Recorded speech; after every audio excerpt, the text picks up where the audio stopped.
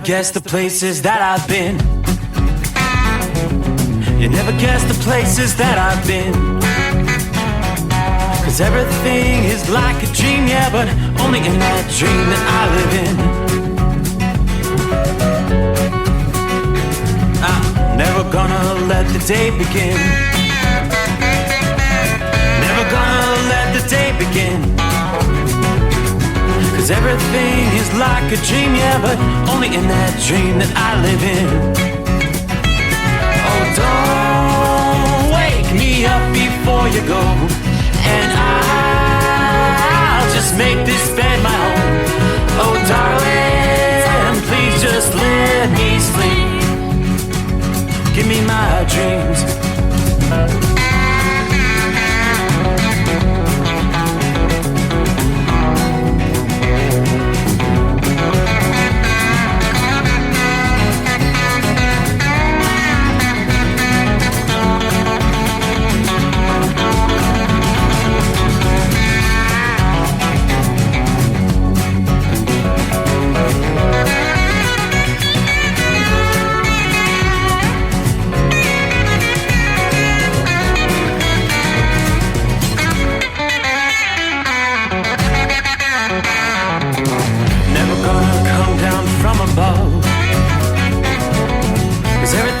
Better from above. Nothing's ever as it seems, yeah, except in that world that I dream of. Never gonna lose the ones I love. Never gonna lose the ones I love. 'Cause everything is like a dream, yeah, but only in that world that I dream of. Oh, don't wake me up before you go, 'cause I can't face this day alone. Oh, darling, please just let me sleep. Give me my dreams. Give me my dreams. Give me my dreams.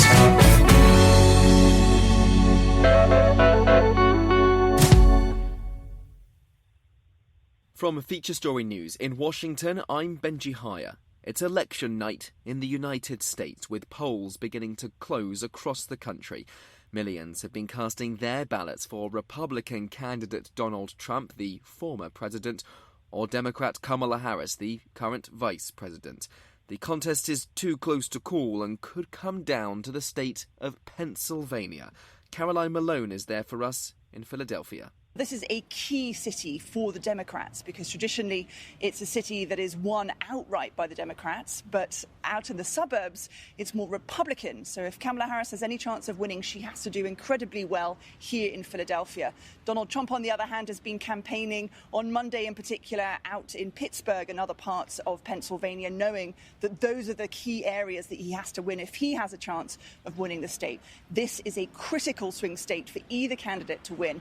It's incredibly hard for either of them to become president if they don't win Pennsylvania. So both of them really going all out to make sure they appeal to every voter at that last minute in the rallies on Monday. The United Nations has condemned North Korea for firing multiple short-range ballistic missiles towards its eastern sea just hours before the US presidential election.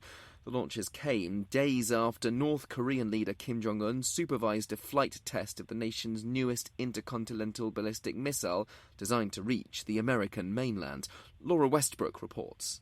At least 7 missiles flew 400 kilometers to an altitude of 100 kilometers before falling in waters outside of Japan's exclusive economic zone. According to Japan's defense minister Gen Nakatani, there were no immediate reports of damage. Kim Yo-jong, the powerful sister of leader Kim Jong-un, condemned the recent military drills by the United States, Japan and South Korea as threats and said they justify North Korea's nuclear reinforcement. South Korean officials have said that North Korea was likely to dial up its military displays around the US presidential election to try to get the attention of Washington. And Benjamin Netanyahu has sacked Israel's defense minister, Yoav Gallant. The Israeli prime minister said he was forced to remove Gallant from his post due to, quote, a crisis of trust between the two men. Charles Gibson is in Tel Aviv. In a brief statement, Benjamin Netanyahu said that full trust is essential in the midst of a war. and that his trust in his defense minister had cracked in recent months. Responding to the decision on social media, Yoav Gallant simply said that the security of the State of Israel was and will always remain the mission of my life. A former senior commander in the military, Gallant has been overseeing the IDF's campaigns in Gaza and southern Lebanon, as well as tit-for-tat strikes between Israel and Iran. Foreign Minister Israel Katz is replacing Gallant as defense minister. From bureaus worldwide, this is FSN. With FSN Spotlight, I'm Simon Marks. As America's election wraps up, will the gender gap in support between Kamala Harris and Donald Trump prove to be decisive? More women say they are determined to vote for Harris than men are for Trump, and in early voting, women have participated in greater numbers than men, fueled, the Democrats believe, by a desire to protect abortion rights in America. Michael Yaki is a former senior advisor to Nancy Pelosi. Well, I think you're going to be seeing it, especially in the areas where there's a state referendum on it. There's one in Florida. There's one in Arizona. There's one in Montana. You know, Kamala Harris did a little drop-by in Florida not too long ago. And I think that measure, the initiative to sort of end the 6-week abortion ban, is gaining a lot of steam and may have a knock-on effect for Kamala Harris's campaign. This is not unlike what the Republicans did in 2004 when they put on a bunch of competitive state ballots, anti-gay marriage measures, which at that time were fairly popular in a lot of conservative states. They used that as a means to generate turnout from the Christian right. And I think that we're seeing here is one of the largest in history gender gaps in voting that we'll be seeing. And it's going to be interesting to look at the numbers at when the polls close and everyone's sort of dissecting what happens, at how big that gender gap is. And that gap, some polls suggest, is as high as 19%, even in this fiercely competitive race between Harris and Trump. With FSN Spotlight, I'm Simon Marks. And we'll have more updates on the hour, every hour, on that race for the White House between Vice President Kamala Harris and former President Donald Trump, as results roll in on election night here in the United States. We have teams in Washington and at the two candidates' campaign events, plus the key battleground states of Pennsylvania, Michigan and Arizona. For now, though, that's the latest feature story news. In Washington, I'm Benji Hire. It's coming. Crisp fall mornings turn bitter cold. As you fire up your diesel, you can see your breath on the inside of a cab. Imagine looking deep into your engine. Freezing temperatures impact your diesel's fluids, especially fuel. On a 23-degree morning, the paraffin wax in your untreated fuel starts to morph from fluid to large crystals. These crystals clump together and form a gel. At minus 10 degrees, your fuel hits the point where it no longer pours like a liquid. It's so dense that the flow through the fuel filter will slow, causing hard starts or no starts. Get prepared now for the cold that is coming. Hot Shot Secret Diesel Winter Anti-Gel is a premium fuel additive that lowers your fuel's pour point to minus 65 degrees. If it's that cold out, you shouldn't be on the road. You ought to be at home in front of the fireplace. Hot Shot Secret Diesel Winter Anti-Gel Premium Fuel Additive. Available now online at HotShotSecret.com. Hot Shot Secret. Powered by science. Under the dark night on the interstate, under the 100 miles in the pouring rain, these are worth all the time I've spent away. Under the dark night on the interstate, I'm driving through the year, trying to make it right. My baby's at home, hope she's doing alright. Miss my dogs and I miss my girls. I'm 1,000 miles away from my old world.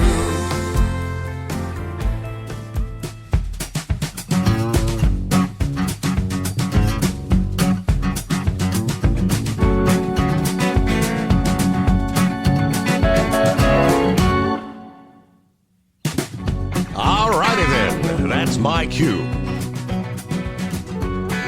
Get to work, Mr. Summers. So here we are, away we go. All right, closing out Election Day of 2024. And the numbers are coming in. We've got a lot to cover. Anybody sweating bullets out there? I know the feeling. As always, we'll get to our travelers' weather. But first things first, let's get it underway with the very latest headlines in regards to election coverage. It is the Steve Summers Overnight Drive live from the Hot Shot Secret Studios. Let me just share a few of the headlines that are coming in here in the last 10, 15 minutes. This headline posted 5 minutes ago. Trump's prediction begins to ring true, as even the liberal media admits Harris' only path to victory is closing fast. That prediction was made by Trump earlier on Election Day. And as they say, even the liberal media outlets are admitting Kamala's path is increasingly narrow and difficult. Trump's prediction was posted at 7:33 p.m. Eastern this past evening via his Truth Social account. Part of a video urging supporters to endure the long lines at the polling places. Stay in line. Headline number 2. It likely will not take days. This election may be determined close to the midnight or early morning hours here Wednesday morning. Going into Election Day, many Americans worried that just like in 2020, there would not be a definitive winner in the race for days. It appears that may not be the case this year. In fact, if recent comments from election officials in Pennsylvania prove true, the election could be called in fairly short order. Trump won the vital key state of North Carolina. He holds a strong lead in Georgia. If both states are called for Trump, a win in Pennsylvania secures the Republican nominee the victory. Trump currently leads Kamala Harris by roughly 2.3 points, with 93% of the vote counted. Election officials recently reported that a majority of the count in Pennsylvania will also be done by midnight. If Trump maintains or grows that lead and Pennsylvania goes his way, we'll have all but won the election. The race is not over. Harris still has a chance of pushing back into the race. Now, as of about 11 p.m., just over an hour ago, the New York Times, the left-leaning, as we say, the liberal New York Times chief political analyst says, quote, "We consider Trump likely to win the presidency." This was as of 11 p.m. He said Trump is 89% likely to win the Electoral College and the 24 election. For the first time tonight, we consider Trump likely to win the presidency. Again, the Times chief political analyst Nate Cohen. Trump has an advantage in each of Pennsylvania, Michigan, and Wisconsin. To win, Harris would need to sweep all three. So when you've got the likes of the New York Times, North Carolina, that was a big headline. The Associated Press did finally call North Carolina and the 16 electoral votes tied for the second most of any swing state, making it an incredibly important state to win this year's election.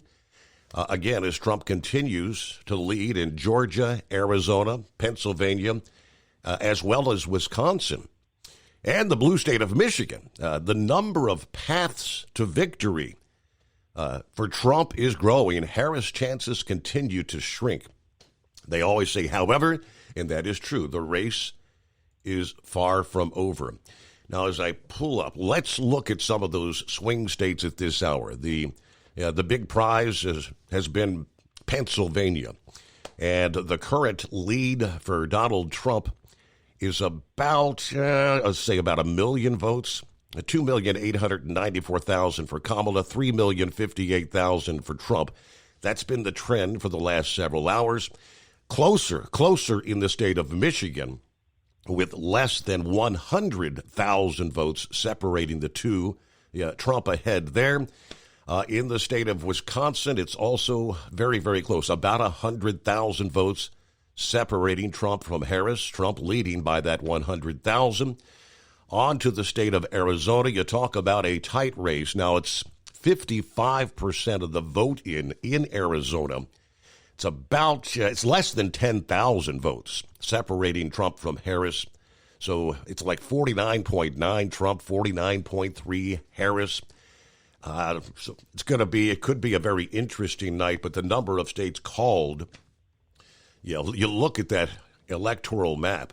Yeah, the number of red states, pretty incredible. They've got what they call that blue wall out west. Washington, Oregon, California, as anticipated, easily went to Kamala Harris. They had called Colorado with 70% of the vote in. About 300,000 votes. Kamala's ahead there. They've called that several hours ago. The same in New Mexico. Kamala with 52.5%, Trump 45.4%. Meanwhile, it is 844-844-3388. Over to some of the other breaking headlines from about an hour ago. We were talking last evening about the wagering websites. As the polls were closing across the country, gamblers were putting their money where their mouth is, betting on former President Trump. Now, on the betting side, Polymarket, as of 10:45 p.m. Eastern Time, Trump was a 93.3% to 6.9% favorite to win the electoral vote and thus the election. In addition, the favorite to win the popular vote is also Trump, with a margin of 78% to 22%. That's a number that was kind of fluctuating throughout the night. Elsewhere around the country, in the state of Ohio, where an incredible amount of money was spent on the Senate race, Bernie Moreno versus the incumbent Sherrod Brown. Bernie Moreno upset, defeating the incumbent Sherrod Brown to take the latter's seat in the Senate. Moreno trailed for much of the race, managing to come back late in the race to pull off the win. That Senate seat has the Republicans now at 50 seats in the Senate. One more tonight would secure the majority in the Senate. I'm not sure how many remain available there, trying to cover so many different things. But the headline, if Trump holds onto the swing state leads, he would win in a landslide. Let's see. Nevada reporting has yet to start, but the lead, North Carolina, as about 1 hour ago, which has subsequently been called for Trump. In the state of Georgia, Trump up by 2.9%. Arizona at a mere 0.2%, with about 50% counted. In the state of Michigan, it was plus 4.8 for Trump. Wisconsin plus 3%, and the numbers continue to pour in. But then there was the state of Iowa. Recall the late poll that came out over the weekend that sent the left into a frenzy, stating that Kamala Harris would win that state. Turns out the Associated Press called the state of Iowa for Donald Trump with just over 55% of the vote counted. That was like 10:45 p.m. Eastern. While Iowa was long thought to not be in play, that last-minute survey by a respected pollster, J. Ann Seltzer, showing Kamala Harris up 47% to 44% in the state. Now, with roughly 45% of the vote yet to be counted, Trump was up by over 13 points there in the state of Iowa. So again, about 10:45, it was 56% to 42.6. So that was obviously called by the Associated Press at that point in time. Indeed, so much to cover. So we'll get a quick time out. We'll say hello to some of our listening friends checking in via Facebook this Wednesday morning. Hump Day coming on. As an independent trucker, you work hard to meet your goals. The Owner-Operator Independent Drivers Association has been helping small business truckers for over 50 years with benefits, services, information, and discounts. You work hard, but OOIDA works even harder to give you advantages that large fleets enjoy. And all of our programs support our representation on your behalf in Washington, D.C. Become a member at OOIDA.com, making a difference in the lives of truckers. Fuel filtration is a big deal. Poorly filtered diesel fuel can damage injection systems, reduce efficiency, and rob horsepower, among other things. By removing the water, air, and debris from fuel, fast fuel systems can triple the life of your injection system while restoring power, optimizing fuel economy, and more.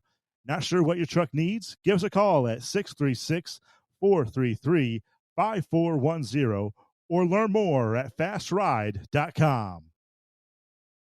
At Hot Shot Secret, we share the science behind common diesel problems and their solutions. For example, Diesel fuel cetane levels. in many states, the cetane rating in diesel fuel is 42 to 45. Most diesel engines operate more efficiently with a cetane rating of 48 to 50. One treatment of Hot Shot Secret Diesel Extreme will raise your cetane 7 points, increase fuel economy, and improve cold starts. Due to a cleaner burn, there are less hydrocarbons and particulate matter in your exhaust. This reduces the blockage of your diesel particulate filter. Using Diesel Extreme generates 83% less DPF regeneration. The 6-in-1 Diesel Extreme formula also includes the most concentrated detergent on the market, lubricity enhancer, water demulsifier, rust and corrosion inhibitors, and a fuel stabilizer. Hot Shot Secret Diesel Extreme is available nationwide at truck stops, fine farm and auto stores, and online at hotshotsecret.com. Hot Shot Secret, powered by science.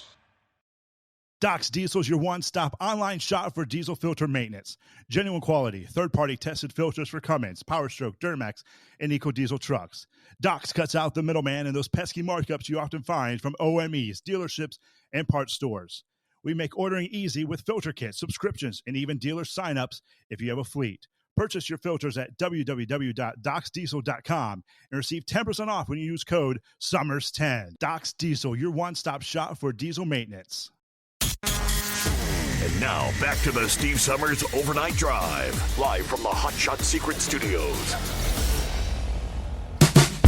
Yeah, word about a minute ago that Vice President Kamala Harris supporters appear to be losing their trust in her chances of winning. The Daily Wire reporter Spencer Lindquist reporting live from the Harris Watch Party in D.C., claims her supporters are kind of exiting wave after wave, as he put it, sharing video of folks exiting there. Of course, once you get to the midnight hour, a lot of these folks do have to go to work on Wednesday morning.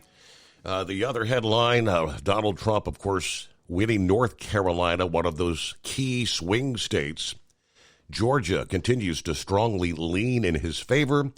The Associated Press reporting the former Republican president had made stops to the state in each of the last 3 days of the campaign, hoping to deprive Kamala Harris of the pickup there.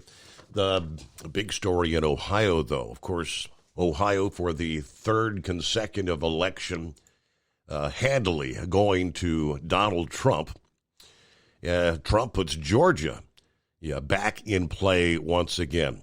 But Bernie Moreno defeating the three-term Democrat Sherrod Brown in the Senate race, a victory that secured the majority for the GOP in the upper chamber.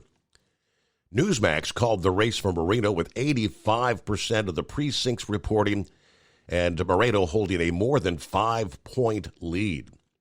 Now, combined with Jim Justice's victory for the open Senate seat in West Virginia, Moreno's victory tipping the balance in favor of Republicans, 51 to 49. The potential for more pickups, Montana, Arizona, Nevada. Obviously, a Senate majority would help Republican presidential nominee Trump to enact an aggressive agenda should he hold on to defeat Kamala Harris. A majority also works to help Trump get possibly another Supreme Court nominee confirmed over the next 4 years should a justice retire. Sherrod Brown, at the age of 71, won re-election by 6.8 points back in 2018. 57-year-old Bernie Moreno, an immigrant from Colombia, said over the weekend that the American people are pro-immigration, but not pro-invasion. Let's have a legal immigration system that works for us, to welcome people on our terms. In the state of Florida, there was some discussion. There was several big initiatives there. I'm sure Philip will be chiming in later this morning. The legalization of marijuana went down in Florida. That one really kind of surprised me. And then, of course, they had a big abortion issue that also went down in the state of Florida.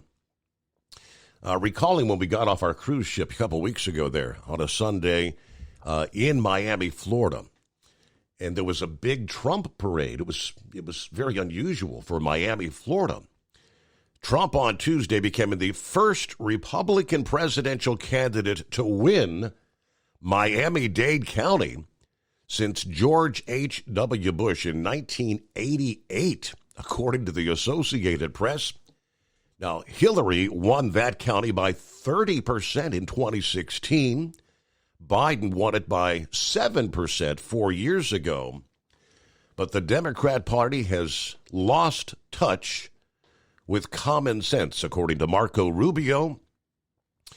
He said Miami-Dade Democrats used to win by 20 and 25 points. A strong across-the-board showing by Trump helped propel the Republican former president to victory in the state of Florida, which at one point in time was considered a swing state.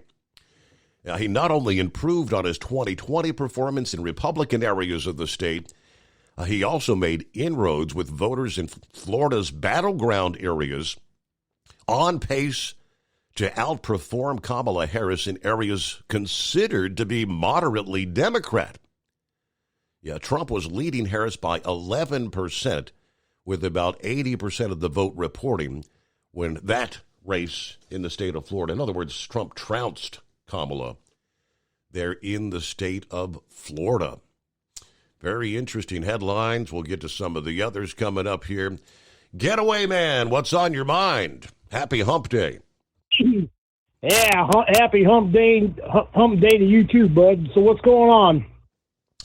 Well, pretty interesting night, I guess you'd say. Exciting night. It's kind of a nail biter as expected. Well, I don't know. I'm telling you, I wanted to call. I called in about a week ago, and you remember I called in, and then my call dropped off, and something came up, and I had to drop the call. Mm-hmm. But I wanted to tell everybody right then and there the night that I called in, but nobody else did. But like I said, I had to drop the call before I got on the air. I wanted to tell everybody right then and there, I knew Trump was going to win. Let's just say my faith told me, my Christian faith, it's pretty deep-seated too, told me Trump was going to win. I saw it coming, and I didn't think there was going to be the same monkey business we all know that went on in the 2020 election, and we know there was plenty of monkey business. I could talk from now till the end of the year about that, but enough about that. The good news and the good news that I wanted to bring, and you already just discussed it, was there was a certain politician that for some reason I just fancied a great disliking to, because it was discussed on a program you used to, on a show you used to run on another network, and about Sherrod Brown and what a stinking low-life crook he was. Several people called in to detail his crooked behavior, and ever since I'd heard that, I had just taken a great disliking to the man. And I'll tell you what my horse in the race was. As a truck driver, I've been in Southwest Ohio and specifically in the Cincinnati area dozens of times, and I've always had good luck, good treatment, and good everything with all my business doings in Southwest Ohio. And I find a lot of those people to be among some of the nicest people I've ever had to deal with. Mm-hmm. And I always felt they deserved better than some slime ball like Sherrod Brown. And every election cycle, ever since, I have prayed for this man's cancellation from politics, American or Ohio State. He needs to be gone. And finally it happened. And when it happened, I jumped up and started dancing a little Irish jig in my living room till I wore out the carpet. There you go. Well, I mean, as far as the campaign ads, which I am being an Ohio resident, I mean, just inundated. They were trying to paint Bernie Moreno. They were trying to use the abortion issue, to defeat Moreno as a staunch anti-abortion candidate.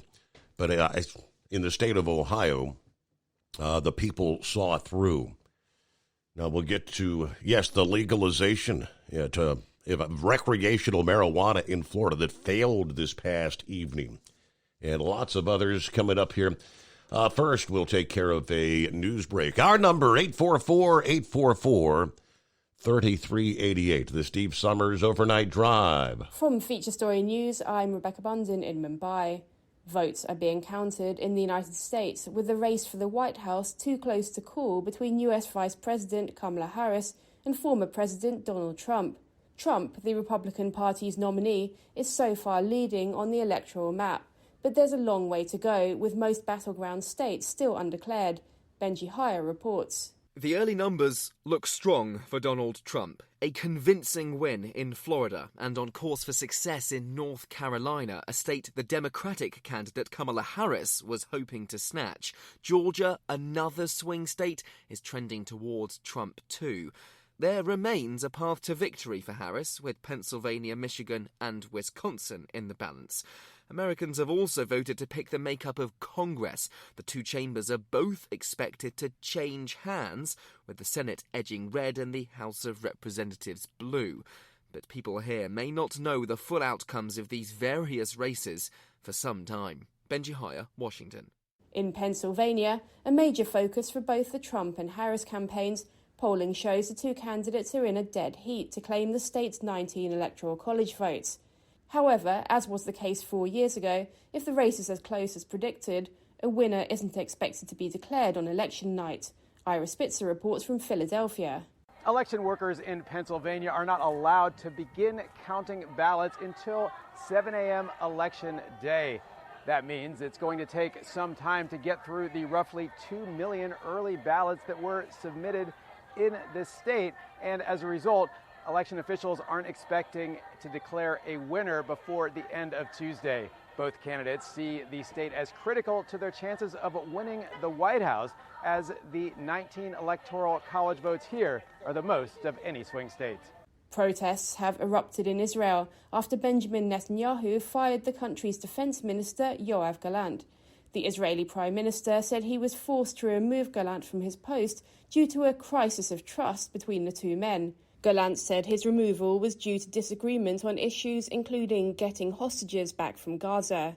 Some protesters are calling for Netanyahu to resign. Giles Gibson reports from Tel Aviv. In a brief statement, Benjamin Netanyahu said that full trust is essential in the midst of a war, and that his trust in his defense minister had cracked in recent months. Responding to the decision on social media, Yoav Gallant simply said that the security of the State of Israel was and will always remain the mission of my life.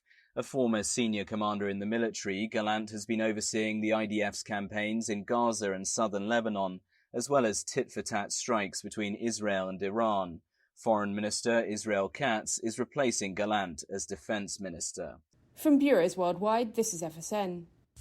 Increase fuel economy up to 7.9% with Hot Shot Secret Gasoline Extreme, the solution to maximize your engine's performance and fuel economy. Whether you're driving a sports car or a daily commuter, Gasoline Extreme is specially formulated with PEA to deep clean. Don't settle for an average driving experience. Upgrade to Hot Shot Secret Gasoline Extreme and go further on each tank. Order now on Amazon or HotShotSecret.com. Hot Shot Secret, powered by science. At Hot Shot Secret, we share the science behind common diesel problems. For example, ultra-low sulfur fuels. Fuel has two purposes, combustion and lubrication. Ultra-low sulfur fuels have diminished the fuel's ability to lubricate. Hot Shot Secret Everyday Diesel Treatment with LX4 restores lubricity, protects your engine, and optimizes performance. Everyday diesel treatment is available at truck stops, Tractor Supply, O'Reilly's Auto Parts, and online at HotShotSecret.com. Hot Shot Secret, powered by science. Building relationships with their team drivers and customers still matter at IBI Security Transport. Since 1966, IBI and its team of drivers have been leaders and innovators in providing white glove service to its exclusive client base for transporting high-value freight safely and securely. Much of the IBI staff have driven trucks, so they understand both the customers' and drivers' needs. If you're seeking a career that values you as a person, not just a number, and offers great benefits and good home time, then IBI is the place for you. Call 800-582-5912 to discover why we are the leaders in team freight and start building a relationship with you. Attention all truckers, are you ready to own your own truck? Lone Mountain Truck Leasing makes it easy. Our lease-to-own program puts you in the driver's seat. Our inventory is always changing, and we have a variety of rigs, including Kenworths, Freightliners, automatics, and manuals. Once you make your last payment, the truck is yours. No interest, no balloons, and no buyouts. Take the first steps towards independence and financial freedom. Visit LoneMountainTruck.com or call 866-944-0383 to apply today.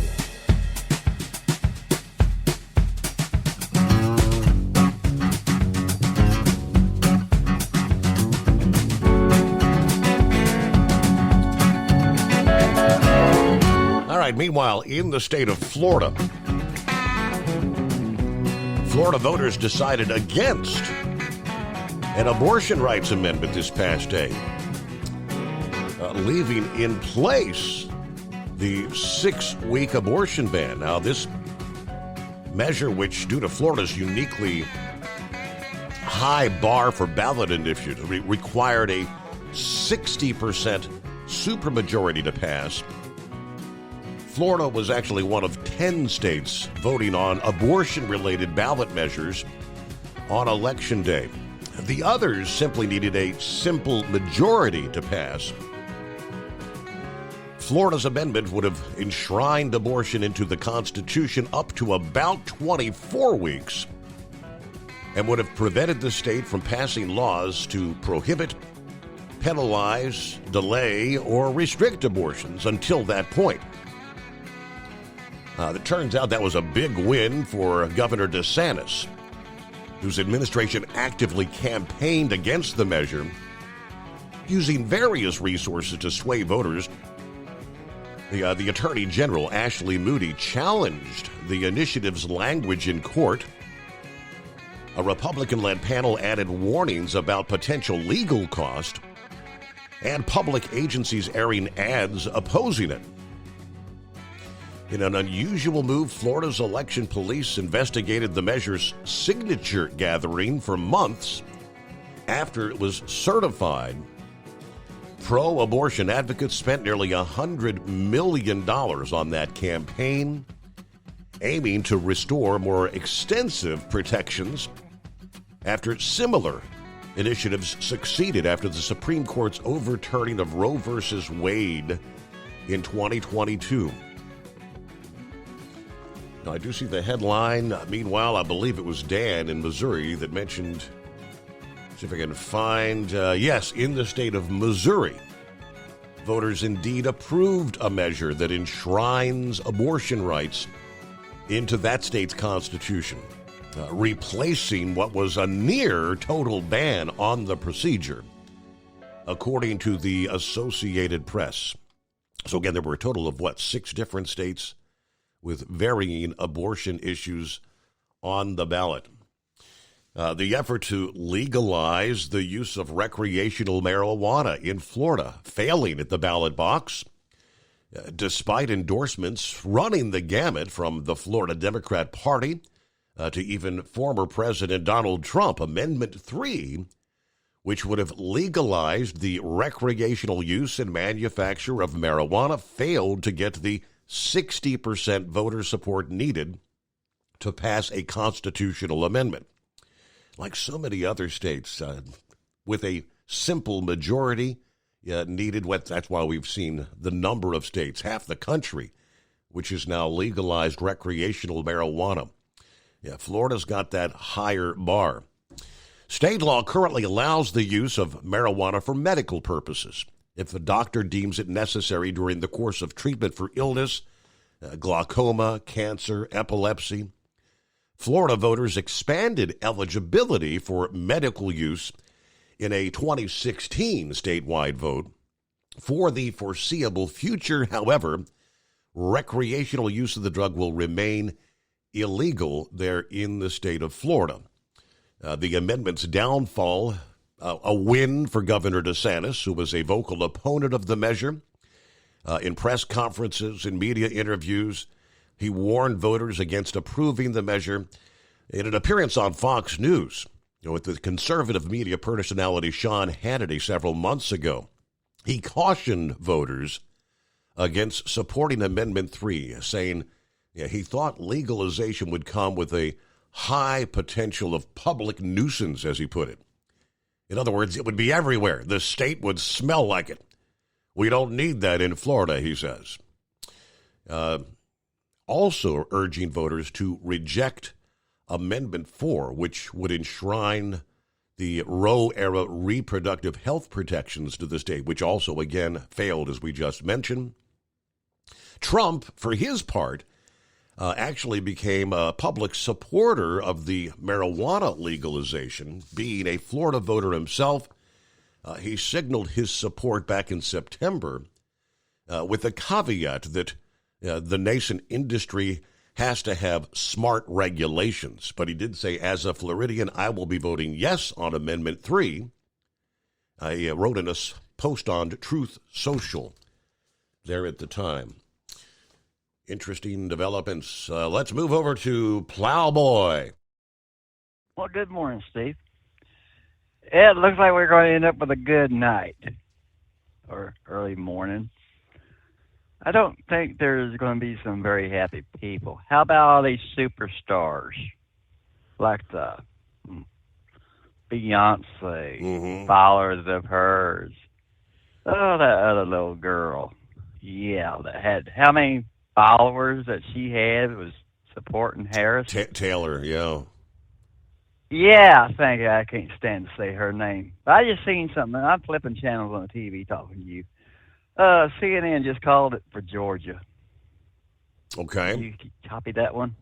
I've been following. They've got Newsmax called it several hours ago. I mean, the numbers right now with 95% of the vote in, so showing Trump with 2,602,398 to Kamala's 2,483,919. Okay. I can't figure this out, Steve. I'm flipping, like I said, between channels. And what are you looking at as her numbers? Is it 182 or is it higher?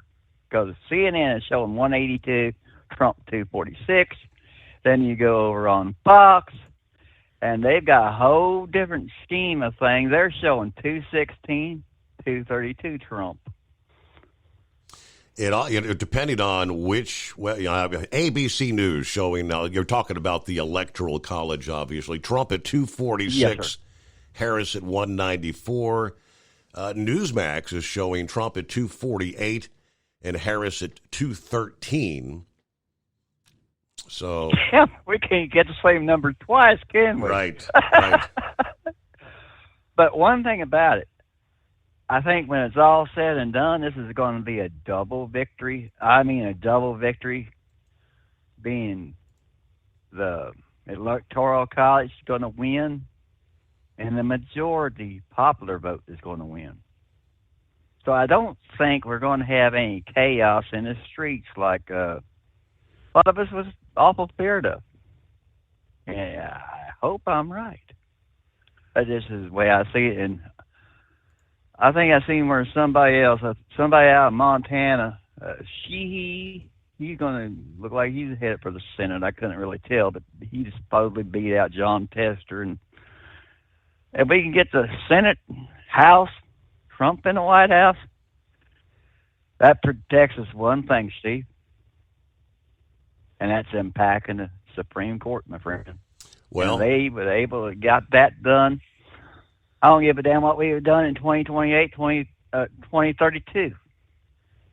That would have been the biggest screw-up that would ever happened. And I think, honestly, the hands of God was on this election. He had his hand wrapped around our country. And I don't know. Just look to the heavens the night before we lay down and say, thank you, Lord, because I hope we can still maintain these numbers. It's not over, but it's looking better than what we... Honestly, Steve, I was very fearful of it. I mean, things wasn't... I can't say I'm a pessimist, but there's some things that was getting thrown around I didn't particularly like, and it's just the way I was having some little different feelings on it. But I'll shut up. You talk, sir. All right. As far as the state of Georgia, yes, like I said, the likes of Newsmax called it several hours ago, but the Associated Press, I guess, President Donald Trump won the state of Georgia, and its 16 electoral votes with 95% total votes counted.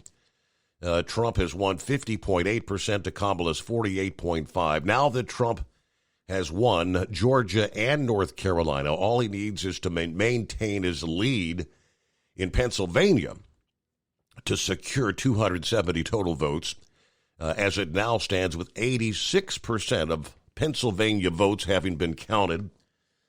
Trump leads Harris in the state. This report says by 2.7 points. I don't think it's that big. Even if he doesn't pull out Pennsylvania, he still has several other paths to victory, as of now, more than Harris does. Let's see if I can get the actual numbers. Yeah, let's see. All right, they're showing Trump 50.8%. This is Pennsylvania, 50.8 to 48.2.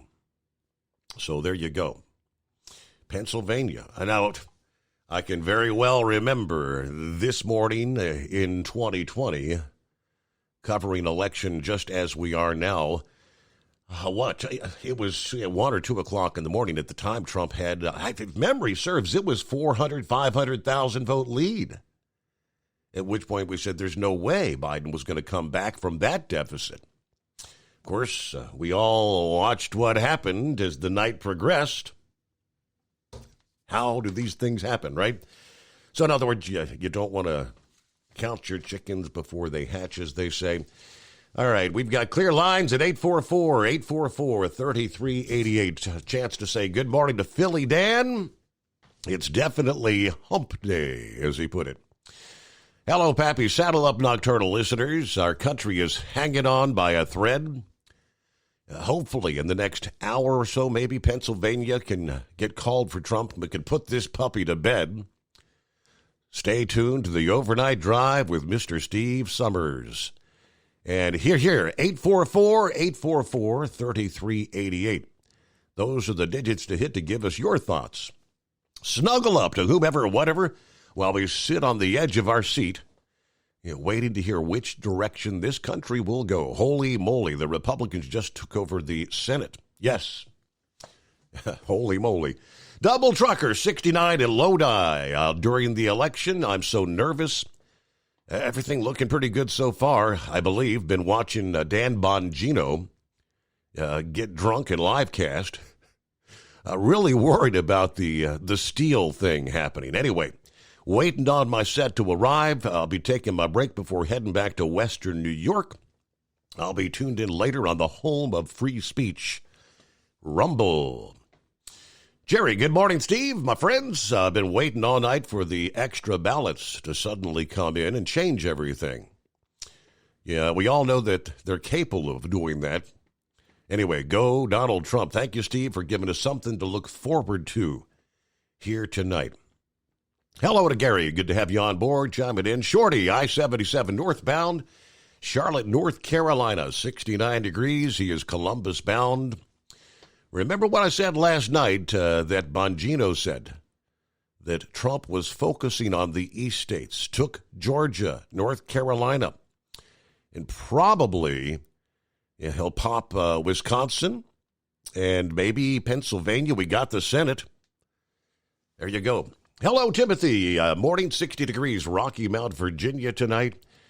Jerry said, Sarah Spencer and I thank each and every driver behind the wheel, keeping our families fed, fueling our vehicles, and everything else we need to be comfortable out here.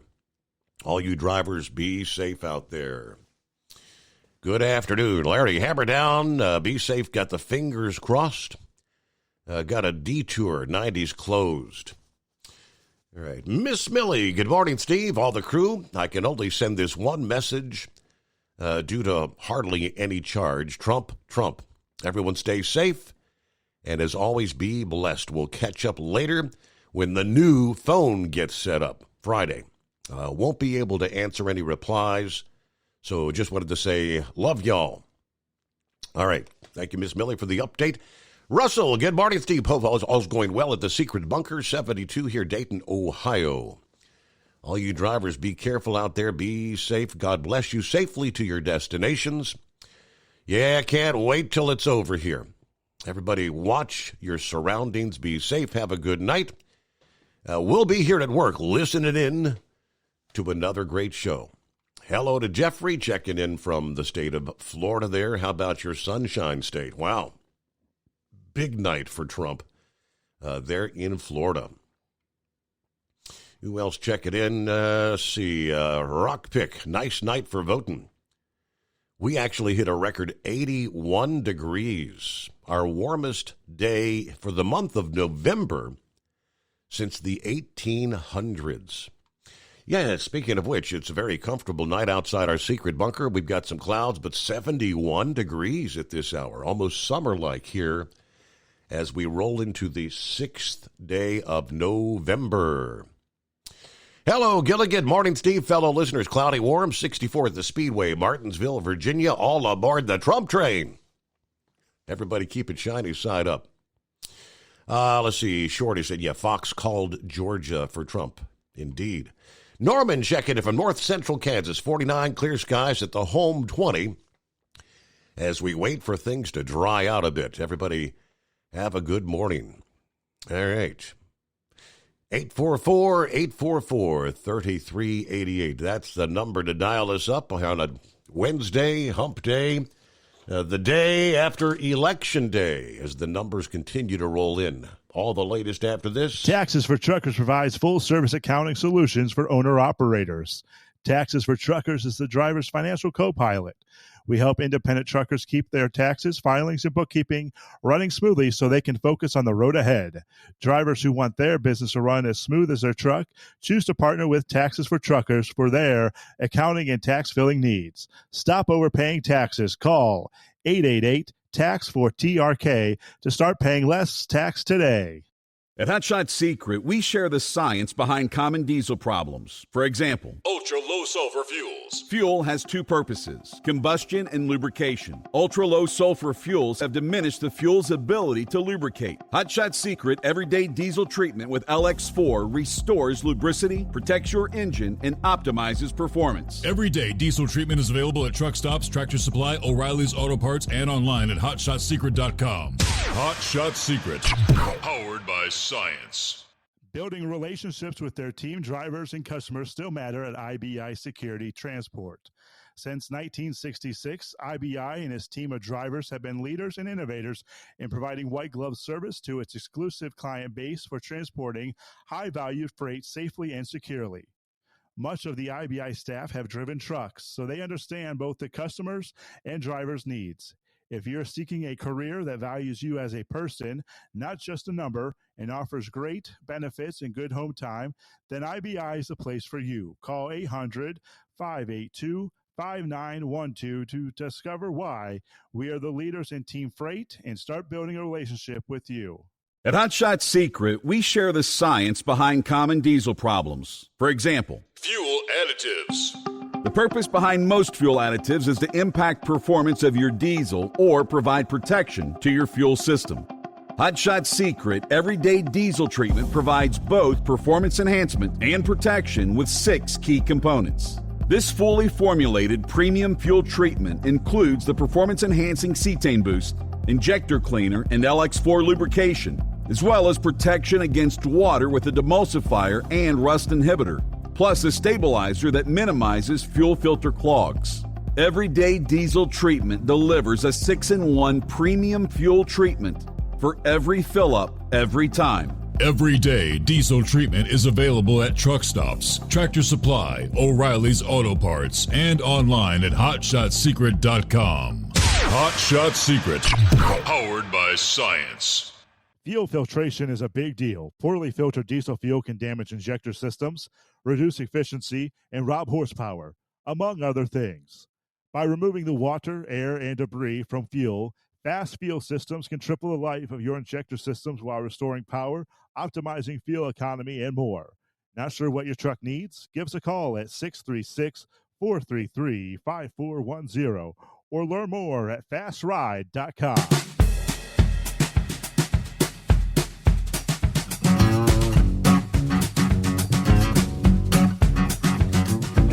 All right, elsewhere around the country, what do we see? Not surprising, Kamala Harris wins the state of New Mexico.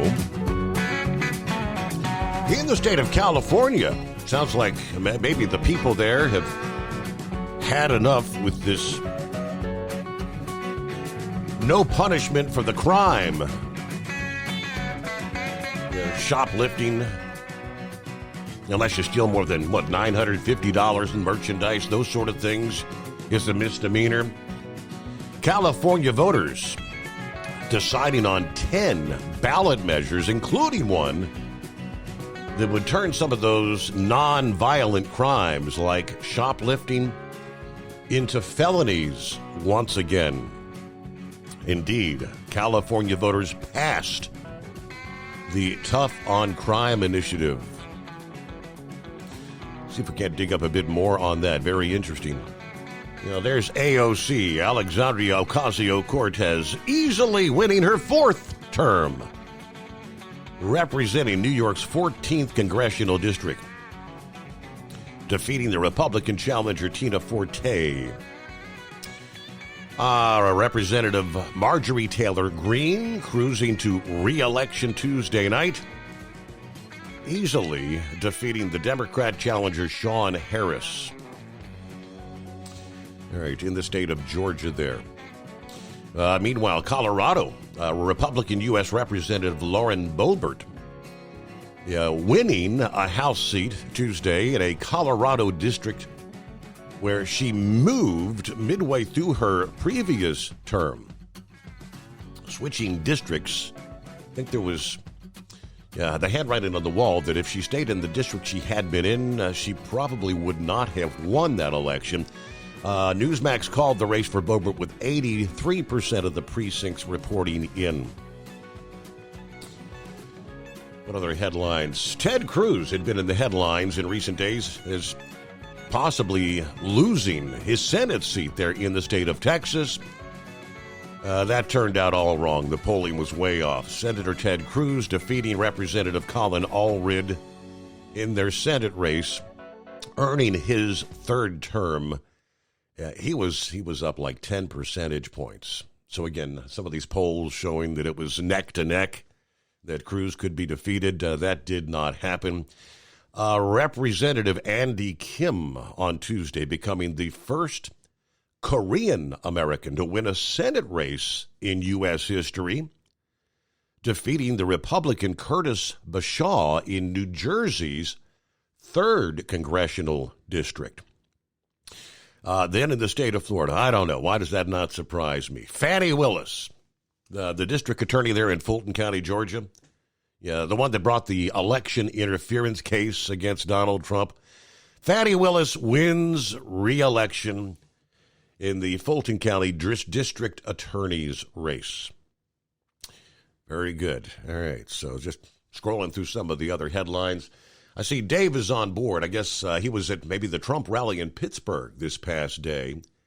Wanted to chime in about something that happened there. If you can hang on through the news break there, Dave. We'll get to you right after this because we close out hour number 1, after which plenty of room for you as we roll into Hump Day.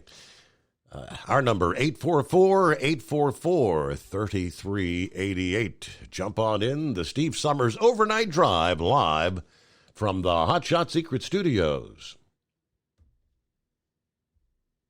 Ultimate comfort on the road.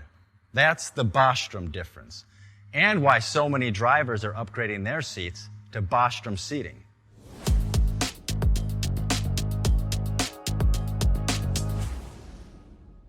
With roots dating back to 1935, we know seating. We've developed a full line of high-quality products with the right seat for your application, all made right here in the USA. From our top-of-the-line Wide Ride Plus Certa for the long-haul driver to our entry-level Baja series for the vocational driver, we provide you with the comfort you deserve at the price point you're looking for. We know you're busy. You don't have time to search every distributor and dealership for the right seat, only to find the one you want won't fit in your truck. That's why we created BostromSeating.com. It's a complete seating solution. You can build the perfect seat with the features and options you desire, and we'll help you be certain it'll fit in your cab. Once you've built the perfect seat and have the part number in hand, you can shop pricing and availability. Our Where to Buy feature allows you to pick up a seat right where you are or anywhere along the road you'll be traveling. When you install a Bostrom seat, you become part of the Bostrom family. A family that includes other drivers who recognize this is more than work. It's a ride, one that requires the next level comfort and support only Bostrom can provide. Go to BostromSeating.com to design your ride with ultimate comfort for the open road. Hands on the wheel, hands off invoicing. At Transcap, we're built for high speed and service, just like you. Our fast freight factoring helps you make more money, not chase it down, because we handle all the invoicing BS and back office work. Apply for fast funding at transcap.com/getcash. It takes just 60 seconds. Or call 888-250-TCAP. That's 888-250-TCAP. And mention Steve Summers Overnight Drive. From Feature Story News in New Delhi, I'm Neha Punia. Trump has won the first battleground state of North Carolina and is leading in Georgia as Vice President Kamala Harris's path to victory significantly narrows. Harris's team, though, says it's not over yet and they are still hoping she'll win. Nick Harper has more from a Kamala Harris election night watch party. Very much saying to supporters out there, stay strong, that it's not over yet, but making it very clear that really it only comes down to those 3 blue wall states. That is now, at least it seems to be suggesting in that email, her only path to victory. A very clear acknowledgement, because the 3 states that Jen O'Malley breaks down and goes into some considerable detail about are those 3 blue wall states that we know would give her the keys to the White House, but at the same time, losing any one of them, it means that she will not be entering the Oval Office and instead will be going to Donald Trump. In that email, Jen O'Malley talks about the idea of exceeding expectations when it came to turnout, in particular in Pennsylvania, and also talking about how in Wisconsin they're unlikely to get a full result until 3 or 5 in the morning, another 6 or so hours from now. So trying to rally supporters, trying to buoy them up in the face of what looks like some rather desperate times. And I have to admit that at this wash party here in Washington, D.C., where we've been during the course of this evening, stuffed full of Democratic voters, in the course of the last 30 minutes or so, it has begun to empty out just a little bit. You can still see people behind me, but the huge throngs that we had at this end of the restaurant really have dissipated, even though the campaign manager for Kamala Harris is telling everyone here and all the supporters out there on the emails that they must hold strong and the end is not yet over.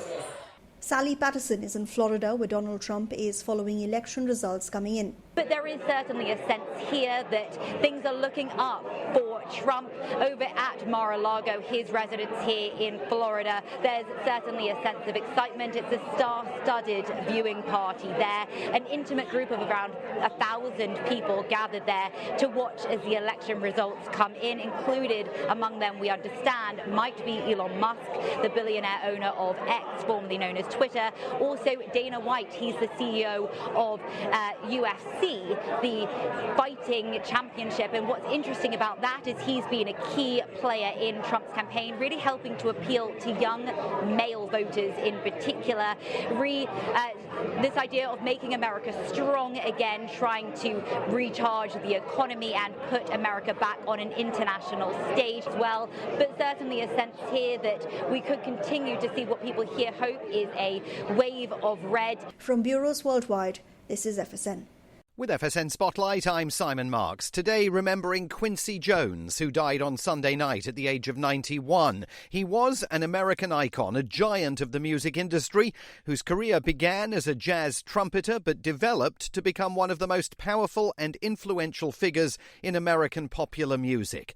6 years ago, he told Spotify about the best advice he had ever received. It came in 1957 from the conductor and music teacher Nadia Boulanger. She said, your music will never be more or less than you are a human being. And so I started to work on the human being. I'm discovering a lot of things about myself, and I'm trying now for the last 2 years to get all of the negative thoughts out of my body. Grudges, no more anger. It's a waste of time.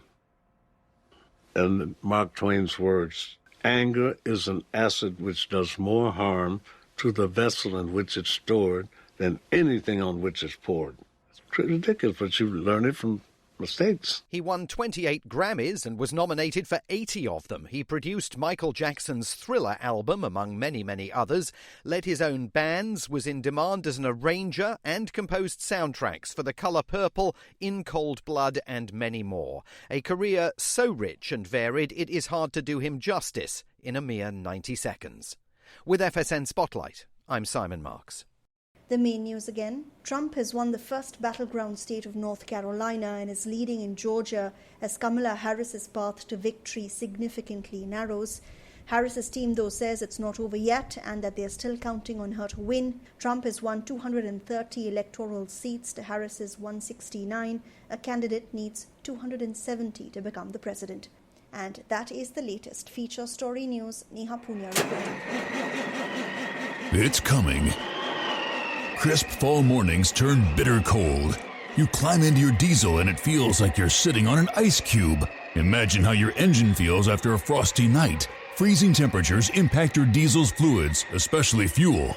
As the temperatures drop, water that is emulsified within your fuel is released, adding more water into your system. Frozen water in your fuel lines, filter, or bowl will simply slow the flow, or worse, stop the flow of fuel in your system. No fuel flow, no start. Get prepared now for the cold that is coming. Hot Shot Secret Diesel Winter Anti-Gel is a premium fuel additive that lowers your fuel's pour point to minus 65 degrees. If it's that cold out, you shouldn't be on the road. You ought to be at home in front of the fireplace. Hot Shot Secret Diesel Winter Anti-Gel Premium Fuel Additive. Available now online at HotShotSecret.com. Hot Shot Secret. Powered by science.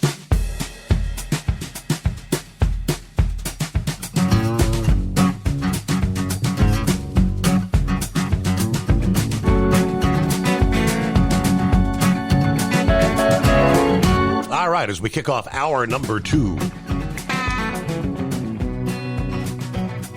As the numbers continue to come in around the country.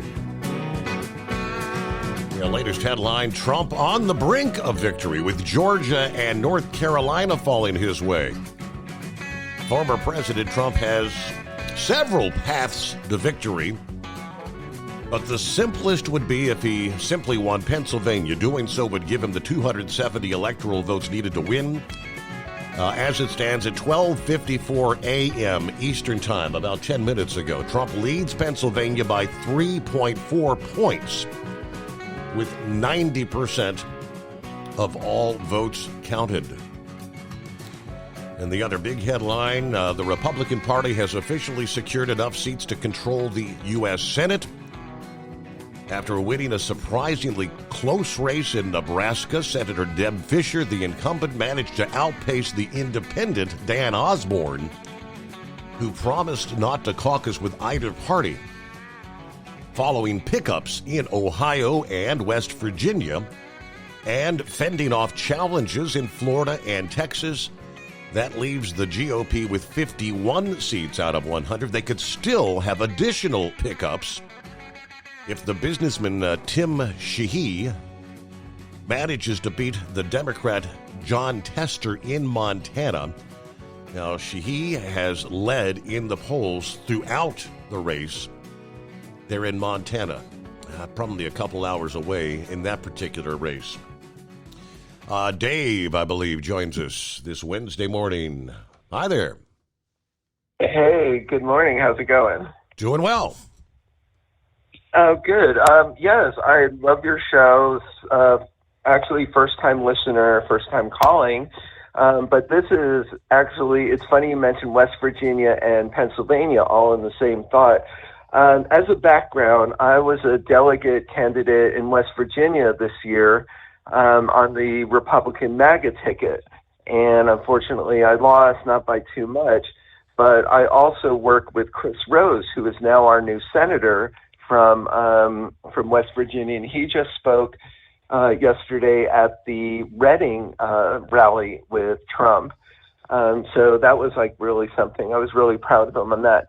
But the reason I'm calling is not only that I'm in as a background, I was also a TV writer. I worked with Everybody Loves Raymond. I was with Nickelodeon, Disney, National Lampoon.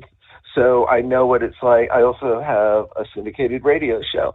And with that, I am also an investigative reporter with the WV Central newspaper, which covers Ohio and West Virginia and some parts of Pennsylvania. So with that, I was invited to go to the rally in Pittsburgh yesterday, and I got there, but as far as the registration for press, and I had gotten interviewed by a bunch of different stations before going there, so I went to the press desk, and I wanted to see about kind of covering outside the arena, and then I was also supposed to go in. Well, the woman her name was Sonia, who I believe is with the Pennsylvania Republican Party, she was very receptive, but she said she had to get clearance. So she goes in, and she gets this guy to come out who claims he was with Team Trump, but I found out later that he actually is with just Pennsylvania Republican Party, and he was assigned basically to oversee people who were getting in and out. But anyway, this guy went on a major power trip and started like abusing a bunch of different people, and especially with me. So he goes, okay, you can't come in to cover, but you can go in through like the general admission and go through that way. Especially even though I had credentials and I gave him copies of the paper. He was on a power trip to target somebody. And so I just happened to be in the way. So I got, actually, after he told me this Sonia person said, okay, I know who you are. We are going to get you inside and you can go do coverage. So she put me in this one line with volunteers and a bunch of other people who were VIPs and special guests and said, you go in this line. I'm going to let you do this. Well, anyway, it was fine. And then they gave me a pass and I get inside. This guy comes over to me and grabs the pass from my hand. And I said, what are you doing? I said, I'm press. And I said, I got permission to come in. He says, you are getting out of here now. And and then he got like a Secret Service type person and some other police and security. And I said, you're violating my First Amendment rights plus, freedom of the press. And I've already gotten permission from some of your press people. And I asked him his name. He wouldn't give me his name. And I said, what's your position here? And he wouldn't even tell me that. So I went back outside, and there's probably thousands of people waiting around at this point. Mm-hmm. So I went back down to tell Sonia what was going on. This guy comes down with like major Gestapo around him and is saying, okay, that's it. You have to leave. You cannot do anything here. Any place around here near the arena, you're going to get arrested for trespassing and violating security. And I'm going, hello, I am press. I could do this on the outside. This is a public area outside. So, and then Sonia was telling him that, yeah, she allowed me to go in, but he wouldn't have it. So they threatened to arrest me right there. And I'm going, that's a violation. So what I did is I contacted Chris over in Reading, and he said he was going to talk to Trump, who was on his actual way to Pittsburgh at the time of this occurrence, and see what he could do. Unfortunately, he had already gotten inside, and it was kind of too late to do anything about it. But with that, I was told to file a grievance. And then the fact that they were claiming to, one thing I don't like is that when, even as like a conservative MAGA Republican as I am, and I've gotten letters from Trump, I've gotten support from so many different Republican politicians, is that you have people like this that give the party a bad name, who think they have power only because they're kind of working a situation and could dictate policy. And it was really humiliating. So I actually contacted some civil rights people. I contacted and sent a message over to Lara Trump, who's one of the, I think she's either the president or vice president of the National GOP party. Right. And then I also sent it off to the president of the Pennsylvania GOP party, and I'm hoping to hear back from them tomorrow. But since this whole incident happened, all these other media outlets who knew me, they are like wanting to know what's going on, like why I was treated this way, why a member of the press was threatened with arrest. And so I wanted to share that because people are going like, you need to get this story out. Right. Because it's kind of giving a black eye because, as much as I'm a very big Trump supporter and definitely a GOP conservative MAGA, that, when you put people like this in positions of what they think is power, and it turns them like into these monsters. So for whatever reason, you ran into the Barney Fife, I guess you'd say, there at the rally in Pennsylvania. I guess, long story short, he didn't get to be inside to watch the rally. All right, hey, some days are better than others, Dave. But if indeed you are the, what does he use the term, MAGA supporter, you should be happy with how things are unfolding this early Wednesday morning. The swing states, Pennsylvania. You got Pennsylvania, Trump still holding like a 3-point lead there. In Michigan, a little over 2 percentage points. And in the state of Wisconsin, nearly a 4-point lead for Donald Trump. Yeah, then you head out to Arizona, of course, another big swing state. Trump continues to expand his lead there. It's under 1 percentage point, but about 15,000 votes separating the two. Even Nevada, the state of Nevada, is currently showing Trump with 49.7, Kamala Harris 48.8, which kind of puts that race in play. The state of Alaska with, what do they have, 1 or 2, just a couple of electoral college votes. Trump handily defeating Kamala Harris there. Meanwhile, it's 844-3388. The Steve Summers Overnight Drive. Hey, Kenworth owners, is your AC and heating performing poorly with little airflow in the cab? Soaring Eagle HD Truck Parts is here to solve your worries. Offering aftermarket replacement HVAC boxes and stainless steel with high output blowers receiving 50 to 100% better airflow, guaranteed. Not only that, but they also manufacture many other aluminum and stainless steel storage accessories. Check out their website at www.soaringeaglehd.com or call toll-free 1-833-455-2473. Serving you yesterday, today, and for the future. Keep your gas-powered engines running like new? Stable's proprietary formulas are proven by third-party testing to outperform the competition in keeping fuel fresh, preventing corrosion, and cleaning the entire fuel system. With Stable, you can have confidence you are doing the right thing for your engine's long-term health. Just pour into your gas can or fuel tank, then top off with fresh fuel. At every fill-up or when you store, start with Stable.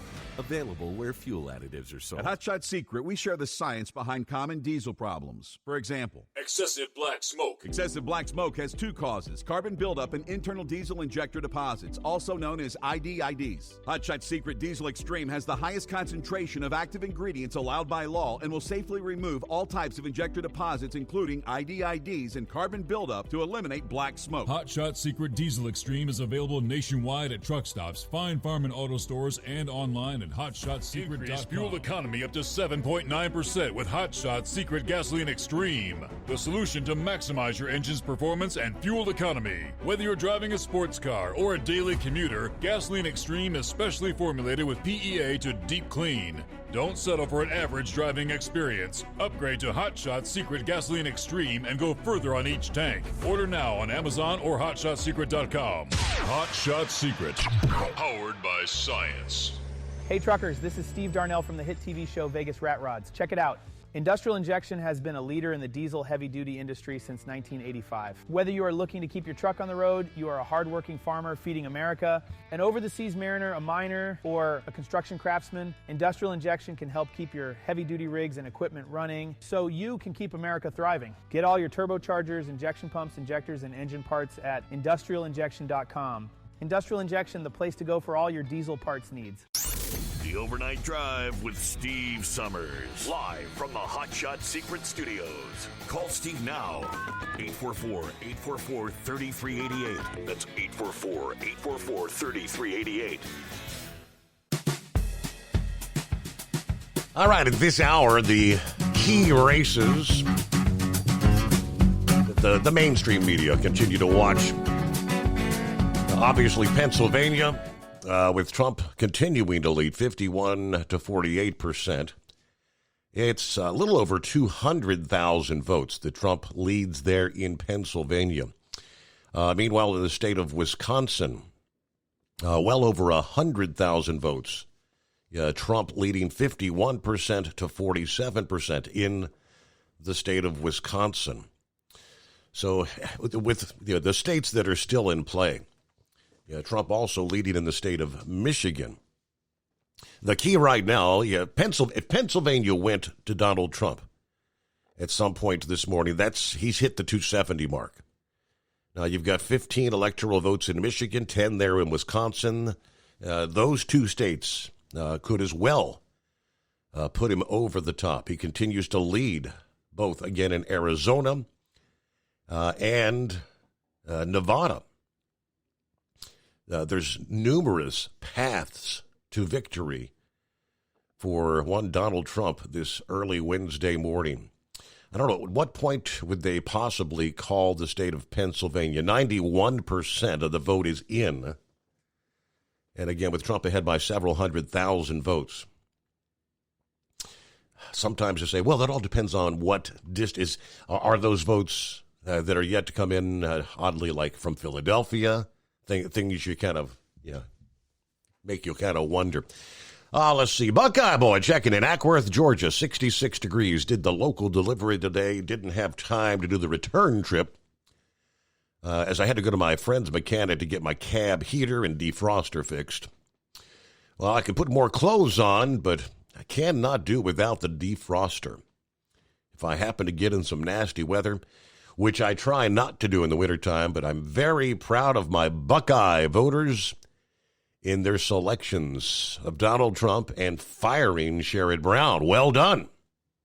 I am concerned about keeping the Congress majority, but I am happy we now have the Senate.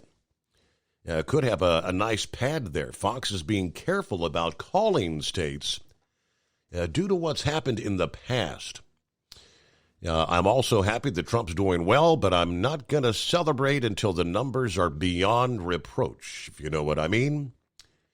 Have a great night, and everybody be careful out there.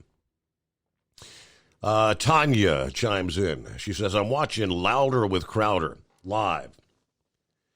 And he just showed a video of like 5 box trucks pulling into where they're counting votes in Pennsylvania. Do what? Now, 91% of the vote is already counted in Pennsylvania. I don't think you'd have 5 box trucks yet to be arriving with uncounted ballots. Could you? Is that possible? Maybe they're there to begin picking up the ballots that have already been counted so they can put them in the secure. I don't know what the deal would be, but we'll keep an eye on things. Stranger things has happened, right? All right, let's see. It's 844-844-3388. Dennis is pretty ecstatic. We need the electoral vote. I'm garbage, but I'm optimistic as of now. Brain dead. Sorry I'm late to the party. Just woke up. I got a late start run today, but good morning, Steve. Happy Wacky Wednesday. 74, cloudy at the West Memphis Airport. Hair care, nail salon, beauty supply, and Chinese buffet. Got a Dyersburg and Paris, Tennessee run tonight. I hope the warehouse is running on time, which that is always questionable. But I will try to check in later in the program. Thank you so much. Good morning, Steve. Staying up, listening to you, and the results. Have a great night. Stay safe out there from the Catwoman. It's been a long time since we've heard from the Catwoman there. Meow, meow, meow, meow, right? Let's see. Buckeye Boy said, my 40-year-old stepson voted for the first time ever. I've been on him for years to vote, and he took my advice because he says he's now seen how the left is affecting his business. Now, Pappy says, Fox News just called Pennsylvania for Trump. Fox has him at 267. Hot damn. Catwoman said, hot damn, they called Pennsylvania for Trump. Let me flip over and see what we've got here. Yes, I am seeing the state of Pennsylvania has been called for Donald Trump. How about that? ABC News has not updated their screen, but I do see, again, Newsmax. Let me look at highlight the numbers. As I said, 91% of the voters. At what time do you... how many percentage do you call? I mean, are there several 100,000 Kamala votes to be? I mean, if you've got 300,000 votes or ballots yet to count, you're assuming Kamala is going to take 200 out of those 300,000. We'll try to get some of the updates here, but that's big news. Wave after wave coming in. Meanwhile, I guess with that news, I presume the big party there in Mar-a-Lago just got pretty exciting. Tesla owner Elon Musk is there spending election night with Trump at the Mar-a-Lago estate.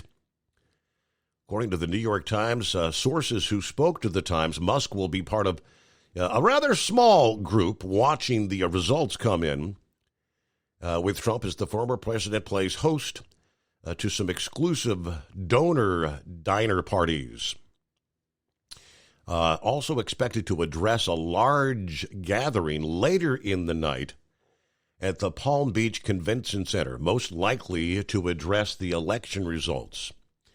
Now, if these numbers are correct, Newsmax is showing Donald Trump at 270 Electoral College votes to Harris 213, with adding the numbers in for Pennsylvania. At what point does Donald Trump maybe decide to step out and address the American people?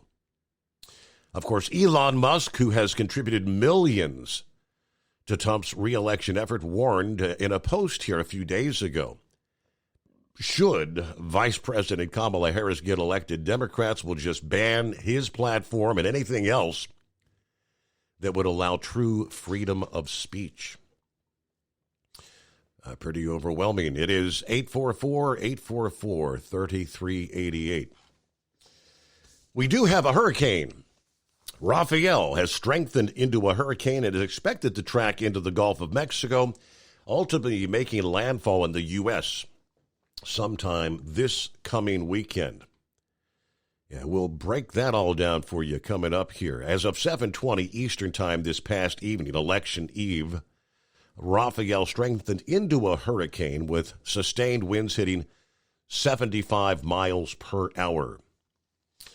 So, all right, I'm looking here as I'm trying to stonewall until the news break here.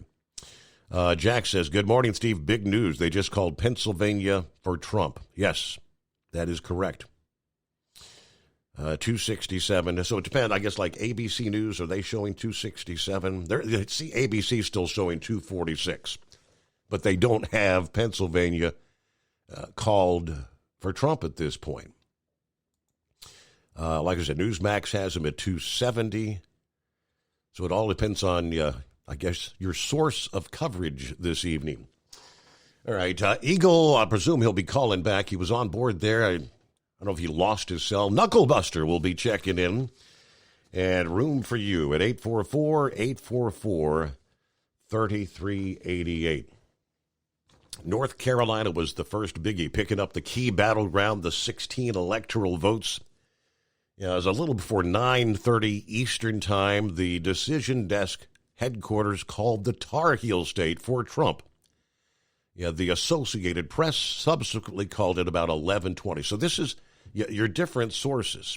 Decision desk at 9:30, nearly 2 hours later before the AP called North Carolina for Trump. I'm assuming that's probably the same scenario that's unfolding with Pennsylvania this morning. Let's take care of a news break, the Steve Summers Overnight Drive. From Feature Story News, I'm Rebecca Bundin in Mumbai. Votes are being counted in the United States, with the race for the White House too close to call between U.S. Vice President Kamala Harris and former President Donald Trump. Trump, the Republican Party's nominee, is so far leading on the electoral map, but there's a long way to go, with most battleground states still undeclared. Benji Hire reports. The early numbers look strong for Donald Trump. A convincing win in Florida and on course for success in North Carolina, a state the Democratic candidate Kamala Harris was hoping to snatch. Georgia, another swing state, is trending towards Trump too. There remains a path to victory for Harris, with Pennsylvania, Michigan and Wisconsin in the balance. Americans have also voted to pick the makeup of Congress. The two chambers are both expected to change hands, with the Senate edging red and the House of Representatives blue. But people here may not know the full outcomes of these various races for some time. Benji Hire, Washington. In Pennsylvania, a major focus for both the Trump and Harris campaigns, polling shows the two candidates are in a dead heat to claim the state's 19 electoral college votes. However, as was the case 4 years ago, if the race is as close as predicted, a winner isn't expected to be declared on election night. Ira Spitzer reports from Philadelphia. Election workers in Pennsylvania are not allowed to begin counting ballots until 7 a.m. election day. That means it's going to take some time to get through the roughly 2 million early ballots that were submitted in this state, and as a result, election officials aren't expecting to declare a winner before the end of Tuesday. Both candidates see the state as critical to their chances of winning the White House, as the 19 electoral college votes here are the most of any swing state. Protests have erupted in Israel after Benjamin Netanyahu fired the country's defense minister, Yoav Gallant. The Israeli Prime Minister said he was forced to remove Gallant from his post due to a crisis of trust between the two men. Gallant said his removal was due to disagreement on issues including getting hostages back from Gaza. Some protesters are calling for Netanyahu to resign. Giles Gibson reports from Tel Aviv. In a brief statement, Benjamin Netanyahu said that full trust is essential in the midst of... He is with us tonight. ...that his trust in his defense minister had cracked in recent months. Responding to the decision on social media, Yoav Gallant simply said that the security of the State of Israel was and will always remain the mission of my life. A former senior commander in the military, Gallant has been overseeing the IDF's campaigns in Gaza and southern Lebanon, as well as tit-for-tat strikes between Israel and Iran. Foreign Minister Israel Katz is replacing Gallant as Defense Minister. From bureaus worldwide, this is FSN. Ultimate comfort on the road. That's the Bostrom difference, and why so many drivers are upgrading their seats to Bostrom seating.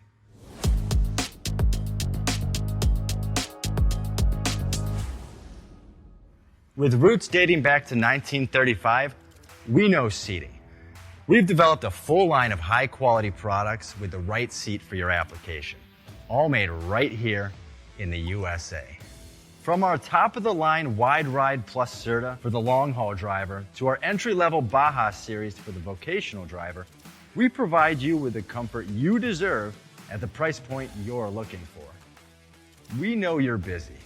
You don't have time to search every distributor and dealership for the right seat, only to find the one you want won't fit in your truck. That's why we created BostromSeating.com. It's a complete seating solution. You can build the perfect seat with the features and options you desire, and we'll help you be certain it'll fit in your cab. Once you've built the perfect seat and have the part number in hand, you can shop pricing and availability. Our Where to Buy feature allows you to pick up a seat right where you are or anywhere along the road you'll be traveling. When you install a Bostrom seat, you become part of the Bostrom family. A family that includes other drivers who recognize this is more than work. It's a ride, one that requires the next level comfort and support only Bostrom can provide. Go to BostromSeating.com to design your ride with ultimate comfort for the open road. Hands on the wheel, hands off invoicing. At Transcap, we're built for high speed and service, just like you. Our fast freight factoring helps you make more money, not chase it down, because we handle all the invoicing BS and back office work. Apply for fast funding at transcap.com/getcash. It takes just 60 seconds. Or call 888-250-TCAP. That's 888-250-TCAP. And mention Steve Summers Overnight Drive.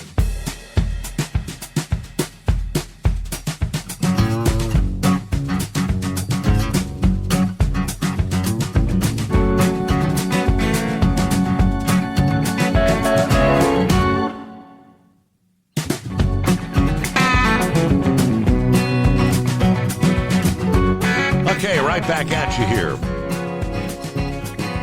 at 844-844-3388. At some point, we'll see if we can get to some of the industry headlines, which we do have things to cover there. What's going on in trucking?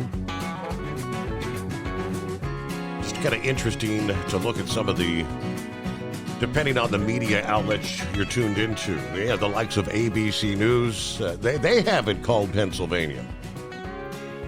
So whereas several outlets have, I believe did Fox News call it for Trump? I think they did. I see the Western Journal. That's the media outlet, which reads at this hour, with an insurmountable lead in Pennsylvania, the Western Journal has called the race for Donald Trump, showing 270 electoral college votes. So again, like I mentioned there just before the break, many of these outlets wait for the Associated Press to make the official call or the decision desk to make the call. All right, big news. Meanwhile, I promised we'd get to the tropics. Rafael becoming a hurricane here several hours ago. The steering breezes will guide the hurricane on a northwesterly track that takes it near the Cayman Islands tonight, then across Cuba as we progress through the day ahead. In this area, the waters are sufficiently warm, wind shear is low. As the hurricane moves northward through the middle of the week and gains a bit more wind intensity, heavy flooding, rain, and damaging winds are expected across western Cuba. The likelihood of flash flooding and mudslides expected to make landfall Wednesday evening as a Category 2 hurricane there in western Cuba. Then we'll spend some time as a Category 1 or 2 hurricane before losing some of that wind intensity as it approaches the central Gulf Coast coming up this weekend. The waters progressively get cooler. The wind shear increases. So it's probably going to weaken down to maybe just a tropical storm as it approaches the U.S. Gulf Coast. Highest probability of landfall, they tell us, is across Louisiana coast. However, the steering breezes may change a little bit later this week and this weekend. The potential landfall zone is still very broad, extending from the Florida Panhandle all the way over to the Texas coast. Other scenarios take a much weaker tropical feature much further to the west toward Mexico versus the U.S. In that case, impacts on the U.S. would be minimal. And Rafael could actually even succumb to the wind shear, just pretty much destroying the storm in its entirety. Still several days away, but we shall keep an eye on things. All right, Knucklebuster joins us here on a Hump Day Wednesday. Good morning.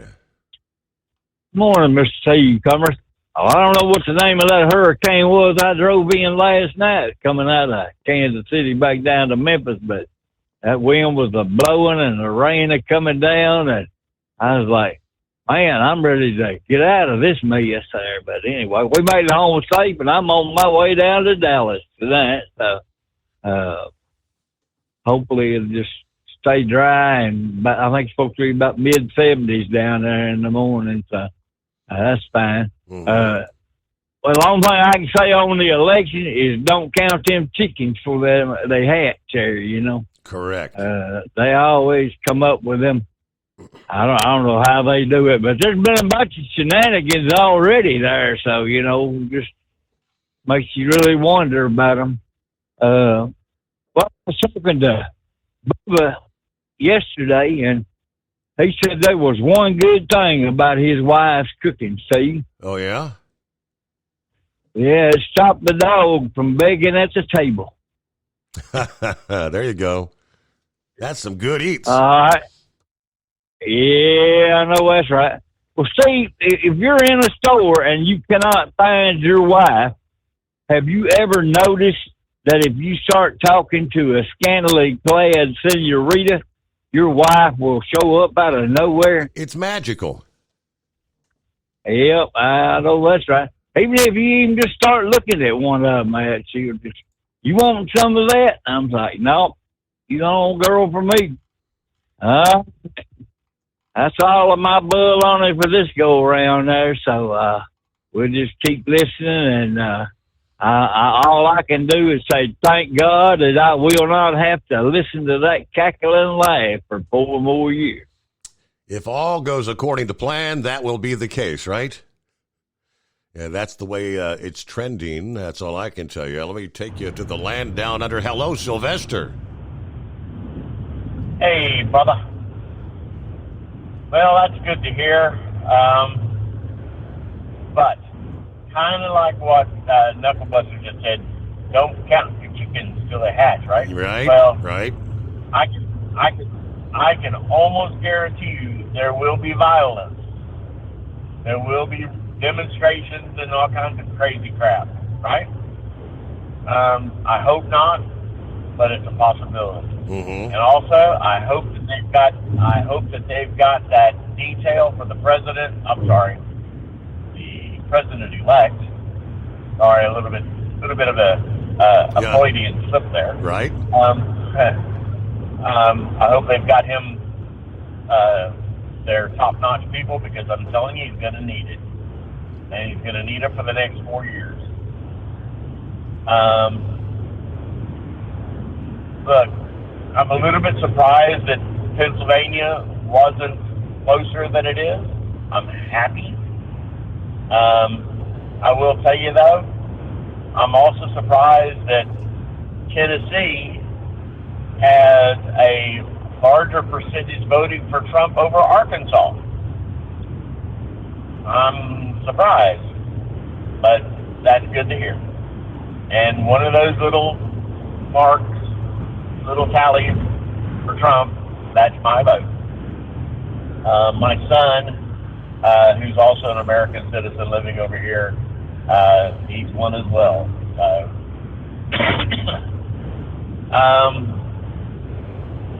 Just where do we go from here now?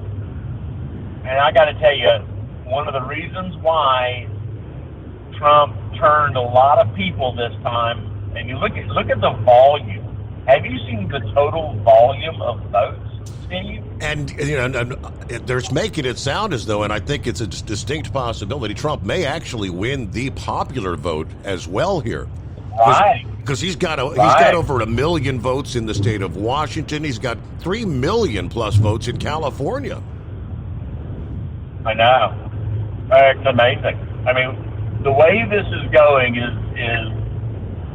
totally unexpected and unheard of. And the total volume of votes is probably greater than any election by percentage of registered voters that I've seen in my lifetime. It's amazing to see.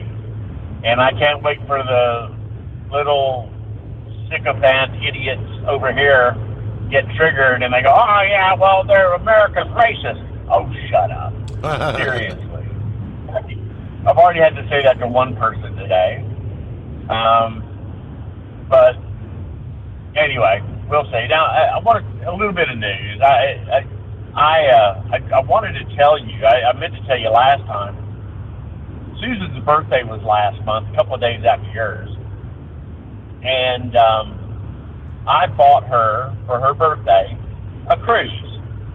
Right? Yeah. Have I already told you this? No. Okay. Now, okay. So, bought her a cruise. It's not a super flash cruise. It's only 5 days. Staying in Australia, it's going north to Brisbane. Well, near Brisbane, there's an island out there called Norton Island. We're going to go there. But the key is, I got a balcony cabin facing aft. So, we got one of the aft-facing cabins, and I'm so looking forward to it. I can't wait to sit back there on that balcony thinking about how, you know what, the world is going to get better. And one of the reasons is because of the change in policies going to happen over there, and which affects everybody else. Right. I look forward to it. But another thing, too, we got my boss of my store, his name is Josh. And today we were, one of my compadres and I were working, and our area manager came up to us and said, look, there's a meeting upstairs. You need to go upstairs immediately. And we're thinking, oh, crap, we're fired. What have we done wrong? And we're talking about it on the way up.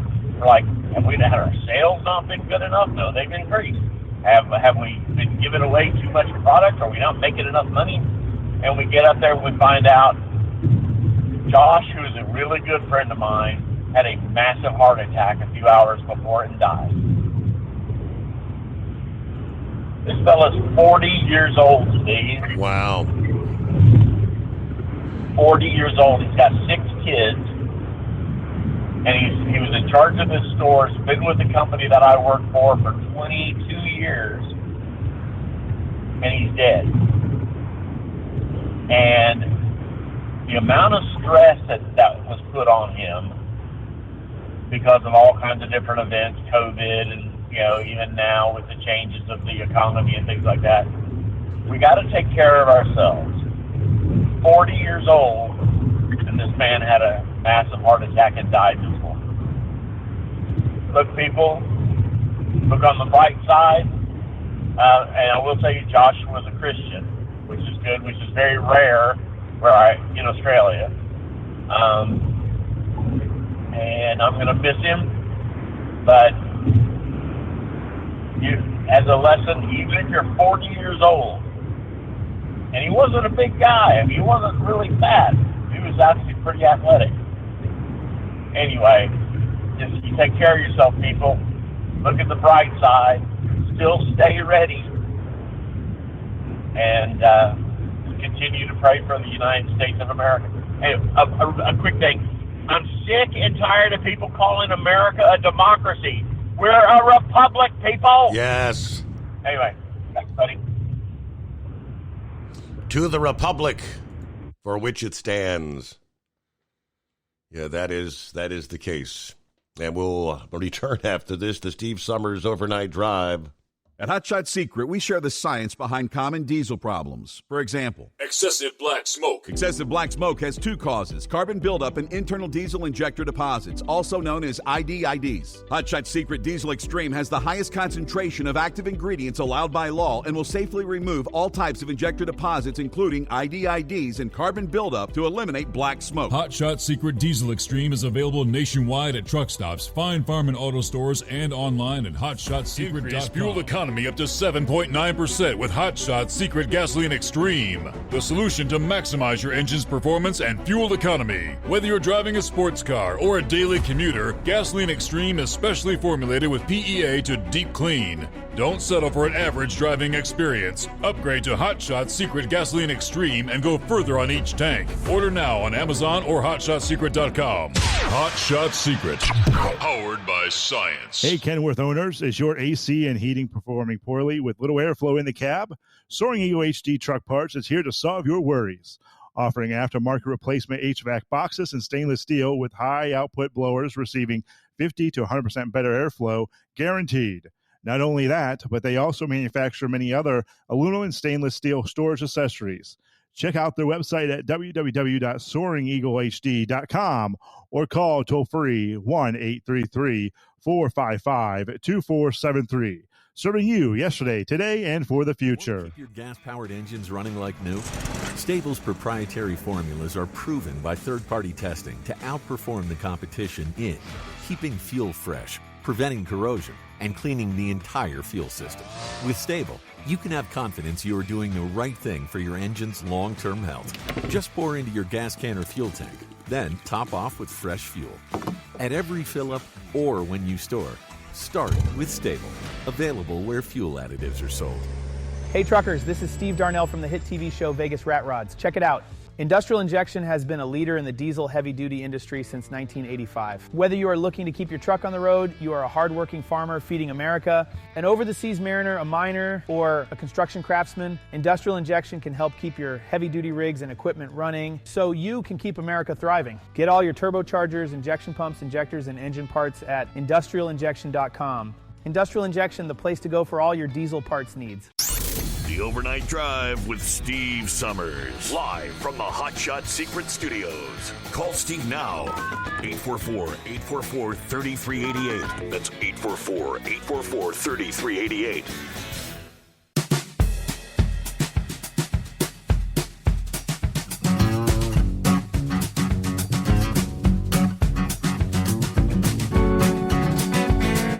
Continuing to follow the live coverage here this morning after as the results continue to come. I believe the stage is set, the crowd has gathered, and Donald Trump is shortly supposed to be addressing the people. Now, even as the likes of the Associated Press has not called Pennsylvania, I'm not sure if he's going to wait till that has officially occurred. Some websites showing, Trump with 270 Electoral College votes. The likes of ABC and I believe CNN still showing him at 246. As Sylvester said, you don't count them till they hatch. But hey, Pappy, what do you say? Well, apparently Fox has counted them. They just gave him Wisconsin, which puts him at 277. So according to Fox, they are giving the election to President Trump. So Wisconsin, I mean, I was looking at the numbers. Wisconsin, his lead there was, over 100,000 in Wisconsin with 92% of the vote, and I think that's pretty much a sealed deal. Yeah, it was like a 4 or 5 percentage point there. But see, Steve, here's a question for you, and you know what? My old butt, I don't know the answer. Who has the authority to actually confirm and announce the winner of the election? What if Fox comes on and says, "Hey, Trump won"? Maybe ABC, but you got CNN and they're saying MSNBC it's and all not over these yet. just refuse to say no. So I don't know, Steve. I had good vibes this morning when I walked in, though, man. At 6:33, I think it was. I couldn't believe the line. I'm like, oh my God.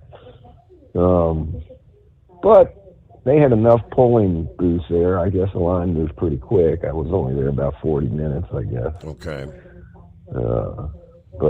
Yeah, man.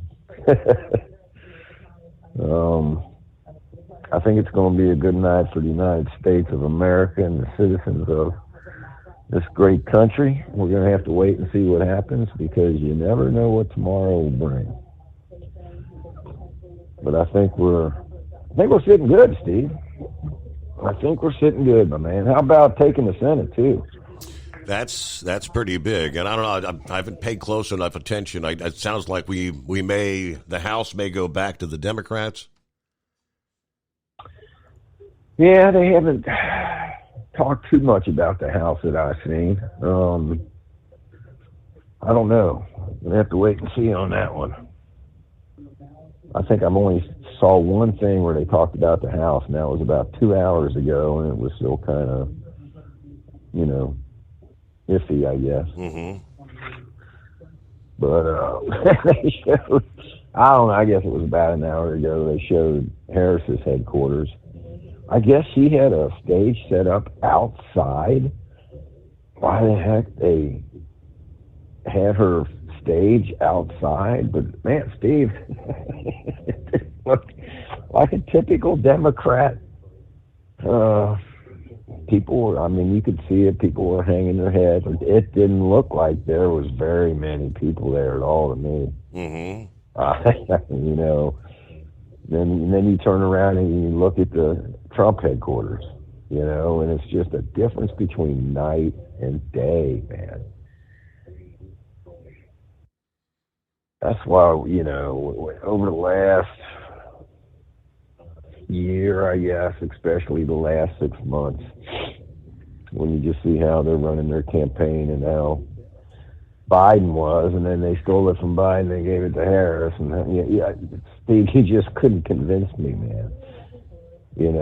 And he is winning the popular vote. They just brought it up on the screen. I tried to get the daggone screenshot of it. I guess I could have stopped and rewinded it, but I was like, But all night long they've been saying he's winning the popular vote too. Okay. Now, how the heck can the Dems complain? I'm really watching my language here. How can they complain if he wins the popular vote and the electoral votes? Yeah. They don't have a leg to stand on, man.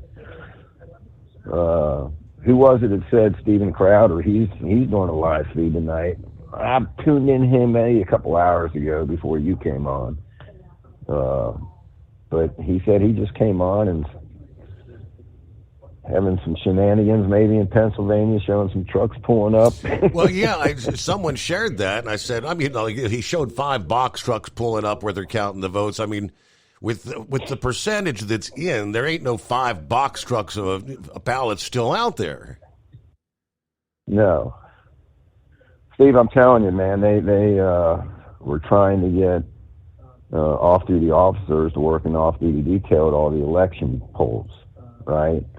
And they gave specific times that the polls closed here at 7:30. They wanted a deputy at each poll in a marked cruiser that was going to escort at each poll all the votes, all the ballots to the main election quarters in Norwood. That's where they all go. Okay. And they said that you would be home by 10 o'clock at night. So that means all the ballots, right, countywide in Hamilton County, were delivered, signed, sealed, and delivered to the main election county headquarters. That there would be no more ballots coming through them doors. So, and you look at Florida, you know, they had this thing wrapped up in a couple hours. Oh, yeah. I mean, and then Trump winning Miami-Dade, first time since 1988. I mean, he trounced in Florida, big time. Yeah. We talked about that the other night because in the early voting in Miami-Dade, crushing it, you know. So, Steve, I think with the help of the Lord and all us patriots out here got out and voted, I think it's going to be too big to rig, man. I really do. Now, listen, let's don't put nothing past them. You know, what are we going to do if they just refuse to give him the, what was that, what were they going to do on January 6th? To certify the election, yeah. All right, we got to pause. Ultimate comfort on the road. That's the Bostrom difference. And why so many drivers are upgrading their seats to Bostrom seating.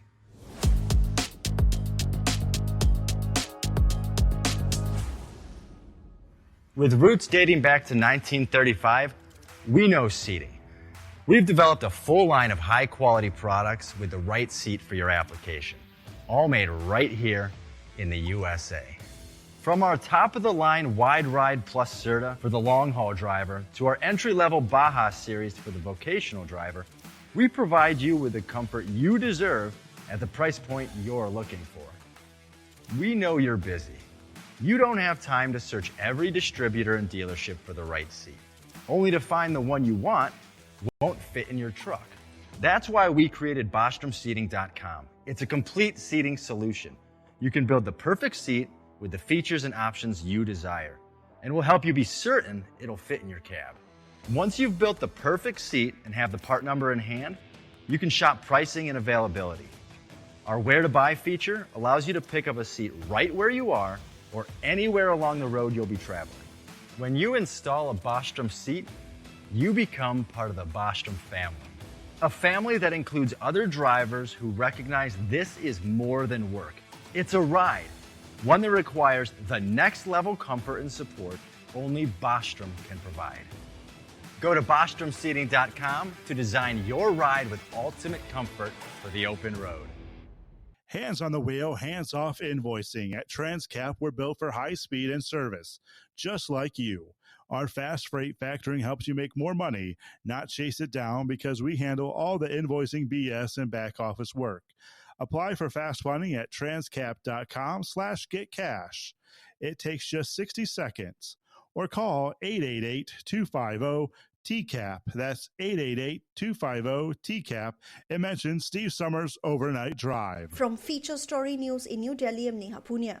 Former U.S. President Donald Trump looks set to be on course to take the Oval Office again. He's now won two key battleground states, that of North Carolina and Georgia, significantly narrowing Kamala Harris's path to victory.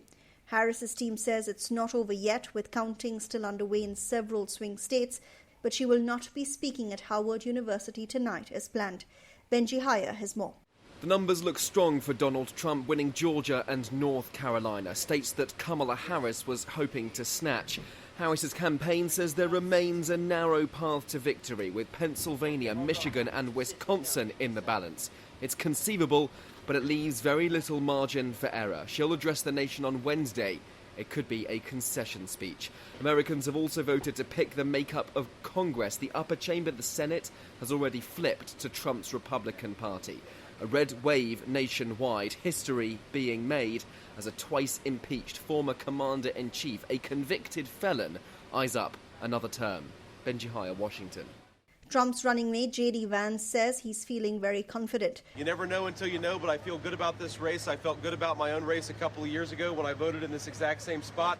Sally Patterson is in Florida, where Donald Trump is following election results coming in. But there is certainly a sense here that things are looking up for Trump over at Mar-a-Lago, his residence here in Florida. There's certainly a sense of excitement. It's a star-studded viewing party there. An intimate group of around 1,000 people gathered there to watch as the election results come in. Included among them, we understand, might be Elon Musk, the billionaire owner of X, formerly known as Twitter. Also, Dana White, he's the CEO of UFC. And what's interesting about that is he's been a key player in Trump's campaign, really helping to appeal to young male voters in particular.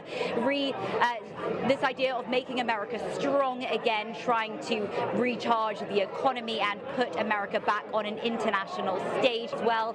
But certainly a sense here that we could continue to see what people here hope is a wave of red. Counting still underway in at least 4 other key states that will determine who wins the race to the White House. Trump has won 230 electoral college seats so far to Harris's 214.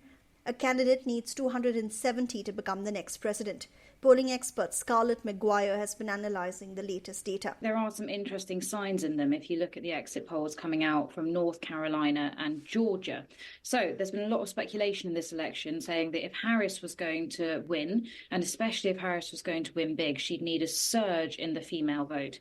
From those exit polls, that doesn't look like what's happening. We have Harris winning women confidently, but Trump winning men by an even bigger margin. From bureaus worldwide, this is FSN. With FSN Spotlight, I'm Simon Marks. Today remembering Quincy Jones, who died on Sunday night at the age of 91. He was an American icon, a giant of the music industry, whose career began as a jazz trumpeter but developed to become one of the most powerful and influential figures in American popular music. 6 years ago, he told Spotify about the best advice he had ever received. It came in 1957 from the conductor and music teacher Nadia Boulanger. She said, your music will never be more or less than you are a human being. And so I started to work on the human being. I'm discovering a lot of things about myself, and I'm trying now for the last 2 years to get all of the negative thoughts out of my body. Grudges, no more anger. It's a waste of time. And Mark Twain's words, anger is an acid which does more harm to the vessel in which it's stored than anything on which it's poured. It's pretty ridiculous, but you learn it from mistakes. He won 28 Grammys and was nominated for 80 of them. He produced Michael Jackson's Thriller album, among many, many others, led his own bands, was in demand as an arranger, and composed soundtracks for The Colour Purple, In Cold Blood, and many more. A career so rich and varied, it is hard to do him justice in a mere 90 seconds. With FSN Spotlight, I'm Simon Marks. The main news again. Donald Trump has won 2 key battleground states of North Carolina and Georgia, significantly narrowing Kamala Harris's path to victory. Harris's team says it's not over yet, with counting still underway in several swing states, but she will not be speaking at Howard University tonight as planned. And that is the latest. Feature Story News, Neha Punya reporting. It's coming. Crisp fall mornings turn bitter cold. As you fire up your diesel, you can see your breath on the inside of a cab. Imagine looking deep into your engine. Freezing temperatures impact your diesel's fluids, especially fuel. On a 23-degree morning, the paraffin wax in your untreated fuel starts to morph from fluid to large crystals. These crystals clump together and form a gel. At minus 10 degrees, your fuel hits the point where it no longer pours like a liquid. It's so dense that the flow through the fuel filter will slow, causing hard starts or no starts. Get prepared now for the cold that is coming. Hot Shot Secret Diesel Winter Anti-Gel is a premium fuel additive that lowers your fuel's pour point to minus 65 degrees. If it's that cold out, you shouldn't be on the road. You ought to be at home in front of the fireplace. Hot Shot Secret Diesel Winter Anti-Gel Premium Fuel Additive. Available now online at hotshotsecret.com. Hot Shot Secret. Powered by science.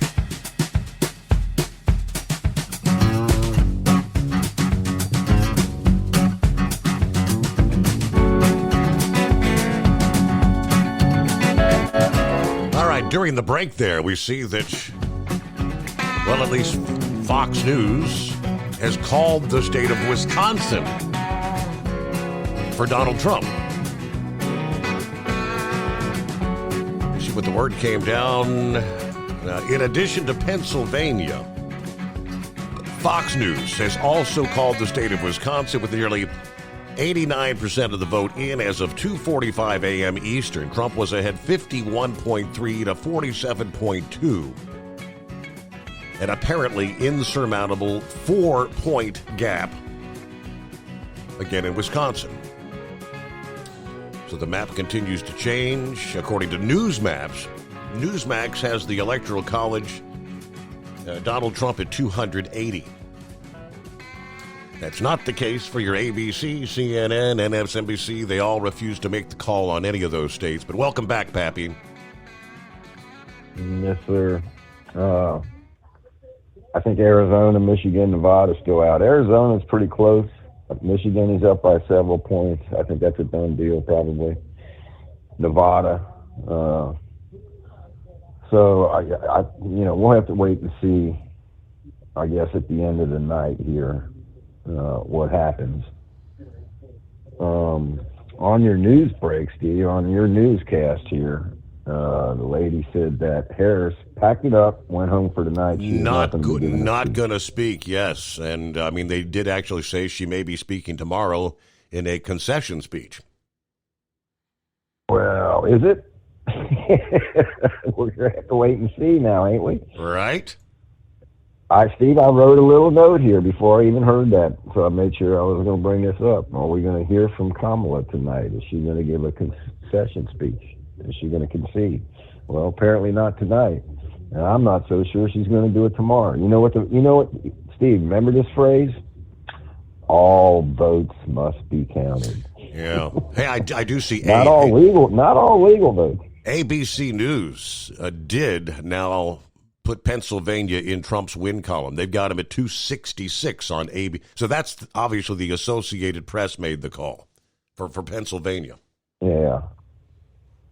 Steve, if you got ABC and CBS and the main ones here, if they gave Pennsylvania to Trump, yep, I don't see how she can weasel her way out of this. But they're whacked out liberals, man.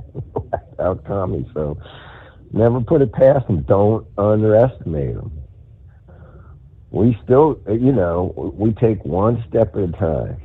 And tonight, the American people, we the people, I believe, have stood up and caved the D.C. swamp, these whacked out people that want to do crazy things to our children, the deep state, the globalists, mainstream media.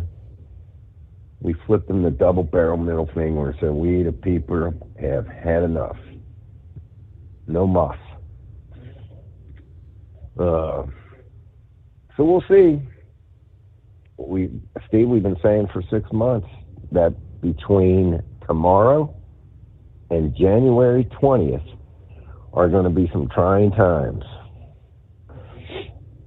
And we're going to see if Antifa takes to the streets, right, and starts causing havoc. And we know those who want otherwise. We know. Who was it? Sylvester brought up that the Secret Service is going to have to be on top of their game because they don't put it past them to try to eliminate the guy. Yeah, Steve. I mean, they got done tried twice. Especially now that he's president-elect, I don't see how they can deny him any more Secret Service personnel. Listen, the Secret Service is stretched to the max. Bongino talked about this. The amount of people that were getting Secret Service protection, they are stretched to the max, and it's not like you can just put a class. Steve, it takes a year. To get somebody through the class of the Secret Service and get them trained and qualified to be on the protection detail of the president. it's not like, hey, go hire this guy. A couple weeks later, have him out there walking with the president. It's not how it works. It takes time. Did you notice this, that JFK was getting votes in several states? Yes. I mean, it's amazing to me. I mean, he got like 22,000 votes in Colorado. The states that he was on the ballot, it kind of blows my mind that the number of people that actually voted for JFK or RFK. Michigan, yeah. Michigan, which is right now in play. He got 19,600 and some votes. Now, those should have gone to Trump. I mean, because RFK was trying to tell his voters to vote for Trump. That's my big question, Steve. I wonder if these were Harris supporters or maybe not so much Harris supporters. Were these Democrats that just didn't want to vote for Harris and didn't want to vote for Trump? Or were these Trump supporters? I don't see why a Trump supporter would vote for Kennedy. Or these just maybe some undecideds? Anyway, all right, man, I'll get off here. Let somebody else get on here. I mean, Steve, it was just funny, man. As I was dialing you up, as soon as I said Papillon, when it beeped, Fox News came across and said calling Wisconsin. I'm like, wow, that's pretty good timing, man. So, all right, man, everybody, listen, man. God bless America, right? Big night. Yes, indeed. Pappy, thank you so much for checking in. Great to hear from you. I mean, the stage, I'm kind of monitoring the likes of the ABC News, where they've highlighted soon, former President Trump speaks to supporters at election night headquarters. So it appears that's getting close. Again, my assumption was he'll probably take the stage once he hits that 270 magical number via the likes of the Associated Press and the other mainstream media. There are numerous outlets that are saying Trump's, he's won it. The Western Journal said that sound you're hearing is probably the champagne bottles popping at Mar-a-Lago. And they're celebrating because Donald Trump will be the 47th president of the United States. Trump obviously will not be drinking any of the flowing libations, but the former and soon-to-be president is surely celebrating as well. The Western Journal called this race after the Pennsylvania domino fell. Their electoral map has Trump at 270, the minimum. The vice president garnering 209 electoral college votes when the Western Journal called the race. Some of the key states, of course, Georgia, North Carolina, the ever-crucial Pennsylvania, while Harris picked up a number of expected states, including the Democrat havens like New York and California, obviously was not enough to contend with Trump's popularity in rural America. The epic victory comes after many predicted this election would be one of the most hotly contested since hanging chads between the topic back in the year 2000. In spite of those prognostications and despite some 11th hour momentum for Harris, Trump has prevailed rather handily. Much of social media was already in a celebratory mood, like the women's sports activist Riley Gaines. Others a bit more morose, like the longtime Trump critic Mark Cuban. Regardless, America has made its choice for the next 4 years. Again, that's according to the Western Journal. When will the likes of ABC call the state of Wisconsin? Everything seems to run an hour behind with the mainstream versus the others that call it. Because Wisconsin's 10 electoral college votes, according to the likes of even the Associated Press, would put Donald Trump at 277 or 276 on the electoral college map. So That's where we stand at this point in time. Buckwheat is on board. Good morning. Good morning, Steve. Yes. I'm a little bit happier, more relaxed today than what I was yesterday, but, the election results seem to be going in Republicans' favor. But, first off, I want to talk about, we have another trucking benefit rally being held at Lebanon Valley Fairgrounds on Saturday. And it's to support, us truck drivers, we have a supporting staff for us, and there's a company that works on our reefers. One of their guys, I'm thinking, when it was September or August, he got up in the morning and he couldn't walk. And through some testing and that, they found out he has cancer. He had a tumor on his spine. And so this Saturday, we're doing a trucking benefit rally for him, and there's a truck show, truck light contest, and music and food and stuff like that. So, but yeah, I just support our fellow people that have some situations in their life that they didn't plan on and they don't deserve, but it's he has 4 young children. I think the ages run from like 9-year-olds down to 1. So sort of sad for his situation there, but wow.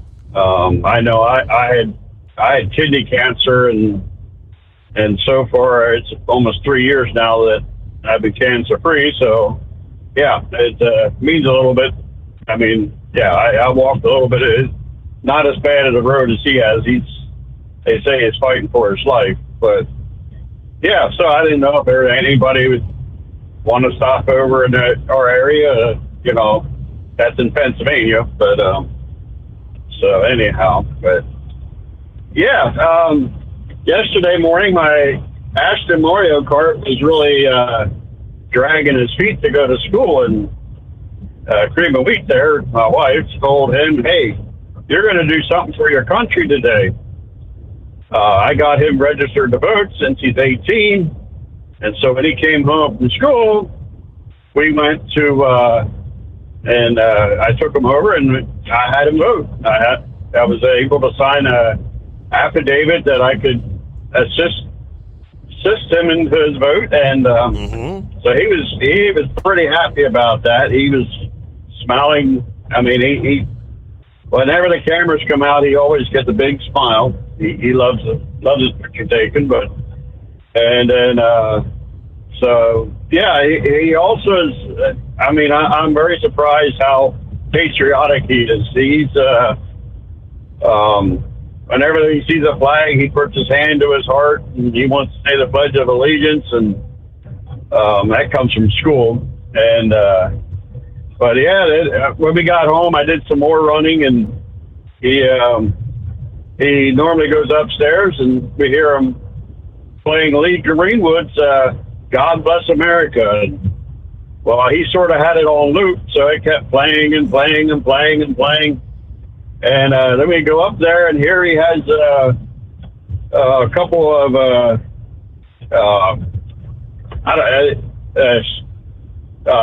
things set up. He had the flag laying there, and he had all kinds of paraphernalia. He had fire trucks, and so yeah, he was all into supporting his country yesterday. And how about that? I'm glad. I was very happy for him. So, but yeah, I feel Harris made a mistake when she did not choose our governor to be her vice president. I think she went to far left, and yeah, if she would have chosen Josh Shapiro to be her vice president candidate, I think the election would have been a lot more closer. But I'm glad she went the way she did, because yeah, it made a decisive difference between the two choices. So, but yeah, I'm hoping everybody keeps their wits about them, because heading up to New York City today, going to be hanging around the Bronx area, and oh boy! So hopefully we don't have no shenanigans going on. But I think there'd be a lot less chance of people getting very upset, because it appears now that Trump is winning the popular vote.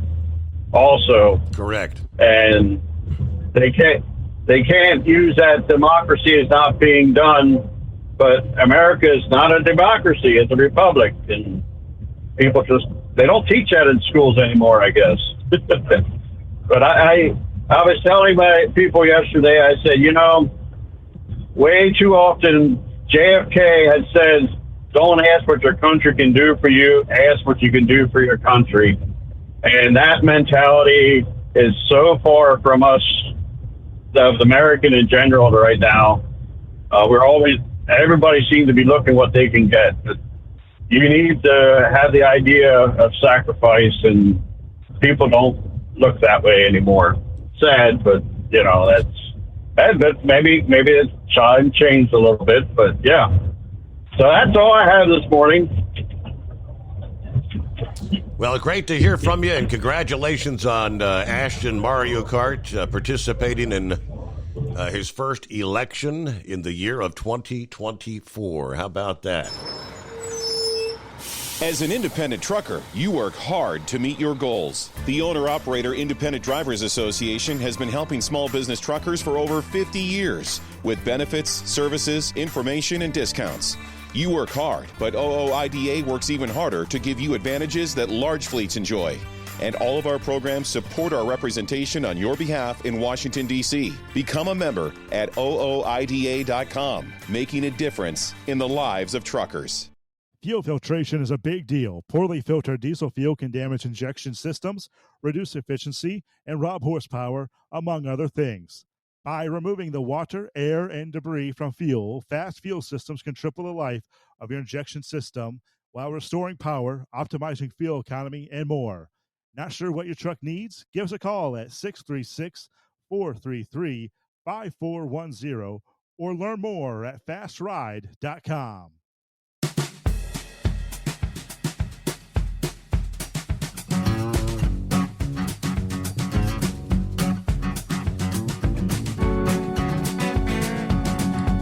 Yeah, for all practical purposes, I think Donald Trump is really just at the moment sitting back awaiting the official call from the Associated Press in regards to Wisconsin.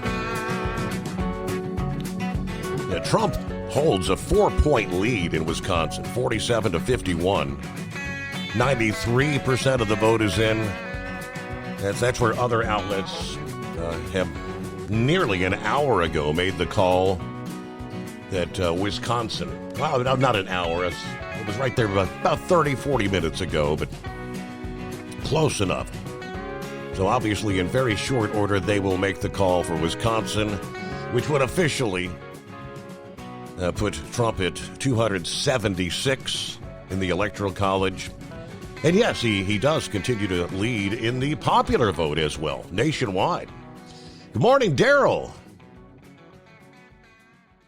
Good morning, Steve, and how's family and how's Stryker? Everybody doing well. As Will used to say, it's a great day to be an American. Happy days are here again. We came in strong for the Republicans in Butler County, but I noticed that Hamilton County didn't do so well. Looked like everybody elected in Hamilton County were Democrats. That's been the case in recent years, hasn't it? Yeah, I mean, it's going more left in Cincinnati, in the city limits. Yes, Republicans just don't stand a chance over there. Has Ted given a concession speech yet, the senator? Sherrod Brown? Yeah, Sherrod Brown. I not that I'm aware of, but I mean, he lost pretty handily. Is that right? Yes. My truck is loaded down with signs. I went out and collected the signs from around the schoolhouses. I helped pick up the signs, and we got them all put out before 6:30 this morning, and then I went out and picked them all up after 7:30, and I've got a truckload. I am glad for Trump. He deserves this after all that he's been through. We're going to have a vacancy in the Senate for the state of Ohio. A vacancy? Yes.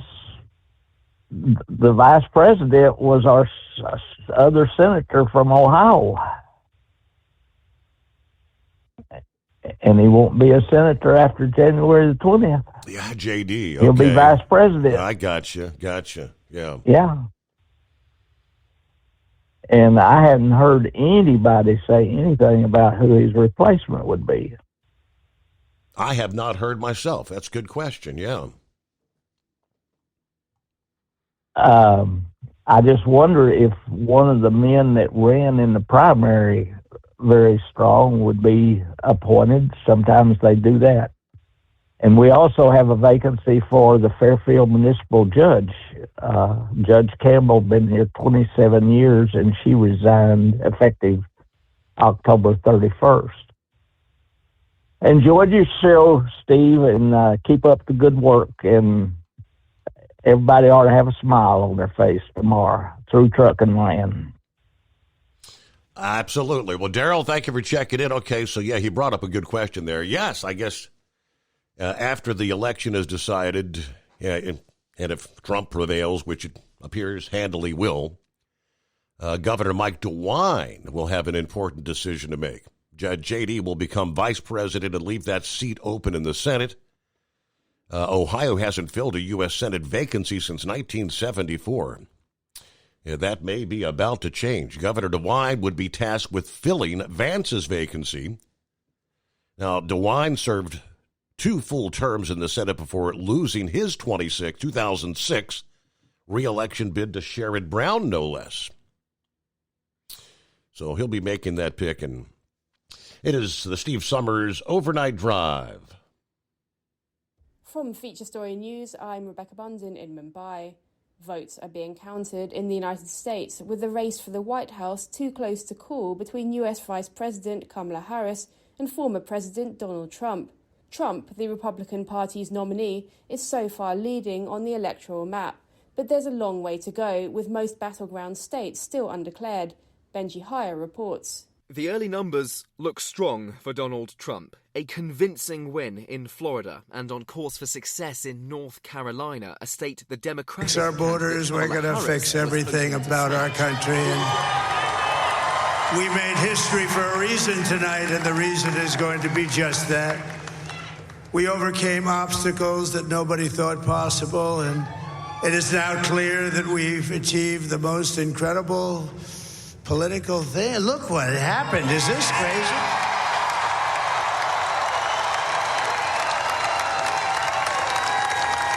But it's a political victory that our country has never seen before, nothing like this. I want to thank the American people for the extraordinary honor of being elected your 47th president and your 45th president.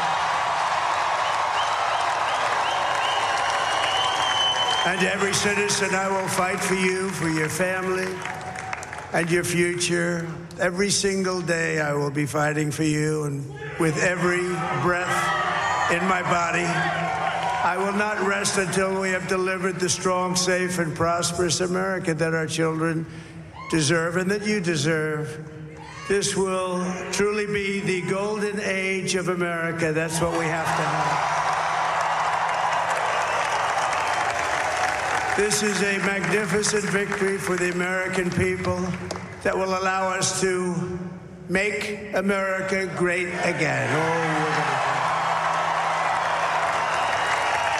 And in addition to having won the battleground states of North Carolina, I love these places. Georgia, Pennsylvania, and Wisconsin. We are now winning in Michigan, Arizona, Nevada, and Alaska, which would result in us carrying at least 315 electoral votes. But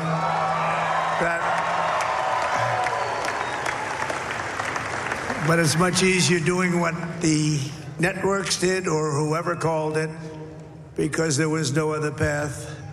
There was no other path to victory. We also have won the popular vote. That was great. Very proud of that.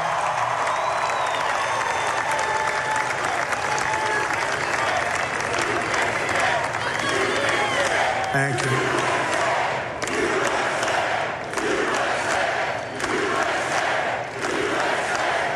Thank you very much. Thank you. And, winning the popular vote was very nice. Very nice, I will tell you. It's a great feeling of love. We have a great feeling of love in this very large room with unbelievable people standing by my side. These people have been incredible. They've made the journey with me, and we're going to make you very happy. We're going to make you very proud of your vote. I hope that you're going to be looking back someday and say that was one of the truly important moments of my life when I voted for this group of people beyond the president, this group of great people. America has given us an unprecedented and powerful mandate. We have taken back control of the Senate. Wow, that's good. And the Senate races in Montana, Nevada, Texas, Ohio, Michigan, Wisconsin, the great Commonwealth of Pennsylvania, were all won by the MAGA movement. They helped so much.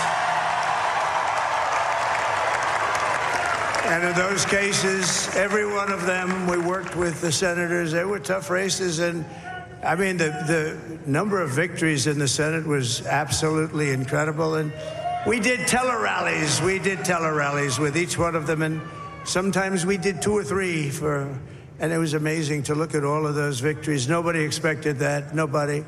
So I just wanted to thank you very much for that. And you have some great senators and some great new senators.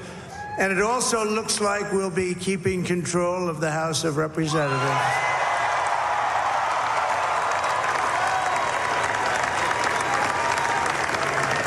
And I want to thank Mike Johnson. I think he's doing a terrific job. Terrific job. I want to also thank my beautiful wife, Melania, First Lady.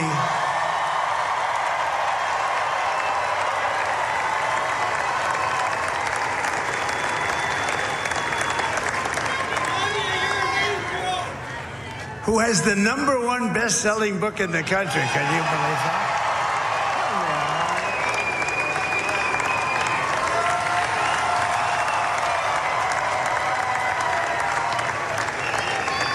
Oh, no, she's done a great job, works very hard to help people. So I just want to thank her. But I want to thank my whole family, my amazing children, and they are amazing children. Now, we all think our children are amazing. Everybody here thinks their children are amazing, but that's a good thing when you think they are.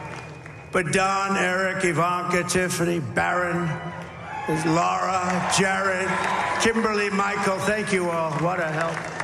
What a great.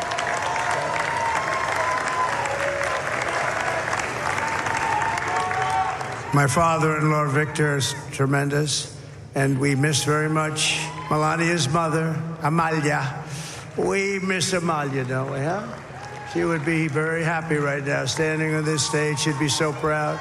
She was a great woman, that one. Beautiful inside and out. She was a great woman. I want to be the first to congratulate our great, now I can say, Vice President-elect of the United States, J.D. Vance.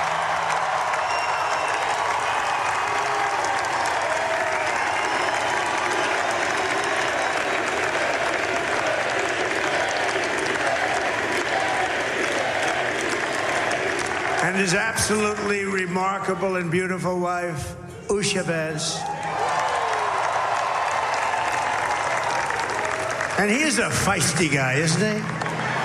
You know, I've said, go into the enemy camp, and you know the enemy camp is certain networks, and a lot of people don't like to, sir, do I have to do that? He just goes, okay. Which one? CNN, MSDNC? He'll say, all right, thank you very much. He actually looks fun. He's still like the only guy I've ever seen. He really looks forward to it, and then he just goes in and absolutely obliterates them. Say a couple of words.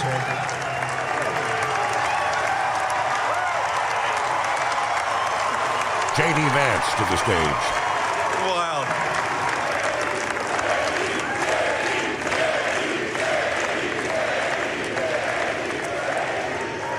Well, Mr. President, I appreciate you allowing me to join you on this incredible journey. I thank you for the trust that you placed in me. And I think that we just witnessed the greatest political comeback in the history of the United States of America.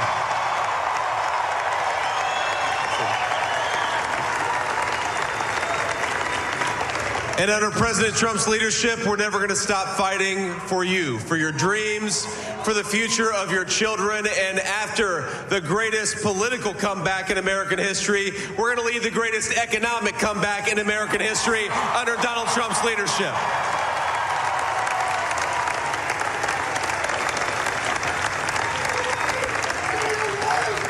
Thank you very much. He's turned out to be a good choice. I took a little heat at the beginning, but he was, I knew the brain was a good one, about as good as it gets. And we love the family, and we're going to have a great 4 years, and we're going to turn our country around, make it something very special. It lost that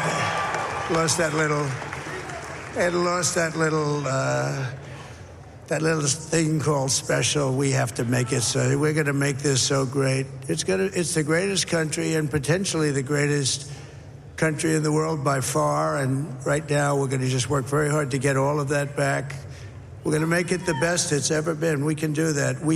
If we had to wait longer, I don't know. It was going bad, and it was going bad fast. We're going to have to seal up those borders, and we're going to have to let people come into our country. We want people to come back in, but we have to let them come back in, but they have to come in legally. They have to come in legally. Let me also express my tremendous appreciation for Susie and Chris, the job you did. Susie, come here. Come here, Susie. Chris, come here, Chris. Susie likes to stay sort of in the back, let me tell you. The Ice Maiden, we call her the Ice Maiden. Come here, Chris. Susie likes to stay in the background. She's not in the background. Come here, say something.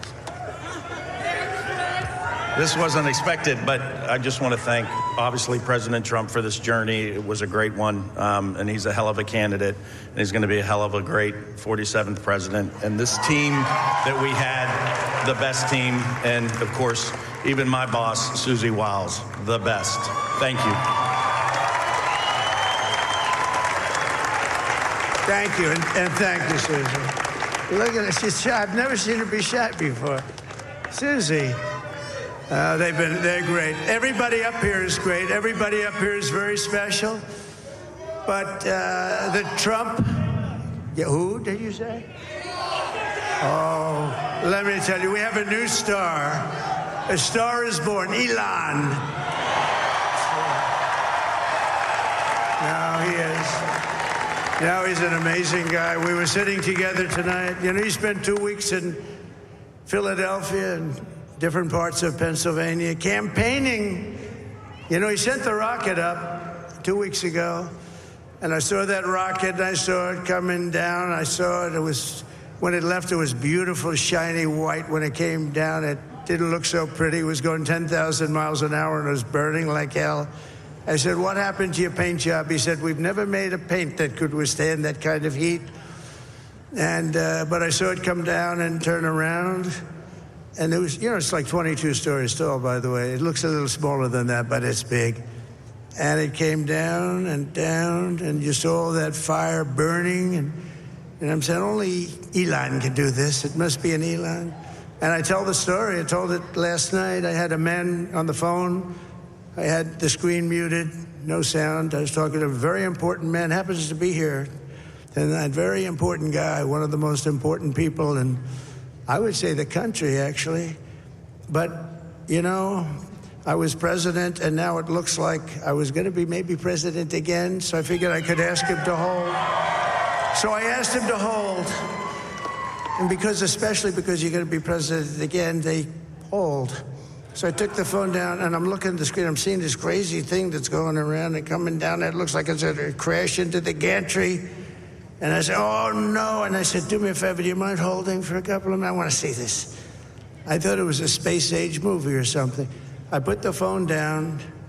Bad part, I didn't pick it up for 45 minutes, and he was holding.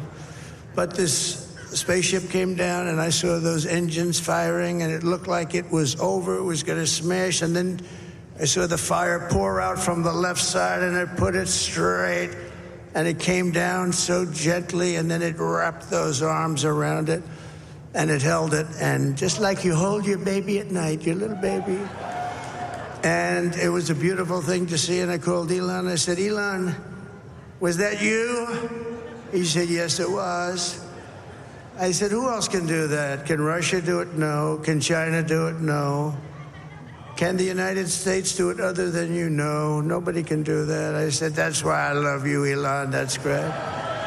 And when we had the tragic Hurricane Helene, and it hit North Carolina, they were really devastated, the water. This was a big water, as big as we've ever seen, water hurricane. It built lakes out of nothing. Fields became lakes, and the danger was unbelievable. And the people from North Carolina came to me and they said, would it be possible, at all possible, for you to speak to Elon Musk? We need Starlink. I said, what's Starlink? It's a form of communication. So I called Elon, and I'll tell you what, he had, and it was very dangerous. People would die. They had no communication. All the wires were down. I called Elon Musk. I said, Elon, you have something called Starlink. Is that right? Yes, I do. What the hell is it? He said, it's a communication system that's very good. I said, Elon, they need it really, really badly in North Carolina. Can you get it? He had that there so fast. It was incredible. And it was great. It saved a lot of lives. He saved a lot of lives. But he's a character. He's a special guy. He's a super genius. We have to protect our geniuses. We don't have that many of them. We have to protect our super geniuses. I want to thank some of the guys. We have up here today the U.S. Open champion. He's a fantastic golfer. He's slightly longer than me. It's a little bit longer than me. Just a little bit. Bryson DeChambeau is up here someplace. What happened to Bryson? Where is he? Bryson. Oh. All right, there you have it, folks. You've been listening in live to, the 47th President of the United States. Who knows how long the party will go into the early morning hours there, but speaking to his supporters from what they call Election Night Headquarters, with the entire family on stage, obviously giving the accolades and the thank yous to all those who played a role in what's being described as one of the greatest election comebacks in U.S. history. How about that? I see Ron's on board. I see what you're saying. Just to make hey, how are you doing? Our kids and our grandkids God, have a so future. Much to talk about. Are you sick? Are you sick? I am not. Are you, okay. Now, well, you know what? I am impressed. After everything you've gone through, I'm impressed. You've been hitting the zinc and the vitamin D and everything else. I am so proud of you, Stephen. You know that? I survived. Yes. So what do you think? Greatest comeback in election history. What a night. Go ahead. This is such a jolt in the arm for the United States and the world. People have no idea. Okay? I mean, you know, you and I go back a long time, and every time the American people always figure out what is good for the American people, okay? Whether we do polls or whatever we do, and they did this time. You know what I'm saying? I mean, yeah, he's got a lot of picadillos, and he wants to run his mouth about a lot of stuff, but his policies worked, and I think we need that, you know? I mean, I think the huge thing was Joe being on that Joe Rogan, Joe, whatever it is, cast. Yep. Let me explain something to you. When he got on there's two things I think that got Donald Trump. This is my opinion as Ron. Number one, when he got shot. When he got shot the first time, the American people woke up and said, this is unacceptable.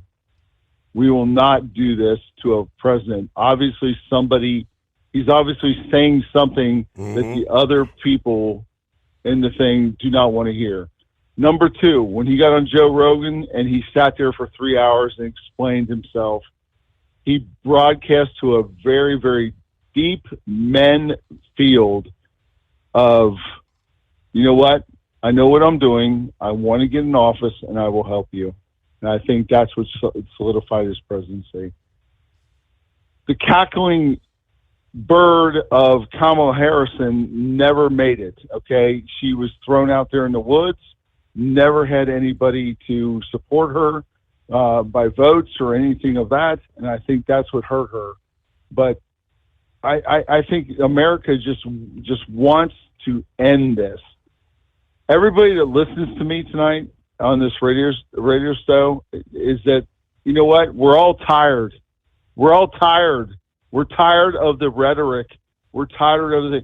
We want our gas prices down, our borders controlled, and we want to be safe when we come home. We want to be safe when we come home. That's more important to us than anything else. Abortion and all that sort of stuff is way down the list. And I think that's what happened this year, this evening. Yeah. And I think, Steve, you and I both have future young apprenticeships called our grandkids that we want them to be able to see what we had when we were growing up. I mean, come on, look at Aubrey. Right. Dave, look at Aubrey, for Christ's sake. I mean, you can't describe that with the little woman. You know what I'm saying? Avery, Rowan, Beth, you know what I'm saying? I mean, all of them, they're all unique, and they need to have that future that's going to say, okay, we're going to help you. Our potential, and I think that's what our potential future leaders who, yes, we want to leave behind something better for them. And I think this is a big step in the right direction, Ron. No, I totally agree. And there's another point I want to make. Rubio and Cruz and the rest of these guys that have made their mark in the Senate for the next 6 years is going to help tremendously to get these powers go through. Look, there's three things that he's always talked about, and everybody needs to listen to this. And then these are the three things. Secure the border. You can't if you don't secure the border, you're running ragged. You have no idea who's behind you. Number two, drill. Get the money out of what we need to get the gas prices down so we can get bread down, so we can get eggs down. You know what I'm saying? I went to Kroger's the other day, Steve, and it was almost $6 for a thing of eggs. Yes. Yep. Of eggs. Insane. That's ridiculous. Okay, it was $1.16 4 years ago. That's insane. And if anybody understands that right there is the reason why he is in office. Okay? She's a cackling fool. Everybody knows she's a cackling fool. Let's move past that. And I hope he comes back and he goes, you know what? I'm going to take care of my court things, but everybody else, we're just going to move on from. There you go. Understand? And now you have to wait and say, hi. Now what's the judge there in New York do? Is he going to say, I'm putting him in jail. I'm putting him behind bars.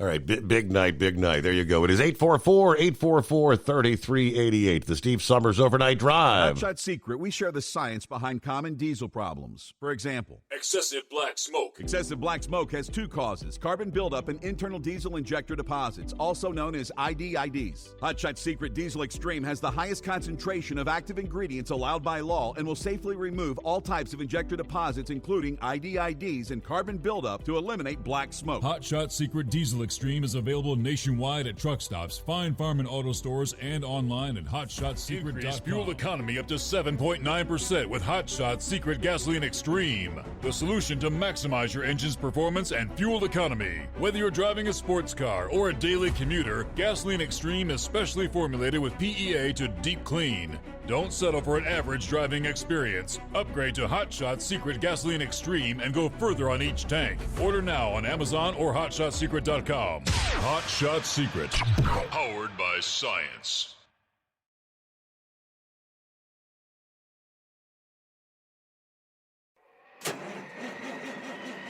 It's coming. Crisp fall mornings turn bitter cold. You climb into your diesel and it feels like you're sitting on an ice cube. Imagine how your engine feels after a frosty night.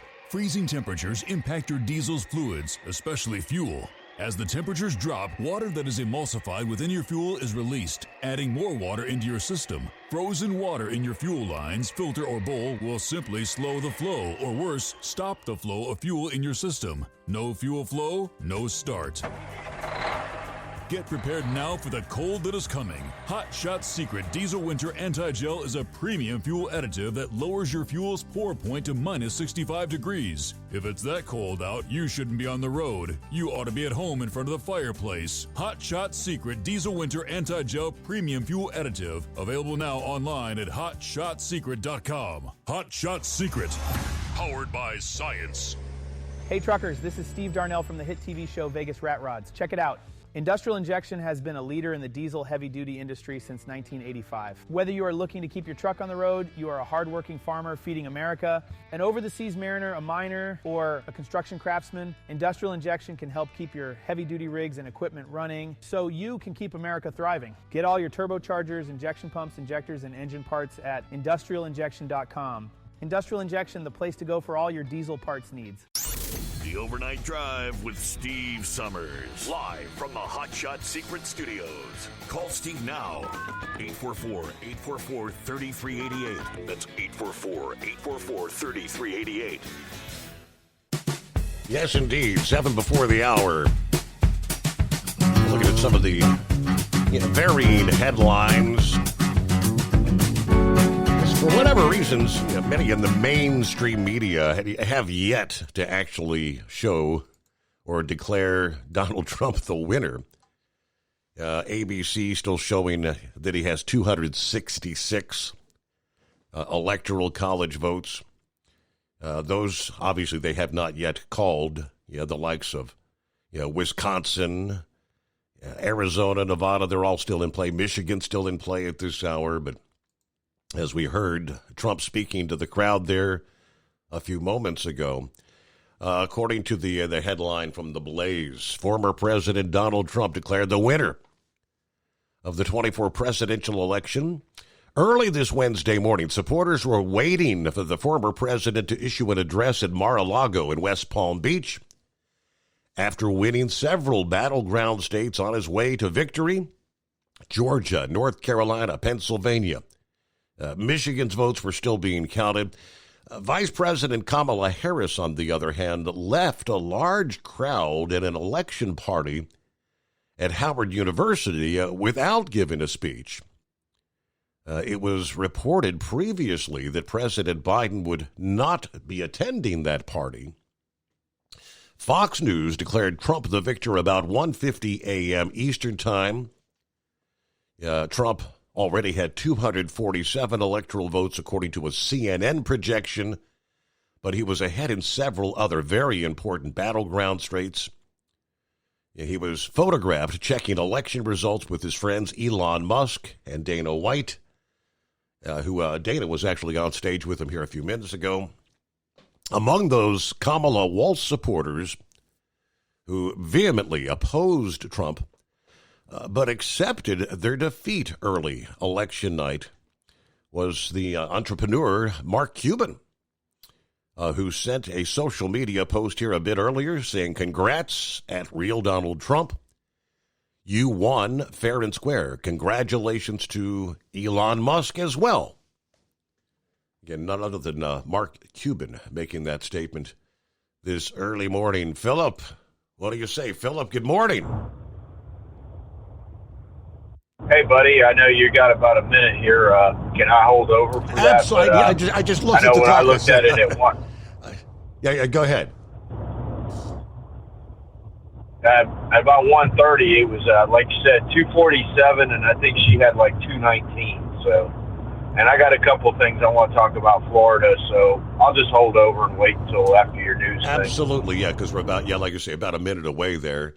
So, yes, plenty of room for you at 844-844-3388. What an exciting night. What a difference a day can make. What a difference 4 years can make. And, of course, still awaiting the mainstream to make the call in both Wisconsin as well as Michigan. Numerous outlets have already declared Wisconsin for Donald Trump. With like a 3.5, nearly 4-point lead in that state. Michigan still close to a 3-point lead at this hour for Donald Trump as well. So we'll pick up with more right after this. The Steve Summers Overnight Drive, live from the Hot Shot Secret Studios. Ultimate comfort on the road. That's the Bostrom difference. And why so many drivers are upgrading their seats to Bostrom seating.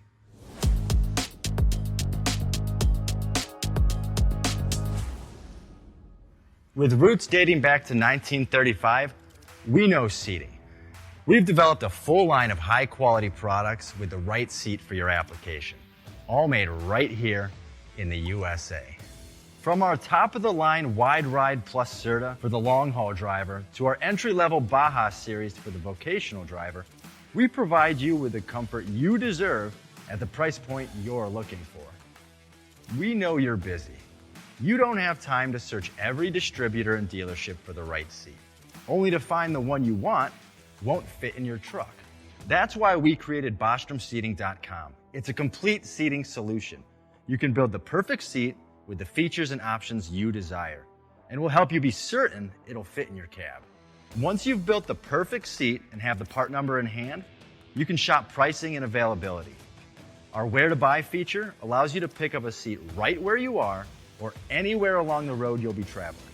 When you install a Bostrom seat, you become part of the Bostrom family. A family that includes other drivers who recognize this is more than work.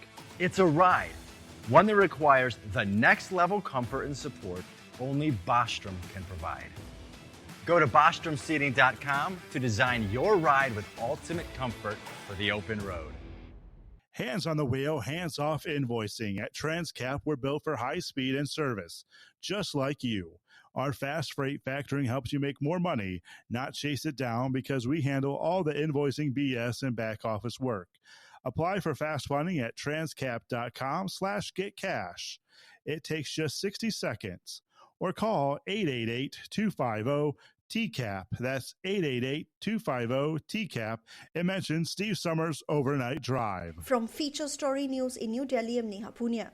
Former U.S. President Donald Trump looks set to be on course to take the Oval Office again. He's now won two key battleground states, that of North Carolina and Georgia, significantly narrowing Kamala Harris's path to victory.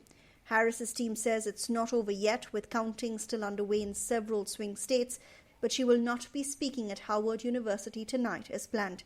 Benji Haya has more. The numbers look strong for Donald Trump winning Georgia and North Carolina, states that Kamala Harris was hoping to snatch. Harris's campaign says there remains a narrow path to victory, with Pennsylvania, Michigan and Wisconsin in the balance. It's conceivable, but it leaves very little margin for error. She'll address the nation on Wednesday. It could be a concession speech. Americans have also voted to pick the makeup of Congress. The upper chamber, the Senate, has already flipped to Trump's Republican Party. A red wave nationwide, history being made as a twice-impeached former commander-in-chief, a convicted felon, eyes up another term. Benji Haya, Washington. Trump's running mate J.D. Vance says he's feeling very confident. You never know until you know, but I feel good about this race. I felt good about my own race a couple of years ago when I voted in this exact same spot.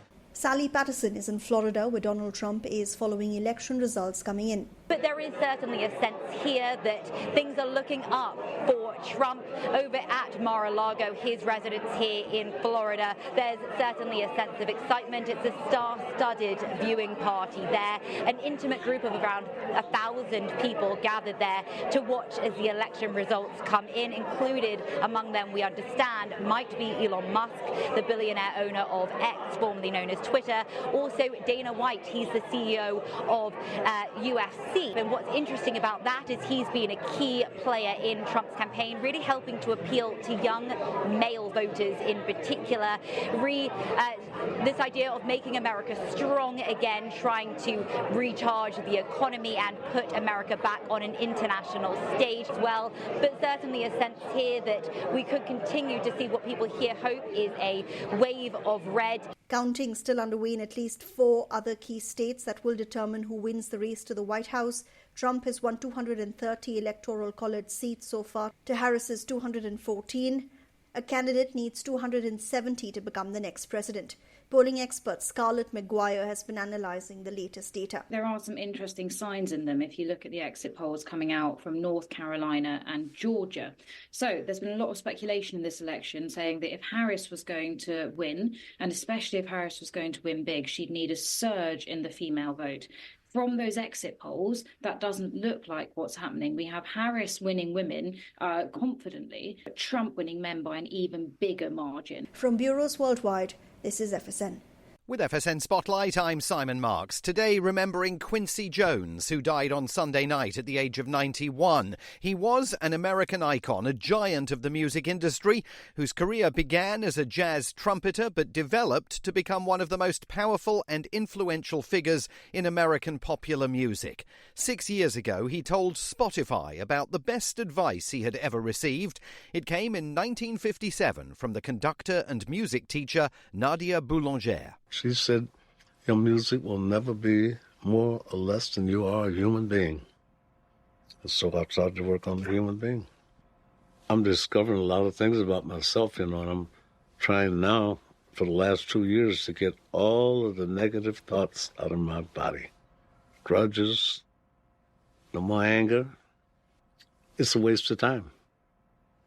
And Mark Twain's words, anger is an acid which does more harm to the vessel in which it's stored than anything on which it's poured. It's pretty ridiculous, but you learn it from mistakes. He won 28 Grammys and was nominated for 80 of them. He produced Michael Jackson's Thriller album, among many, many others, led his own bands, was in demand as an arranger, and composed soundtracks for The Colour Purple, In Cold Blood, and many more. A career so rich and varied, it is hard to do him justice in a mere 90 seconds. With FSN Spotlight, I'm Simon Marks. The main news again. Donald Trump has won 2 key battleground states of North Carolina and Georgia, significantly narrowing Kamala Harris's path to victory. Harris's team says it's not over yet, with counting still underway in several swing states, but she will not be speaking at Howard University tonight as planned. And that is the latest feature story news. Neha Punya reporting. It's coming. Crisp fall mornings turn bitter cold. You climb into your diesel and it feels like you're sitting on an ice cube. Imagine how your engine feels after a frosty night.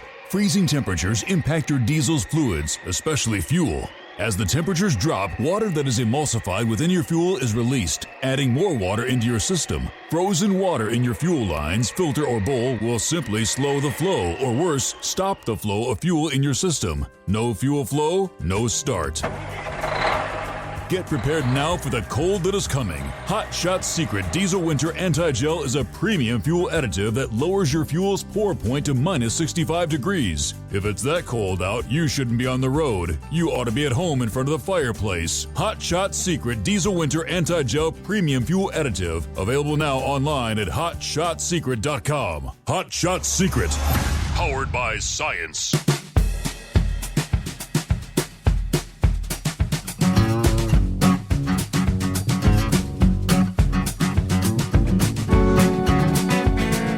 All right, we are back live on what many would describe as an historic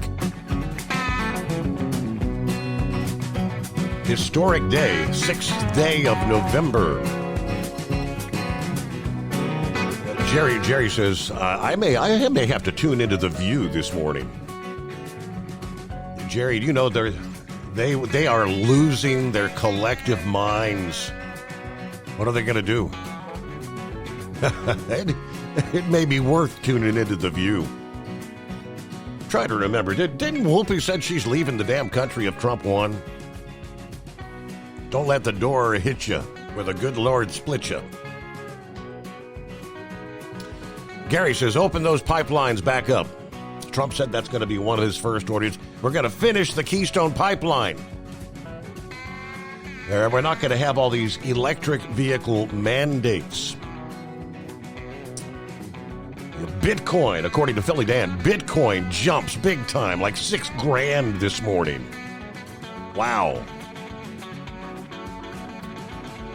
Somebody said Dow Futures up like 800 points. Is that true? Dow Futures jumping 800 points, according to Buckeye Boy. Yeah, the word is out. All right, let me get to Philip in Florida. Thanks for hanging in there. All right, good morning. Hey, buddy. Yeah, it's and you know the odd thing about it is the guy that promotes electric cars the most, the guy that owns a company that makes probably the most electric cars, is on Trump's board, man. That's amazing, you know. But the state of Florida, we on the amendments, they didn't vote in the pot, so they're not going to have no recreational marijuana down here. Correct. I saw that. And then the abortion issue, right? They turned that down as well. Absolutely. The hunting thing did go in. I didn't go through the other ones. I do want to congratulate Sheriff Mike Chitwood in Volusia County. He got voted in again, so it's good to see. He's a good guy. And on that Amendment 3, most of the sheriffs in Florida were against it from the get-go. There was only one sheriff that I know of, and it was Bradford County up there towards Jacksonville, who was voting for it. But all the other sheriffs said, you know, it's not that we, you know, it was the way it was going to be proposed and the way it was going to be brought in, it wasn't going to work. It was going to be major corporations making money off of it. And, you know, it wasn't like somebody could go out and grow it themselves and do it at their, you know, their own leisure. It wasn't the right way to do it. You know what I mean, Steve? So right. That's why the people said no. You know, plus too, to be quite honest, I mean, we go to all the establishments to do our shopping, and what are we smelling all the time, you know? And it's people are getting sick of that stuff, you know, and that's a lot of it. So, and as far as the storm goes, it's a hurricane now. Did you hear, Steve? Hurricane Raphael. Heard that. Yes, indeed. So, but they're saying it's going to be downgraded by the time it hits landfall, which I hope it does wherever it goes. I know most of what I've been seeing, it's going to be around Louisiana, but I don't wish it on anybody. I tell you what, it's been a rough year with these storms, and I do listen. I listened to your the Trump speaking. I had to do it on Facebook because when on the hold, I couldn't hear nothing. When that happened, it just took the sound away. Right. So, yes. But if you noticed in his speech, he said that he was talking about the hurricanes. He talked about Helene. He talked about Starlink. He talked about all that. And one thing that he said that really kind of touched me was he said, we want to take care of our geniuses. And there's a lot of people out there that are very smart that a lot of people overlook and think that they're stupid, but actually they're geniuses in disguise. And I applaud him for saying that statement.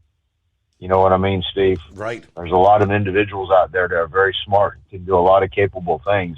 And to be quite honest, Elon Musk is the next Von Braun. He is that.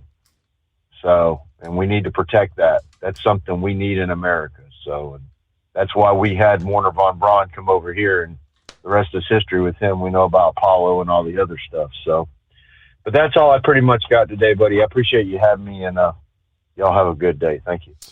All right, great to hear from you. Thank you so much. All right, it looks like the batteries in my mouse bit the dust, so I can't hang up the phone.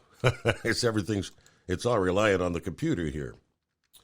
So I'm going to get some new batteries and see if I can come back in here and get back to business, as they say. Taxes for Truckers provides full-service accounting solutions for owner-operators. Taxes for Truckers is the driver's financial co-pilot. We help independent truckers keep their taxes, filings, and bookkeeping running smoothly so they can focus on the road ahead. Drivers who want their business to run as smooth as their truck choose to partner with Taxes for Truckers for their accounting and tax filing needs. Stop overpaying taxes. Call 888-TAX-4TRK to start paying less tax today. At Hot Shot Secret, we share the science behind common diesel problems. For example, ultra-low sulfur fuels. Fuel has two purposes, combustion and lubrication. Ultra-low sulfur fuels have diminished the fuel's ability to lubricate. Hot Shot Secret Everyday Diesel Treatment with LX4 restores lubricity, protects your engine, and optimizes performance. Everyday Diesel Treatment is available at truck stops, Tractor Supply, O'Reilly's Auto Parts, and online at HotShotSecret.com. Hot Shot Secret, powered by science. Building relationships with their team drivers and customers still matter at IBI Security Transport. Since 1966, IBI and its team of drivers have been leaders and innovators in providing white glove service to its exclusive client base for transporting high-value freight safely and securely. Much of the IBI staff have driven trucks, so they understand both the customers' and drivers' needs. If you're seeking a career that values you as a person, not just a number, and offers great benefits and good home time, then IBI is the place for you. Call 800-582-5912 to discover why we are the leaders in team freight and start building a relationship with you. At Hot Shot Secret, we share the science behind common diesel problems. For example, fuel additives. The purpose behind most fuel additives is to impact performance of your diesel or provide protection to your fuel system. Hot Shot Secret Everyday Diesel Treatment provides both performance enhancement and protection with 6 key components. This fully formulated premium fuel treatment includes the performance-enhancing cetane boost, injector cleaner, and LX4 lubrication, as well as protection against water with a demulsifier and rust inhibitor, plus a stabilizer that minimizes fuel filter clogs. Everyday Diesel Treatment delivers a 6-in-1 premium fuel treatment for every fill-up, every time. Everyday Diesel Treatment is available at truck stops, Tractor Supply, O'Reilly's Auto Parts, and online at HotShotSecret.com. Hot Shot Secret, powered by science. Fuel filtration is a big deal. Poorly filtered diesel fuel can damage injector systems, reduce efficiency, and rob horsepower, among other things. By removing the water, air, and debris from fuel, fast fuel systems can triple the life of your injector systems while restoring power, optimizing fuel economy, and more. Not sure what your truck needs? Give us a call at 636-433-5410 or learn more at fastride.com.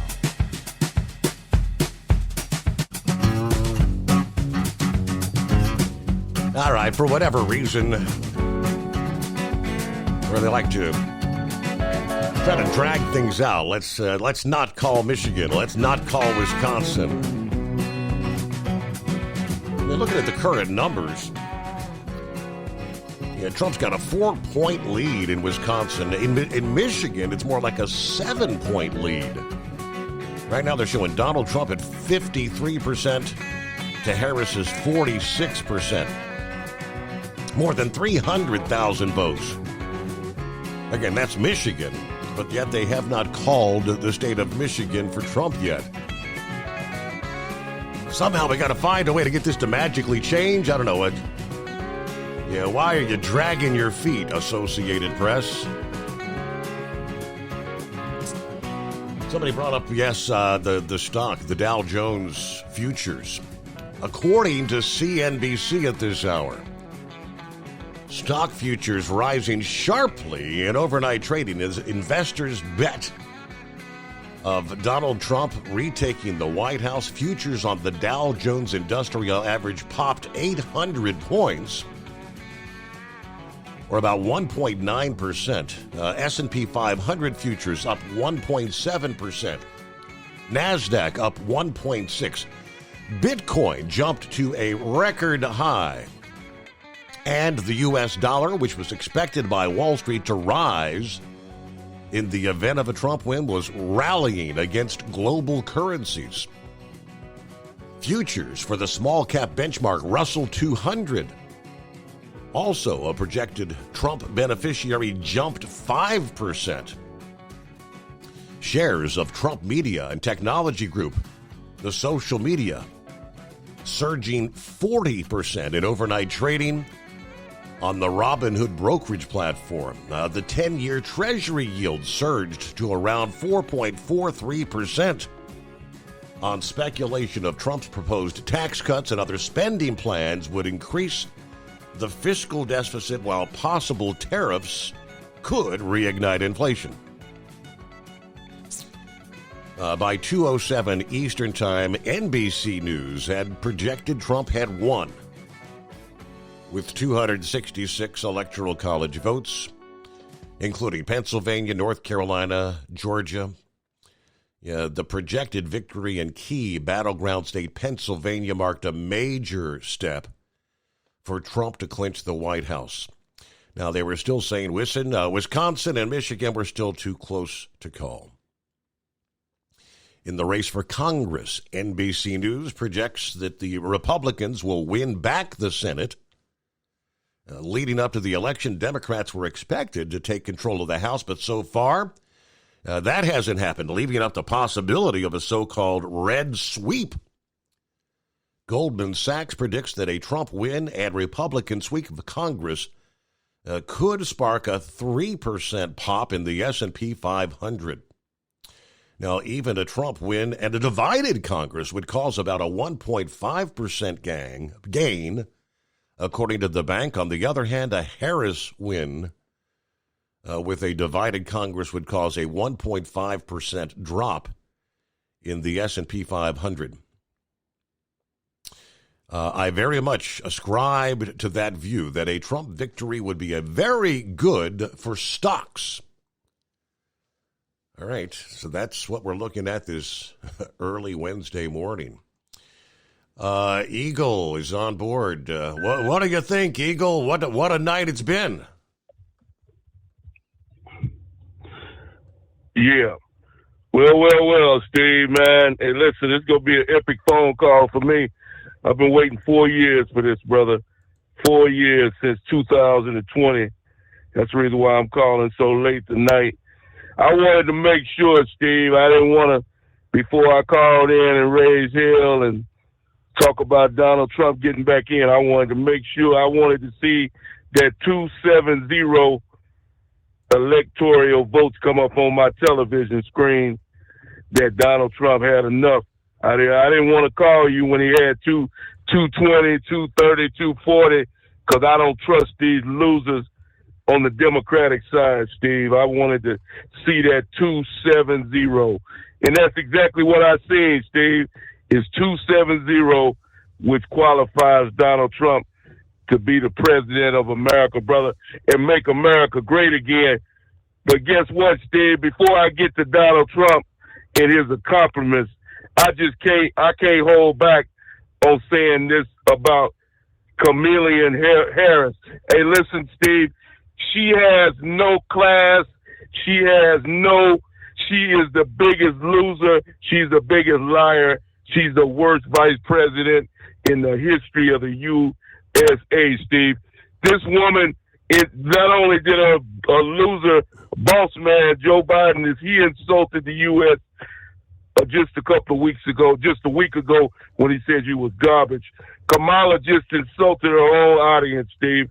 She had those people out there waiting 6 or 7 hours for her to come out and speak, and she didn't even have a class or the decency to walk out on that stage and tell those people that things didn't look good and that she was and that she might not win this deal. She hid behind closed doors. Sent a man out to speak for her, which is the lowest of the low right there, Steve, to tell those individuals to go home, that she's not giving a talking tonight. How low can you go when your people come to see you and you don't even have the guts to walk out on the stage and tell them? But people like me, I'm happy. I don't give a damn what she did to those people, because I ain't a Democrat. But I'm just speaking for those people. If I was one of them, I'd be real upset right now if I was one of those people standing in that crowd waiting on her. Now, here's the thing that concerns me the most, Steve. But like I said, we got the thing won. But really, what really concerns me is I want to know who the hell are these people that voted for her. These people ought to be ashamed of themselves. The individuals that actually walked into a voting booth and signed the dotted line for her, they ought to be ashamed of themselves. They make me sick. But like I said, we got what we wanted. And guess what, Steve? America, we go drill, baby, drill in the state of Texas. That's the reason why I moved back to Texas. I've been trying to hold off on this to tell you this news, Steve. But when Donald Trump opened them oil wells back up, and any other truck driver that's in the trucking business, brother, you better make your way to Texas too, because there's going to be money to be made, because Donald Trump is going to open it wide open, and they're going to be looking for truck drivers to be hauling dirt and sand to them fracking rigs down there in Texas. And guess how much money them boys make, Steve? $150,000 to $200,000 a year. And you best believe, come January, when Trump step in the White House, I'm gonna be the first one in line trying to apply for one of them jobs to make me a boatload of money the next 4 years. I'm gonna be laughing all the way to the bank. So all them losers out there that want it, you can hate, you can get mad about it all you want, but my pockets would be full of money, Steve. I could care less about somebody not saying, liking what I say or liking what I do. I'm about making money like Donald Trump. I'm about making money and making myself and my family great again. Now, let me get on with this one situation, Steve, with Donald Trump. See, Donald Trump was smarter than a lot of the other people supported. They were right, Steve, when they said, make it too big to rig, brother. And by the way, the state of Pennsylvania ought to be ashamed of themselves. They tried to rig it, Steve. They took their sweet time counting them damn votes. But there was so many, you can't hide millions and millions of votes. If it would have been 10 or 15,000, they could have easily found them amount of votes to get Kamala to win Pennsylvania. But it was too much, Steve. You can't hide that many votes. They couldn't do it. They tried, and the same thing with Michigan, and the same thing with Wisconsin. They tried. But, brother, it's bad news, my man. It didn't work this time. Like Donald Trump, you screwed us in 2020, but it didn't go down tonight. So now we got Trump, Steve, of God Bless America. We got Trump in America for another 4 years, and he got plenty of time. Not only did we win this deal here, Steve, we won the Senate. Donald Trump basically can do it, whatever the hell he want to do, without having some loser Democrat try to stop him. And so he could, from doing his job, you would think the idiot would want to help Donald Trump, do his job, see, because he benefits too, to help make America great. His family benefit, but they too stupid to figure that out too. So now we got control of the whole deal, and now Trump can do whatever he wants. He damn sure gonna shut the border down, and then he gonna get these people the hell out of the country that don't belong here, such as these criminals, the Trenderaguas, and all the rest of you. Might as well, like they said last night, Steve, start packing your bags, my man, and buy you a one-way ticket back where you come from, because that's where you're headed come January. So go ahead on down to the airline place and buy you a ticket, my man, because Donald Trump is going to get you the hell out of here because you're in here illegally. We finally got a real president now, Steve, to get back in the job. So everybody's on notice right now. That goes for Kim Jong-un, you Mr. Rocket Man. That goes for the man over there, China man, that wants to continue ripping people off.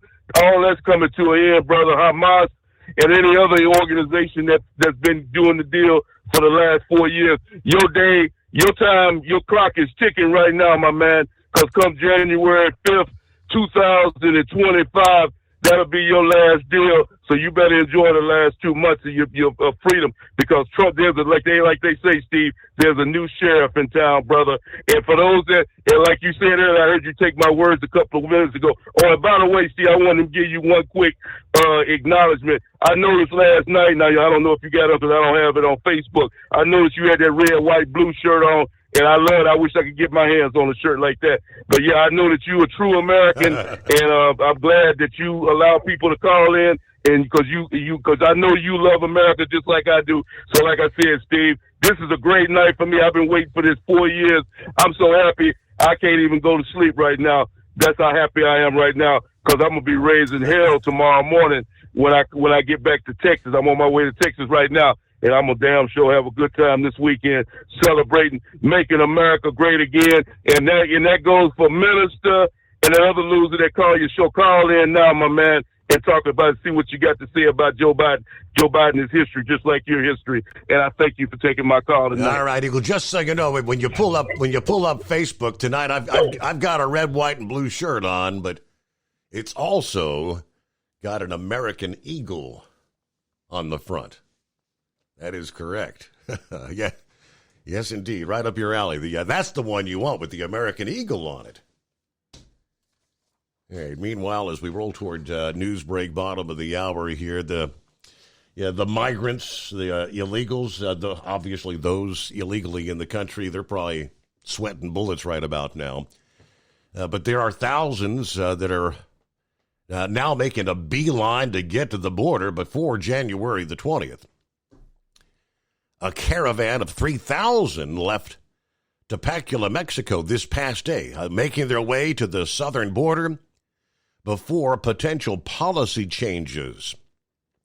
New York Post reports U.S. Border Patrol sources told the outlet the agency was very much aware that Election Day would spark a new wave of migrants. If Trump wins, they're going to try to get here before he's in office. It's one last F-you to America. Another source said, we knew that was coming because they want to get in before the orange bad man wins. Obviously, Trump has made the border one of his top issues, has vowed to deport potentially millions if he wins. Not surprisingly, many migrants feared that a Trump victory would lead to a halt in asylum programs, yes, spurring them to try and reach the U.S. before January. So that's what we're going to be facing. How many tens of thousands may be marching out later today when word spreads Trump won? Oh, my goodness. It is 844-844-3388. From Feature Story News in New Delhi, I'm Neha Punia. Former U.S. President Donald Trump looks set to be on course to take the Oval Office again. He's now won 2 key battleground states, that of North Carolina and Georgia, significantly narrowing Kamala Harris's path to victory. Harris's team says it's not over yet, with counting still underway in several swing states, but she will not be speaking at Howard University tonight as planned. Benji Haya has more. The numbers look strong for Donald Trump winning Georgia and North Carolina, states that Kamala Harris was hoping to snatch. Harris's campaign says there remains a narrow path to victory, with Pennsylvania, Michigan and Wisconsin in the balance. It's conceivable, but it leaves very little margin for error. She'll address the nation on Wednesday. It could be a concession speech. Americans have also voted to pick the makeup of Congress. The upper chamber, the Senate, has already flipped to Trump's Republican Party.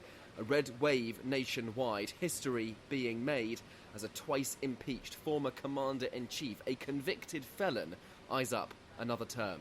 Benji Haya, Washington. Trump's running mate J.D. Vance says he's feeling very confident. You never know until you know, but I feel good about this race. I felt good about my own race a couple of years ago when I voted in this exact same spot. Sally Patterson is in Florida, where Donald Trump is following election results coming in. But there is certainly a sense here that things are looking up for Trump over at Mar-a-Lago, his residence here in Florida. There's certainly a sense of excitement. It's a star-studded viewing party there. An intimate group of around 1,000 people gathered there to watch as the election results come in. Included among them, we understand, might be Elon Musk, the billionaire owner of X, formerly known as Twitter. Also, Dana White, he's the CEO of UFC. And what's interesting about that is he's been a key player in Trump's campaign, really helping to appeal to young male voters in particular. This idea of making America strong again, trying to recharge the economy and put America back on an international stage as well. But certainly a sense here that we could continue to see what people here hope is a wave of red. Counting still underway in at least 4 other key states that will determine who wins the race to the White House. Trump has won 230 electoral college seats so far to Harris's 214. A candidate needs 270 to become the next president. Polling expert Scarlett McGuire has been analysing the latest data. There are some interesting signs in them if you look at the exit polls coming out from North Carolina and Georgia.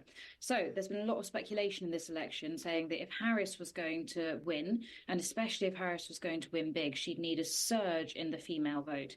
From those exit polls, that doesn't look like what's happening. We have Harris winning women confidently, but Trump winning men by an even bigger margin. From bureaus worldwide, this is FSN. Increase fuel economy up to 7.9% with Hot Shot Secret Gasoline Extreme. The solution to maximize your engine's performance and fuel economy. Whether you're driving a sports car or a daily commuter, Gasoline Extreme is specially formulated with PEA to deep clean. Don't settle for an average driving experience. Upgrade to Hot Shot Secret Gasoline Extreme and go further on each tank. Order now on Amazon or HotShotSecret.com. Hot Shot Secret. Powered by science. At Hot Shot Secret, we share the science behind common diesel problems. For example, ultra-low sulfur fuels. Fuel has 2 purposes, combustion and lubrication. Ultra-low sulfur fuels have diminished the fuel's ability to lubricate. Hot Shot Secret Everyday Diesel Treatment with LX4 restores lubricity, protects your engine, and optimizes performance. Everyday diesel treatment is available at truck stops, Tractor Supply, O'Reilly's Auto Parts, and online at HotShotSecret.com. Hot Shot Secret. Powered by science. Building relationships with their team drivers and customers still matter at IBI Security Transport. Since 1966, IBI and its team of drivers have been leaders and innovators in providing white glove service to its exclusive client base for transporting high-value freight safely and securely. Much of the IBI staff have driven trucks, so they understand both the customers' and drivers' needs. If you're seeking a career that values you as a person, not just a number, and offers great benefits and good home time, then IBI is the place for you. Call 800-582-5912 to discover why we are the leaders in team freight and start building a relationship with you. Attention all truckers, are you ready to own your own truck? Lone Mountain Truck Leasing makes it easy. Our lease-to-own program puts you in the driver's seat. Our inventory is always changing, and we have a variety of rigs, including Kenworths, Freightliners, automatics, and manuals. Once you make your last payment, the truck is yours. No interest, no balloons, and no buyouts. Take the first steps towards independence and financial freedom. Visit LoneMountainTruck.com or call 866-944-0383.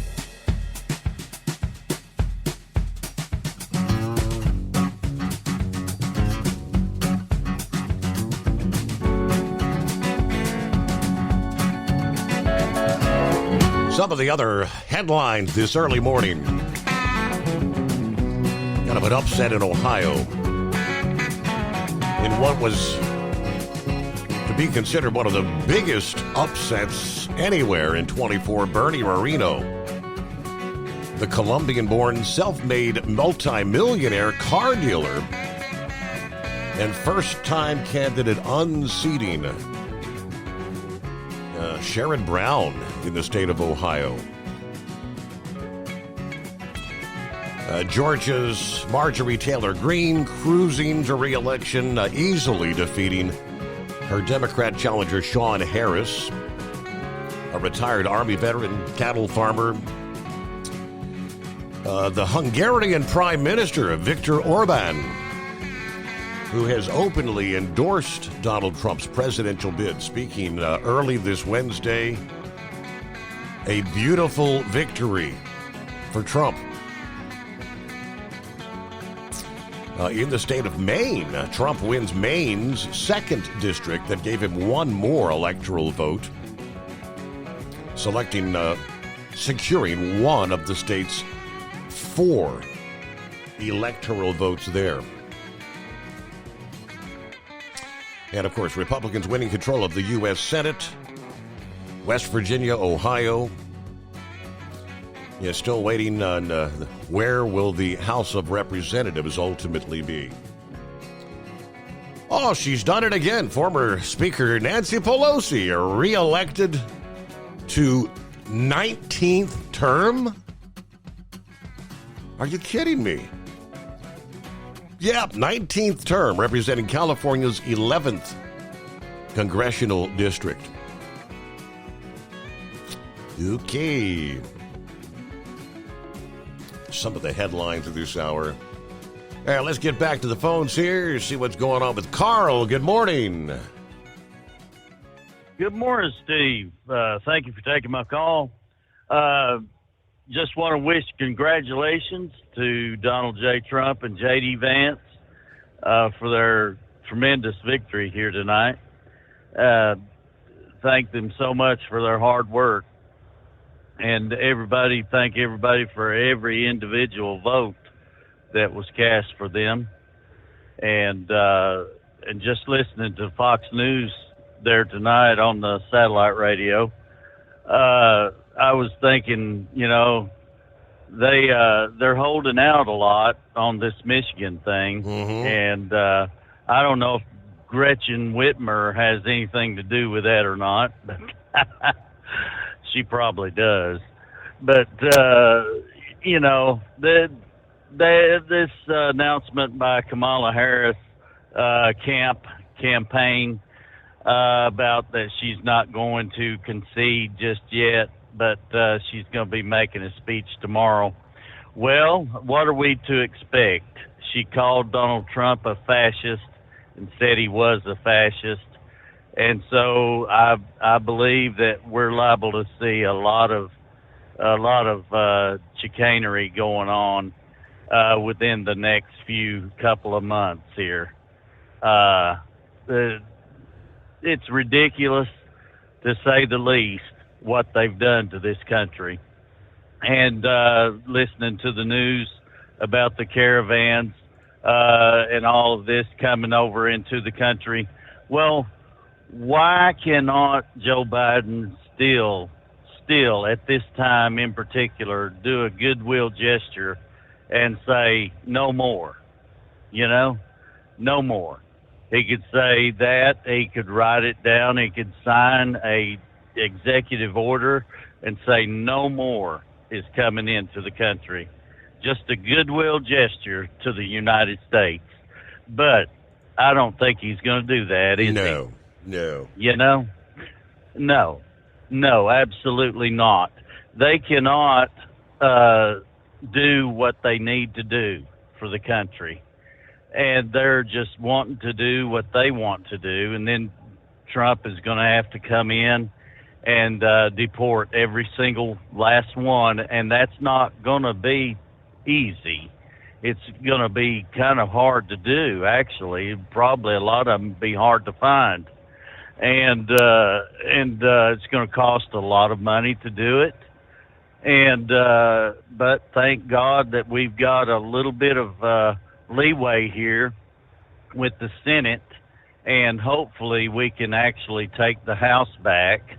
But they're already talking about that. Juan Williams on Fox tonight, he said, I cannot believe that half the country has elected the convicted felon as president of the United States. Right. He said, the one man who is responsible for the insurrection, and I say that with quotation marks, insurrection on the Capitol of January 6, 2021. And I was thinking, oh, man, oh, gosh, he's going to bring that up. And he says, we're looking forward to going into impeachment right away with Hakeem Jeffries if we take the House. So they're already talking about impeachment once again.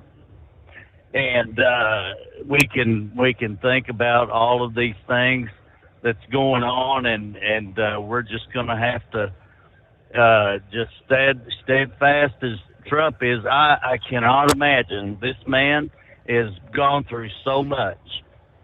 And honestly, anybody can think of an opinion if they want to, any kind they want to. But I've got the opinion that the Secret Service has been working with the White House, with Joe Biden in particular, Jill Biden in particular, to set up a way to assassinate Donald Trump. And he should be aware of that, because they're coming after him within these next 2 months with anything they can find. And it's going to, the Secret Service, there's too much that went on at Butler, Pennsylvania, at that assassination attempt, that tells me in particular that it was a set-up from the get-go. And this boy, he was there for a purpose, and whether or not he had help, they made it easier for him. Right. The Secret Service made it very easy to be done, and it's very obvious that with the building in particular not being covered, and there he is being allowed to come onto the grounds the way he did, with film footage of him walking around everywhere. I mean, it's really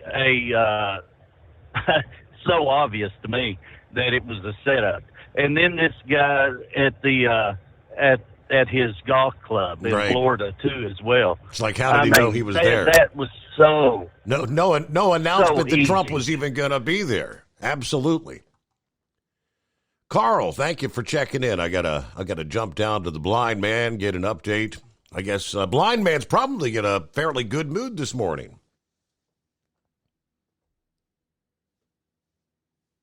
Are you with me, blind man, or did we lose him? Yes, I'm here. Oh, okay. I'm here, Steve. Waking you up. I'm sorry. Yes, I couldn't sleep. My back still bothers me, and I had a visiting nurse come.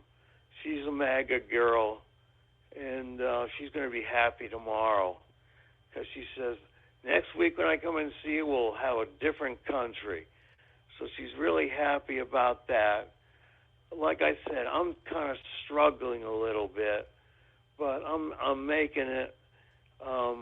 It was fun talking to Eskimo Mom, brain dead, big sexy last Sunday, and my new friend Nick. Brain dead made him an honorary trucker since he looks after me, even though he lives in Baltimore. We call each other a lot. Right. So, there was a question I wanted to ask you about trucking. Can you put a heating block in the truck so to keep the fuel from freezing? Well, engines nowadays, when it's running, they do have the return of the oil or the fuel that goes back in to keep your fuel from gelling. What doesn't get burned up. So they do have the ability to. These modern engines, they're pretty good at that. And of course, if you're treating your fuel with your Hot Shot Secret Diesel Winter Anti-Gel, you don't much have to be worried about it anyway, right? All right, Blind Man, thanks for checking in. I hope you feel better soon. See what's Die Hard on board. Morning, Die Hard. Morning, Steve. What a beautiful night in the USA. Trucking through South Florida tonight, 79 degrees, the calm before the storm. Right. Steve, I don't call this program very often. I listen every night since about 2000. But I just had feelings come over me tonight that this has really got to be a special night for you. Because you, more than any of us, you lost a job over this. You know, your whole life changed over this stuff 4 years ago. And this tonight's got to be particularly satisfying for you, more than any of us. Kind of a redemption? Yeah. Karma's a bitch. Yeah, right? I just thought about that, and I just wanted to say that really appreciate your program. Like I said, I listen every night. I don't call very often, but I just you suffered a lot from this baloney 4 years ago, and more than any of us. Well, thanks to the folks at Hot Shot Secret, Chris Gabrelchik, and all the crew there. I mean, that's they turned things around for me, and I can't tell you how grateful I am for that. And we all know that, and we are very grateful to Chris and the whole crew at Hot Shot Secret. But it just the way you were treated was very badly. I just wanted to say that. That's all I got. Well, great to hear from you, Die Hard. Yes, it is a great night in America. That's the way I see it. What do you say, Dan? How's that make you feel? Well, I'm a lot happier tonight, Steve. You better record this. That it just blew my mind. But I called. First of all, don't take your Trump Vance sign down yet, because you might want to put a thank you sign on it to really PO the liberals in your neighborhood. Right. But the other thing, huh? I said, all right. That's a good idea. Thank you. Yeah, put a thank you sign on there. The other thing was Iowa. Remember the poll that came out that got it? Yep. People concerned, that Trump won Iowa by 13 points, and besides the losers being the Democrats tonight, the losers are most of the pollsters, except those ones that Sean Hannity has on all the time. But I'm just blown away. I think, did Trump win Michigan? Has that been the call for him? He should have Wisconsin. They have not called Michigan. I mean, the mainstream media, they haven't called Wisconsin, Michigan, Arizona, Nevada. Outlets like Newsmax and the Western Journal, they've called Wisconsin. They just called Nevada here a little bit earlier, because right now Kamala's at 46%, Trump at 51%. Arizona's a little bit tighter. That's 48-50. Then, of course, Michigan, I don't know why they haven't called that, because that's Trump at 51, Kamala at 47. That's a 4-point lead. Yeah, I mean, aren't they over? I know Wisconsin. Are you saying they have not called Wisconsin? Because Trump had a pretty good lead there with like 91% reporting. Correct. And right now, Wisconsin is at 95%. But the mainstream, ABC, CBS, they haven't called it yet for whatever reason. I think NBC did, though. Okay. I think they've declared him the winner. I had to turn on the enemy, MSNBC. That's what I'll be watching and listening to. But no, I just was. But some of the bright spots were the number of people that have expanded that have voted for Trump, and I'm talking particularly African Americans. It's unbelievable. They couldn't believe it on MSNBC. They could not believe the number of blacks that came out for him. Uh-huh. I think that's what was the difference in Georgia this time versus the last time. And she didn't have a concession speech yet, did she? I don't know. No, she had all those people gathered with her there at Howard University, and she just kind of slipped out the back. She sent somebody out to tell them she wasn't going to speak tonight. She's going to speak later today. She didn't even come out and address them at all.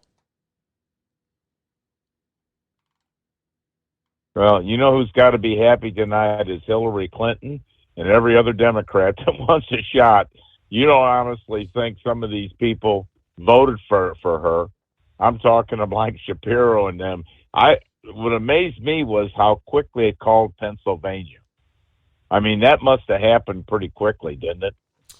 Pennsylvania, I'm trying to remember. It was about, I guess, maybe 1:30, somewhere in there, maybe 1:32-ish.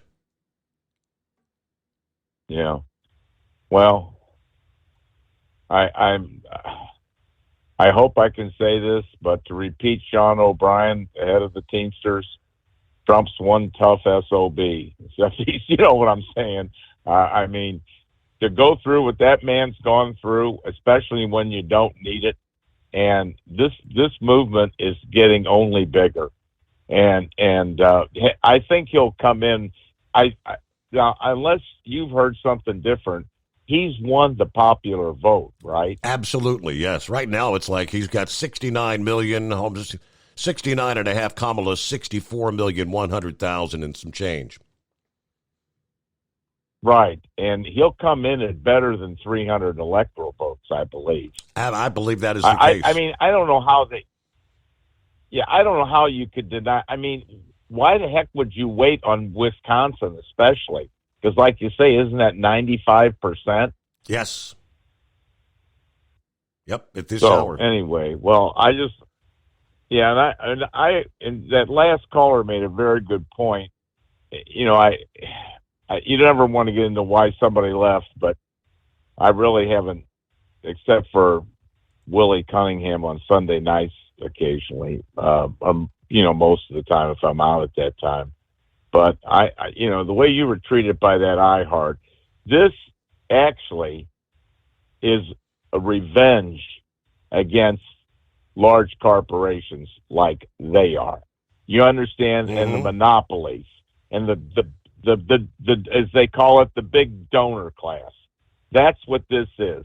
And Americans are scared crapless of these people and what they can do and what they've done. I tell you, Steve, one of the big issues I think facing people is the housing crisis. I really think that's when I heard last week that a conventional loan, normally on a $400,000 or $500,000 home, requires about $75,000 down. That, you know what I'm saying? You've just eliminated a lot of people, partner. And I think these frustrations have built up with people. The other thing in the industry we're in, I think the closure of Yellow Freight, the way that was handled, was another thing that, you know what I'm saying, for people in our industry, they look at, and that was hedge funds. And I think the American people have had enough of it. So, well, thank you, everything you do. And, of course, I'll be listening every night that I'm out there. So I'm going to have a hard time going to bed tonight. Anyway, got the adrenaline rush thing going, right? I guess, good morning to 5-7. Guess he's listening in to the overnight drive, but he's got ABC News on the screen with the volume down. And I guess Donna Brazile is quite the sourpuss face this morning. She's not pleased at all. ABC News 2 on the panel, Donna Brazile and Chris Christie do not look happy at all. It is 844-844-3388. See what's going on with Vic this morning. Hello, Vic. Hey, do you remember the 2016 election? Whenever the broadcast the major news reports, I think they went for like about 2 hours, if I recall right, that night. And they wouldn't even post any of the states when they realized that Hillary Clinton was going to be defeated. Mm-hmm. I don't know if you remember that or not, but that's pretty much that's what they're doing. It's deja vu, right? I mean, other outlets have called Nevada now. They've called Wisconsin, Michigan. It needs to be called, but but they ain't calling any of them. They're keeping Trump at 266 on their screen. They don't want him to hit that 270 mark. Well, it really isn't funny. It's really aggravating and annoying.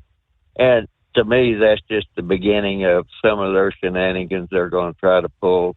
And I forgot who it was. Nancy Pelosi said they were going to start impeachment proceedings right away if they had to, if the Democrats take back the House. Right. And Hakeem Jeffries is going to be the Speaker.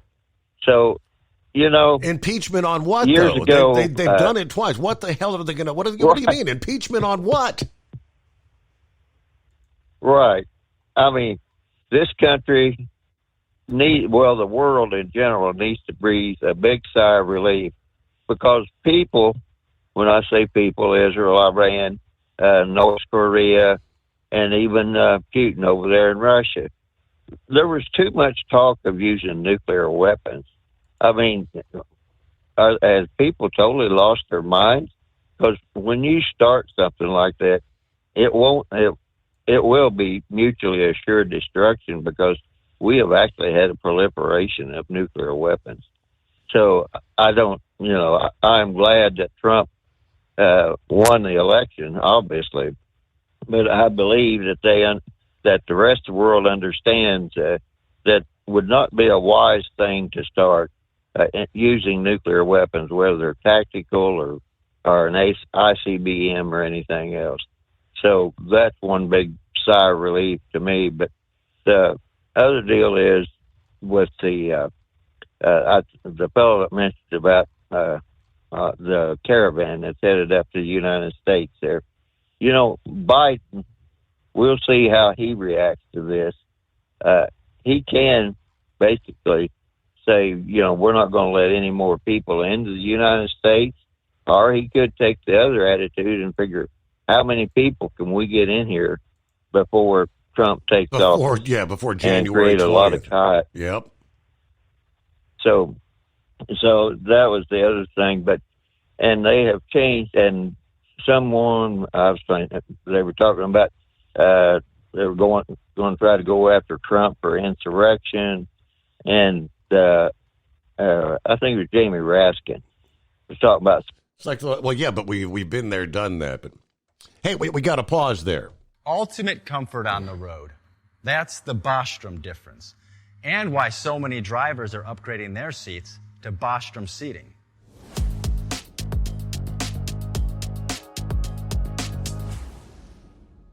With roots dating back to 1935, we know seating. We've developed a full line of high-quality products with the right seat for your application, all made right here in the USA. From our top-of-the-line Wide Ride Plus Certa for the long-haul driver to our entry-level Baja series for the vocational driver, we provide you with the comfort you deserve at the price point you're looking for. We know you're busy. You don't have time to search every distributor and dealership for the right seat, only to find the one you want won't fit in your truck. That's why we created BostromSeating.com. It's a complete seating solution.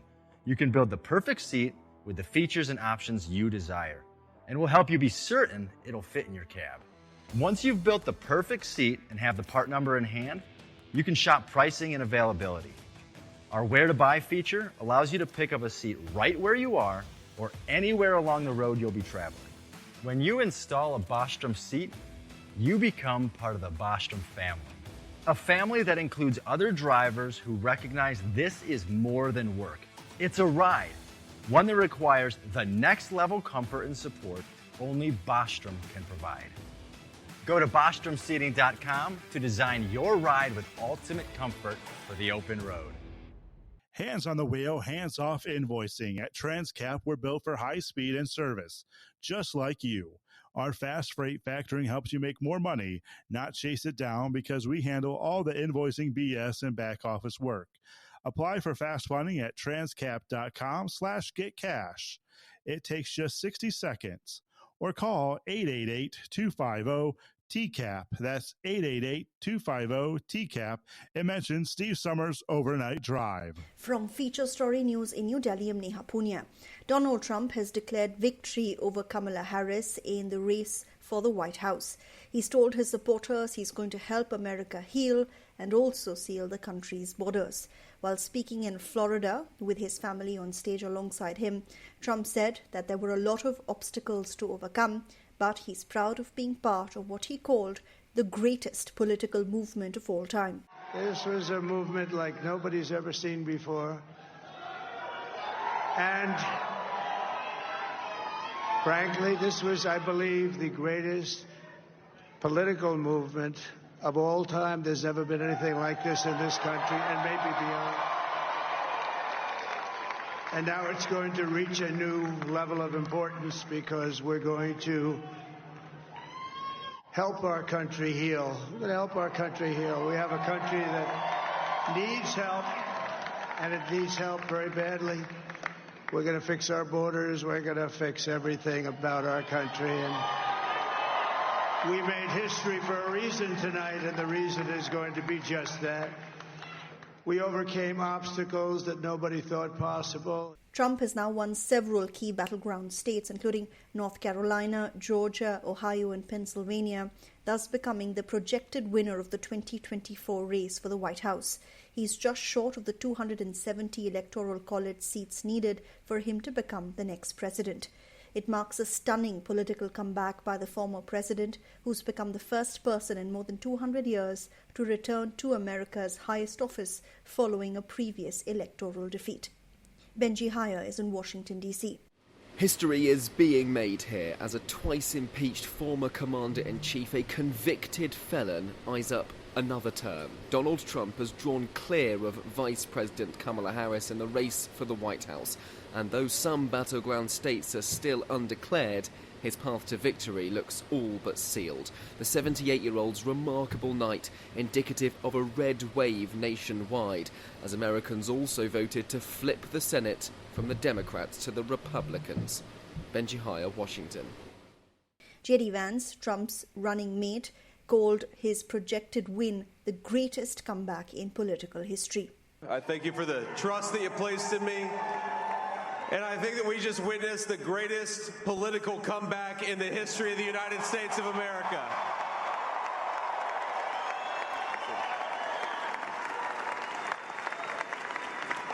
And under President Trump's leadership, we're never going to stop fighting for you, for your dreams, for the future of your children. And after the greatest political comeback in American history, we're going to lead the greatest economic comeback in American history. From bureaus worldwide, this is FSN. With FSN Spotlight, I'm Simon Marks. Today, remembering Quincy Jones, who died on Sunday night at the age of 91. He was an American icon, a giant of the music industry, whose career began as a jazz trumpeter but developed to become one of the most powerful and influential figures in American popular music. 6 years ago, he told Spotify about the best advice he had ever received.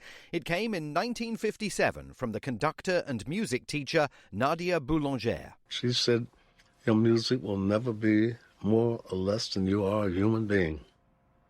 So I started to work on the human being. I'm discovering a lot of things about myself, and I'm trying now for the last 2 years to get all of the negative thoughts out of my body. Grudges, no more anger. It's a waste of time. And Mark Twain's words, anger is an acid which does more harm to the vessel in which it's stored than anything on which it's poured. It's pretty ridiculous, but you learn it from mistakes. He won 28 Grammys and was nominated for 80 of them. He produced Michael Jackson's Thriller album, among many, many others, led his own bands, was in demand as an arranger, and composed soundtracks for The Colour Purple, In Cold Blood, and many more. A career so rich and varied, it is hard to do him justice in a mere 90 seconds. With FSN Spotlight, I'm Simon Marks. The main news again. From Feature Story News in New Delhi, I'm Neha Punya. Donald Trump has declared victory over Kamala Harris, telling his supporters he's going to help America heal and seal the country's borders. He's won several key battleground states, becoming the projected winner of the 2024 race for the White House. It marks a stunning political comeback by the former president. And that is the latest Feature Story News. Neha Punya reporting. It's coming. Crisp fall mornings turn bitter cold. As you fire up your diesel, you can see your breath on the inside of a cab. Imagine looking deep into your engine. Freezing temperatures impact your diesel's fluids, especially fuel. On a 23-degree morning, the paraffin wax in your untreated fuel starts to morph from fluid to large crystals. These crystals clump together and form a gel. At minus 10 degrees, your fuel hits the point where it no longer pours like a liquid. It's so dense that the flow through the fuel filter will slow, causing hard starts or no starts. Get prepared now for the cold that is coming. Hot Shot Secret Diesel Winter Anti-Gel is a premium fuel additive that lowers your fuel's pour point to minus 65 degrees. If it's that cold out, you shouldn't be on the road. You ought to be at home in front of the fireplace. Hot Shot Secret Diesel Winter Anti-Gel Premium Fuel Additive. Available now online at HotShotSecret.com. Hot Shot Secret. Powered by science.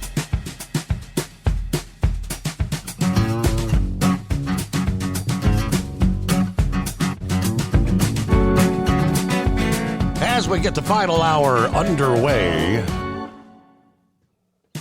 something I noticed during the news break there, which is downright comical. You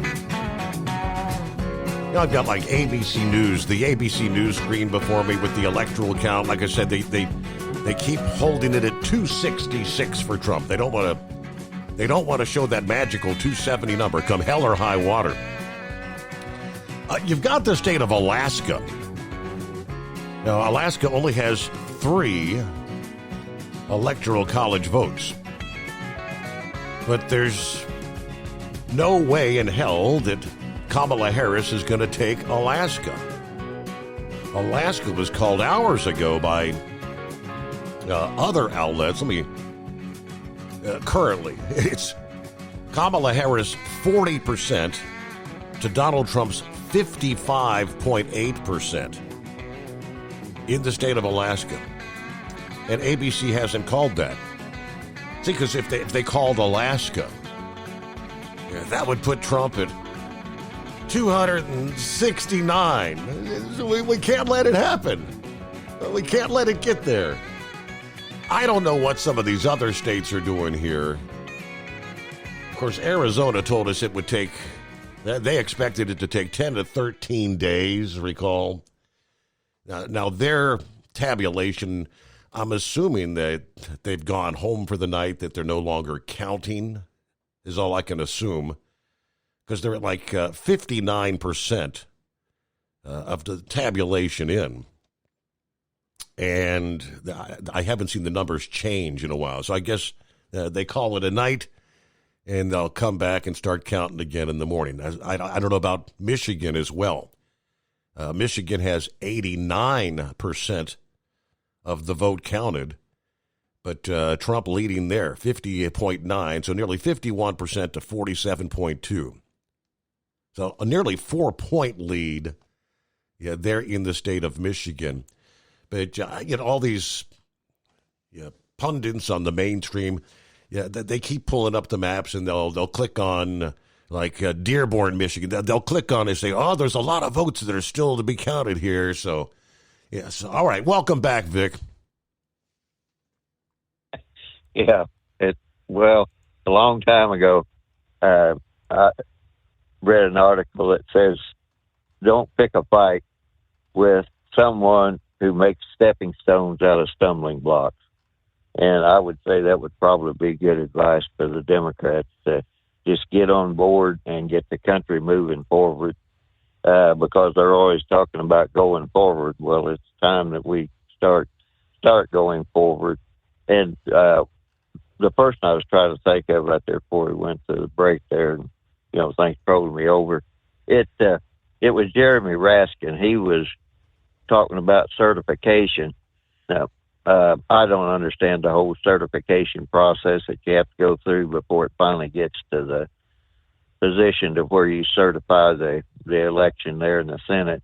So I don't know whereabouts and where in that chain that he was intending on upsetting the certification of the of Trump. But if he was talking about there in the Senate, they did change the Electoral Count Act of 1887, and I haven't looked that up. But anyway, whenever he was talking about trying to somehow dispute the election by the certification process, I couldn't help but think about they might want to be careful about that, because they might have to answer why a lot of military people didn't get to vote. Yes. Because they ran out of the form. Yep.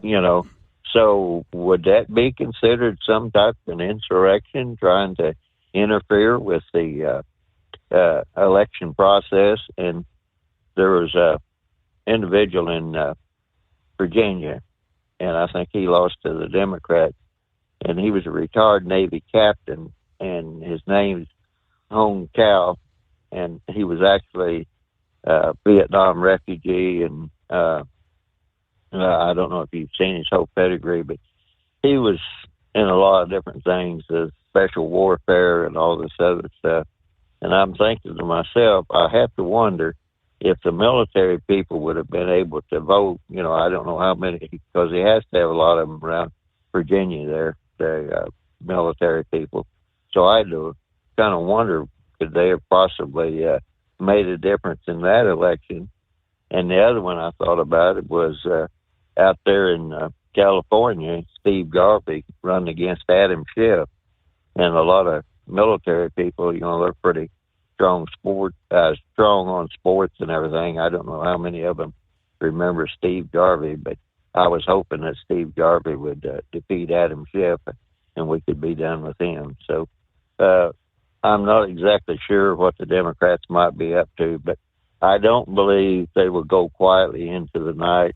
And with Nancy Pelosi there, I don't know if you've seen where the federal government sentenced the guy that attacked her husband. I think they increased his jail sentence to some ungodly amount of years for attacking Nancy Pelosi's husband. And it's just like, I can't, I don't know what the justification for it was, but Nancy Pelosi, I was hoping we could be done with her and forgotten about, but I guess she's going to stay there till she dies. But anyway, that was all the point that I was making, was that I just don't trust the Democrats, and I don't think they're going to go quietly into the night.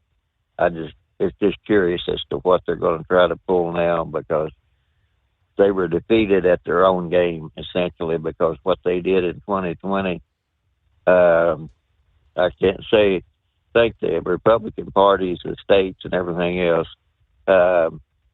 they didn't let them pull a lot of the same tricks again, and they were on guard for them, and that would had a big contribution towards Trump's victory. And by and large, people like a fighter, and around the world, the fact that Trump made this comeback, I suspect it's going to cause a great deal of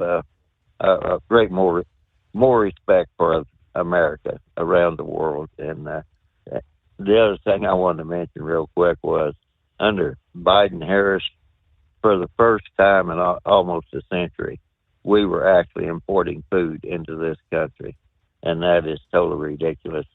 And if they get the Keystone pipelines and the other one, get them all back and get the energy going, it's going to lower everybody's costs, and that will take care of inflation.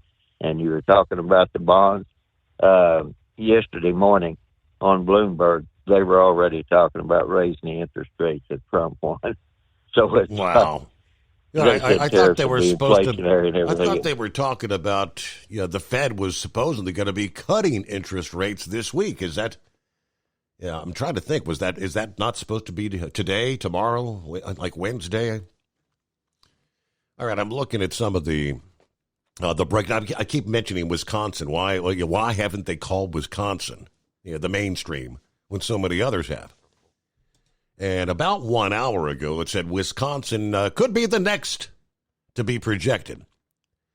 Yeah, one of the big things we're waiting for is for all the absentee ballots in Milwaukee to be counted, which they say is done all together at a central location. According to Allison Durr of the Milwaukee Sentinel-Journal, that process was just getting started. Again, that was about an hour ago, starting the process to export absentee ballot results from the 13 tabulators.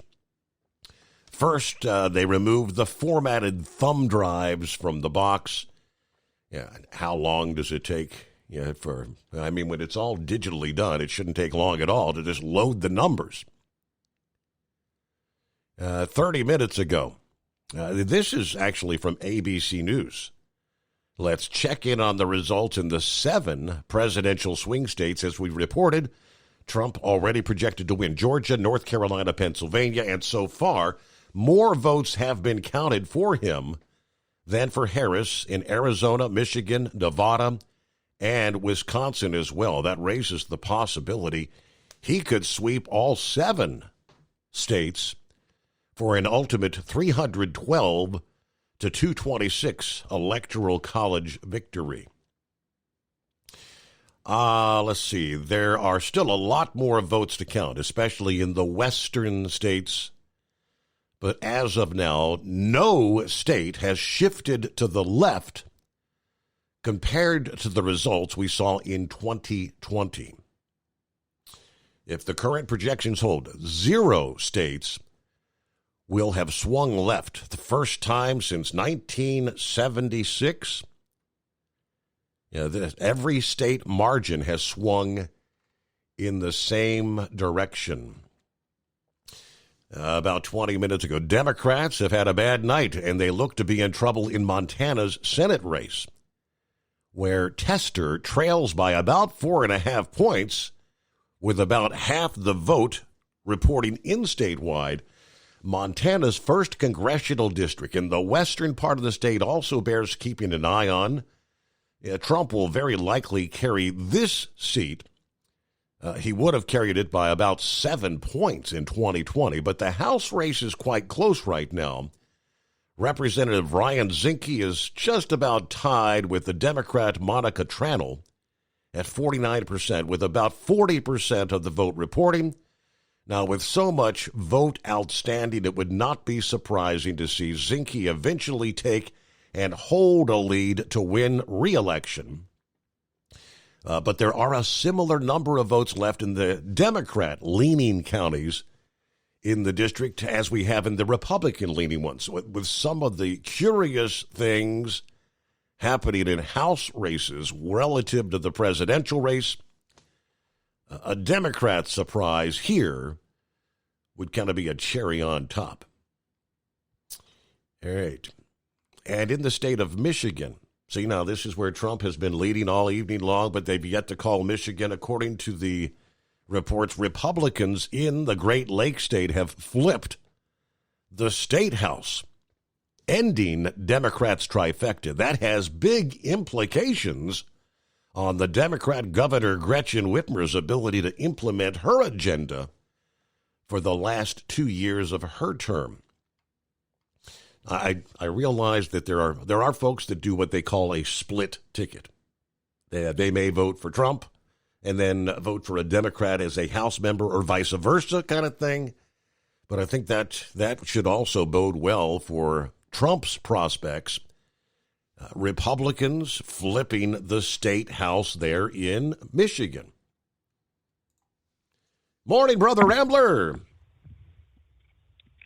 Well, good morning, Steve, and praise God, and hello to everyone listening to Steve Summers, the Overnight Drive tonight. Glad to be on. Man, I tell you what, my phone's been ringing off the hook. People call me on Messenger, and people that have my number. This is a joyful night indeed. Galatians chapter 6, verse 7 says, God will not be mocked.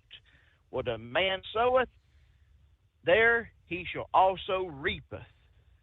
And Die Hard kind of stole my thunder a little bit.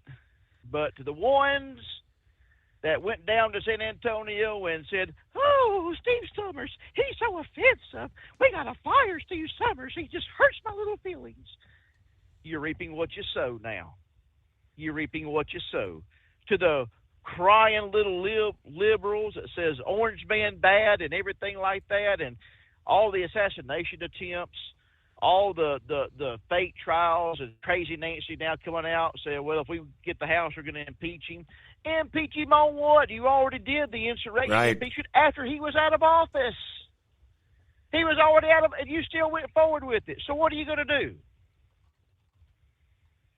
What are you going to do? The best thing you could do is what they used to tell me when I was younger. You've been bent over a barrel. You just better grit your teeth and bear it, and just live with another 4 years of great American prosperity.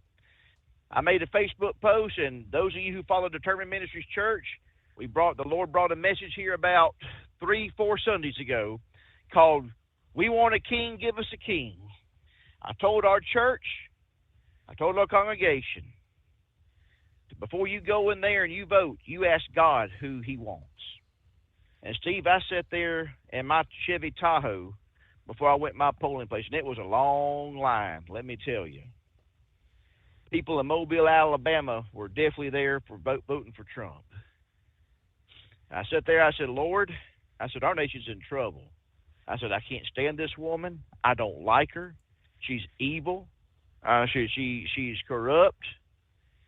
I said, but Lord, if that's who you want, then I'll vote. But I don't believe that's who you want, Lord. And I said, Lord, you gave us free will. Every human being on God's blue and green earth, Steve, has been given free will. I said, but Lord, I want your will, your path. And Lord, and I sat there and I said, here's her name, Harris Waltz, Trump Vance. The Lord moved on my heart, and about like the other caller that called up a while ago, way earlier in the show, talking about how his faith was solid and picking Trump, so was mine. My faith, the Lord directed me to vote for him. That's what I did. I obeyed God. I'm sure everybody else obeyed God too today. And we're going to be getting a 47th president. I hope we're able to maintain the House. If we do, it's going to be by a slim margin, Steve, a very slim margin. Correct. What's your opinion on it? Do you think we can maintain it for what you've seen? I mean, I've been paying more attention to just the president race, and I mean, I guess the western states. What I'm seeing is we could hang on to that very slimmest of slim majorities. I mean, I guess the good news is we know we've got the Senate by at least one, and could add one or two more there. Yes, absolutely. Definitely going to add the Senate with hopefully two more there. Hopefully Tester lose in Montana. That would be a blessing right there. I believe we can maintain the House, but it will be a slim margin. And all this political backbiting that Matt Gaetz and I guess Marjorie Taylor Greene, Linda Boebert, all the rest of them, all the infighting's got to stop, you know. I mean, if we want these bills to pass with no tax on tips, the wall to be built, stop giving money to Zelensky for the money laundering operation that's going on, well, we got to maintain the House, and we got to come together and quit fighting with one another. But, Steve, I know you got a lot of other callers. I'm pretty sure your call bank is full. And listen, everybody, for the first-time callers are calling tonight, Die Hard, a few of the others, Bryce, who called the other night, don't be a stranger. Please call us up again. As you can see, Steve's easy to talk to. And if you don't have a church, or if you want to come visit us at Determined Ministries Church. Type into Facebook, Determined Ministries Church. And we have live services every Sunday at 5 o'clock p.m. Central Standard Time. We'll be on this Sunday also. And, Steve, I heard you mention Blind Man called a while ago. And, you know, you mentioned Hot Shot Diesel Treat. But what you didn't mention is where you can find it at. Now, you can go to O'Reilly's. I'm in an O'Reilly store right now talking to you, right here in Hammond, Louisiana. You can also go to this other website, God's Children, called OvernightDriveRadio.com. That's right, OvernightDriveRadio.com. You can find your Hot Shot diesel treat for your wintertime driving, and they make it for gasoline engines too. They also sell Station Eliminator, and they come in bundle packages. But Steve, what I like about the site, overnightdriveradio.com, is the awesome travel mugs. Listen, the T-shirts that Ashton Mario Kart wears and models for us. And, of course, them 50-cent stickers, you can't beat that. And with Trump being in office, we should start having a little more money now. So you got a little more money, a little bit of cha-ching, cha-ching. You can go ahead and spend that little cha-ching, cha-ching over at overnightdriveradio.com and support the show. We love you, God's children. This is a night for celebration. And remember this, love is just not another four-letter word. It's something you have to do. It's something you have to enact. And if Jesus can love you, and he does, old Brother Rambler can love you, and I do, and I'll chat with y'all again. Good night. God bless. We love you. Thank you, Brother Rambler. All right, he was talking about the Senate race. Okay, we know Bernie Moreno upsetting Sherrod Brown in Ohio. Right now in the state of Michigan, with 78% reporting, Mike Rogers, the Republican, is leading Elisa Slotkin, 49.3 to 47.8. That could be another Republican Senate seat. Looks like Carrie Lake has pretty much lost her bid for that Senate seat there in Arizona. Ruben Gallego, the Democrat. Now they're at 56% reporting, but it's 52.1% for the Democrat versus 46.2% for Carrie Lake. In the state of Nevada, I mean, you're talking the virtual tie for that Senate race. Sam Brown, the Republican, Jackie Rosen, the Democrat, each with 47.8% of the vote. Deadlocked. In the state of Montana, this could be kind of an upset there. We mentioned earlier Tim Sheehy, the Republican, leading at this point, John Tester, 51.2% to 47.2%, but that's only with about a third of the vote in there in the state of Montana, so there's a lot yet to be counted. Yeah, we'll get to Wheelchair Dave coming up here and several others on board. Heads up, rolling out west strong. Northeasterly winds known as the Santa Ana winds are going to be howling through the mountains and canyons of Southern California now on into Thursday. They say a wildfire risk we have not seen for years in that region. According to AccuWeather, the combination of the building high pressure over the northwest, strong winds at the level of the atmosphere where the jets fly over the southwest will create a moderate Santa Ana event for Southern California. Winds will be increasing on into our Wednesday morning, then continue through Wednesday into Thursday. The strongest winds will be later today, Wednesday. Winds will frequent 50 to 60 miles per hour, gusts in the neighborhood of 80 are forecast in the mountains, with winds approaching 100 miles per hour, gusts possible again in the mountains.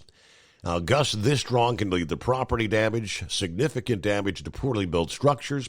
The big risk will be a major surge in wildfire potential not experienced in recent years, with the possibility of power lines coming down, causing sparks, igniting fast-moving blazes will be the concern. They've got an extreme risk for the first time listed for a number of areas in Southern California, first time since December of 2020. Extreme wildfire risk, especially for later today. From Feature Story News in New Delhi, I'm Neha Punya. Donald Trump has declared victory over Kamala Harris in the race for the White House. He's told his supporters he's going to help America heal and also seal the country's borders. While speaking in Florida with his family on stage alongside him, Trump said that there were a lot of obstacles to overcome, but he's proud of being part of what he called the greatest political movement of all time. This was a movement like nobody's ever seen before. And frankly, this was, I believe, the greatest political movement of all time. There's never been anything like this in this country and maybe beyond. And now it's going to reach a new level of importance because we're going to help our country heal. We're going to help our country heal. We have a country that needs help, and it needs help very badly. We're going to fix our borders. We're going to fix everything about our country. And we made history for a reason tonight, and the reason is going to be just that. We overcame obstacles that nobody thought possible. Trump has now won several key battleground states, including North Carolina, Georgia, Ohio, and Pennsylvania, thus becoming the projected winner of the 2024 race for the White House. He's just short of the 270 Electoral College seats needed for him to become the next president. It marks a stunning political comeback by the former president, who's become the first person in more than 200 years to return to America's highest office following a previous electoral defeat. Benji Haya is in Washington, D.C. History is being made here as a twice-impeached former commander-in-chief, a convicted felon, eyes up another term. Donald Trump has drawn clear of Vice President Kamala Harris in the race for the White House. And though some battleground states are still undeclared, his path to victory looks all but sealed. The 78-year-old's remarkable night, indicative of a red wave nationwide, as Americans also voted to flip the Senate from the Democrats to the Republicans. Benji Haya, Washington. J.D. Vance, Trump's running mate, called his projected win the greatest comeback in political history. I thank you for the trust that you placed in me. And I think that we just witnessed the greatest political comeback in the history of the United States of America.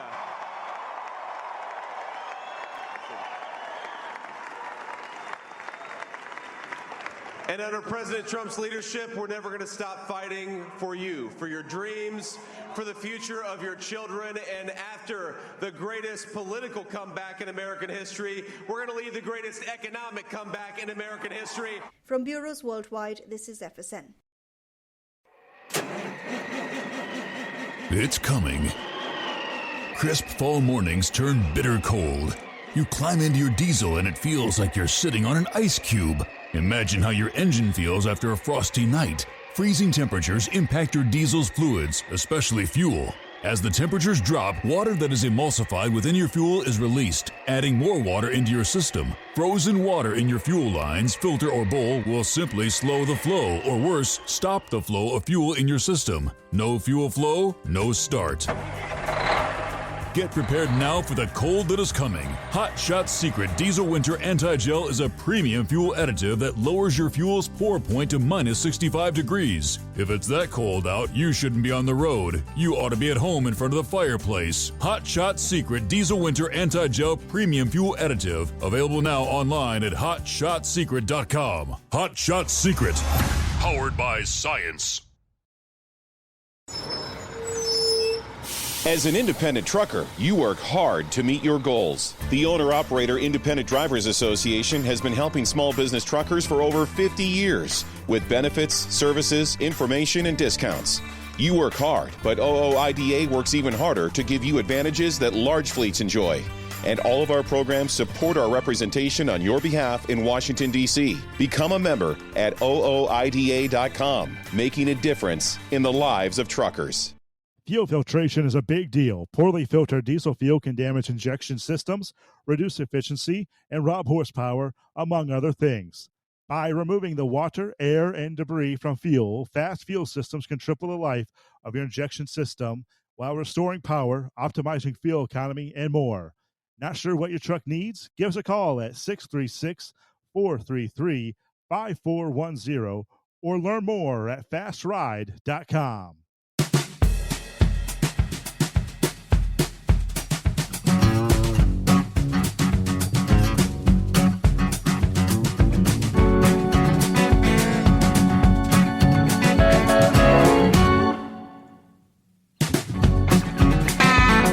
As we heard in the news break there, it is undoubtedly a historical night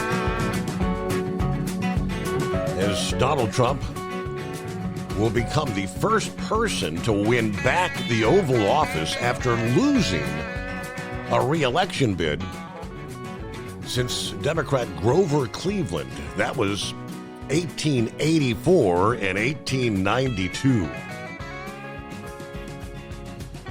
Trump, the 45th and soon-to-be 47th president, securing that path to 270 in the Electoral College with the victory in Pennsylvania.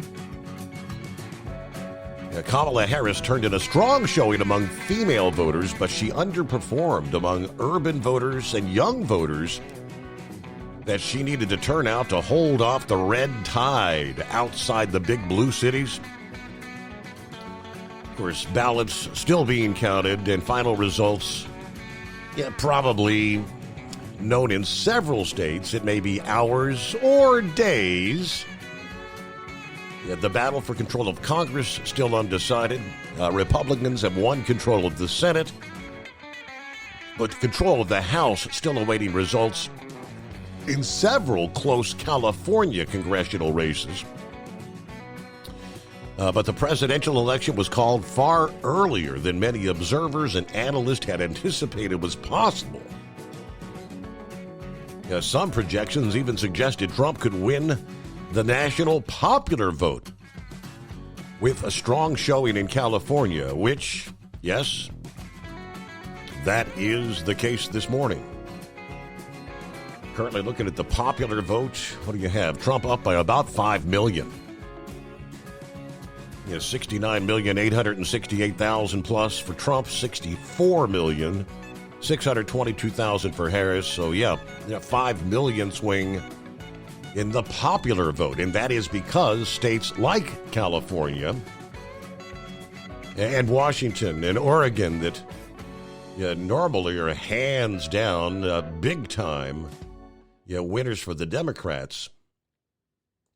Trump securing over, 3 million votes in the state of California. That's where the popular vote gets shifted. All right, let me get to Wheelchair Dave this morning. What's happening, Dave? Hey there, Steve. So you were talking about Chris there just a little bit. He went on the cruise with y'all. Did he come down with the crud too? And what did he think about the cruise? I think he and Tammy, we had a great time. I think he won some money in the casino, and I know his wife came down with something after the cruise, some kind of a crud. I don't know that he got sick or not. Well, I went through their parking lot just the other day. I decided to come up from Georgia. I'm up north at the house up here for a little while and straightening things around, and brought that Georgia weather with me because it's been absolutely beautiful up here. But I had to do a toast today. It's a special night. Did you see that picture I recently sent you? Yeah, I saw that couple of little kings and a hams, right? There you go. Old Scarecrow. Did he ever send you those hams? Yeah, he did. Indeed, he did. Yes. Oh, great. Yeah, I just had to do a special night. Had to do a little nightcap there with y'all, and just wanted to chime in and say hello, let you know where I was at, and maybe I can call the show a little bit more here. Yeah, because I'm up here. Hadn't heard from you a lot as of late, so I was kind of wondering. Well, I had to stop at that bakery right there in front of Hot Shot Secret. Ah, is that the Seven Sisters or something? Yeah. Seven Sisters, I think. Yeah. Oh, yeah, all that Amish food. The bakery's just delicious. I ended up getting a bunch of those cream sticks, if you know what I mean. Yeah. Anyhow, yeah. I don't want to keep everybody. Great show and all that stuff, and we'll talk to you another night. Thanks for taking my call. Hi, good to hear from you, Wheelchair Dave. Thank you for joining us here on a Wednesday morning hump day. Hey, Mike Horsefeather said you can't get through. Yeah, we have been, pretty much wall to wall on the phones all night long. I'm looking here. I'm thinking undoubtedly we have set a record. We've had a total of 200 busy signals. 200 folks trying to call. Busy. Someone brought up earlier that Trump's victory, J.D. Vance, Ohio Senator, who's going to replace J.D.? Sources this morning close to Ohio's Republican Governor Mike DeWine tell Newsmax this morning, assuming J.D. is elected vice president, he will appoint the longtime friend and state senator Matt Dolan to fill his Senate seat until a special election is held in 2026. The MAGA Republicans and conservatives in general, the thought of an establishment Republican, Dolan, in the Senate is nothing short of an outrage. The Cuyahoga County lawmaker, whose family owns the Cleveland Guardians baseball team, lost 2 contested primaries for the Senate in 2022 to Vance and in 24 to Trump friend and wealthy car dealer Bernie Moreno, who was elected Ohio's other Senate seat this past day. In both races, Donald Trump endorsed Vance over Dolan and Moreno over Dolan. Whether Trump and Vance would weigh in against the tapping of Dolan, we do not know. DeWine and Dolan are considered close friends, and the governor supported both of Dolan's losing Senate bids. For his part, DeWine is saying nothing about who he might appoint to an open Senate seat. It has to be someone who can raise money to run in a primary in 26 and the special election, and then swing right into the election for a full term in 28, according to DeWine, who was speaking back at the Republican National Convention in July. Pressed as to whether he was thinking of any names, he simply said no. 2 Republican U.S. representatives already being boomed for the appointments are Representatives David Joyce and Mike Carey, both considered strong Trump loyalists. Joyce, 67 years old, has voted with Trump 91% of the time, but is considered more of an establishment Republican. Former coal lobbyist Carey, 53 years old, won a special election in 2021 with Trump's early endorsement. But by far the most intriguing prospect would be the former presidential candidate Vivek Ramaswamy, the Ohio resident, the multimillionaire, and thus could meet DeWine's criterion of a crack fundraiser. Ramaswamy's been a close friend of Vance and his wife since their days in Yale Law School. Regardless of who gets the appointment, Democrats are almost sure to plan a strong special election campaign. Former Representative Tim Ryan, who drew a strong 47% against Vance in 22, that's considered to be the Democrats' best bet. Okay, so I guess we'll have to wait and see, as they say. CNI Dog, good morning. Congratulations on a loaded switchboard there. I like that. Me too. I remember 2016, I asked you to play the Freedom Ring. You don't have to do that again, but I still feel the same as I did in 2016. Yeah, when I was younger, I was in a class called Co-op Work Training, and the teacher, he was a bartender also, he said that, you might want to find a service-based job because things are going to change dramatically in this country where a lot of jobs will disappear. And that was back in the 80s, like 82, 83. I am hoping and praying for an industrial revolution in this country where we actually make things and buy them, you know? Mm-hmm. I think it would be really exciting, and I think it would be good for the whole world. I don't understand why other countries can't do the same thing we do. Maybe if they follow the model. I mean, and also I want to give big congratulations to Donald Trump and his party.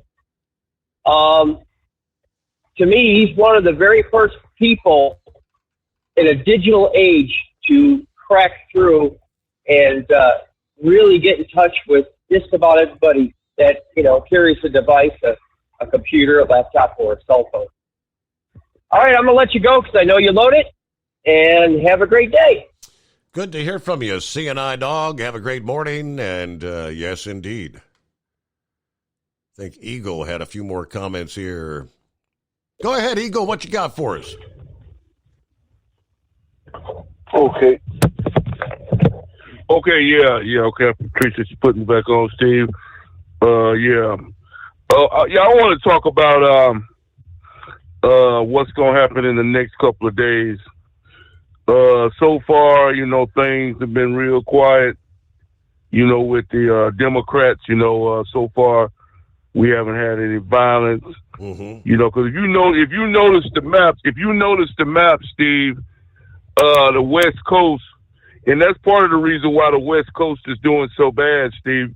You would think that these states like Oregon, Washington State, California, Nevada, Arizona, you would think that these people, Steve, would realize that the Democrats are not their friend and that the Democrats have destroyed the state of California. That's why I don't go. I told you this years ago, Steve.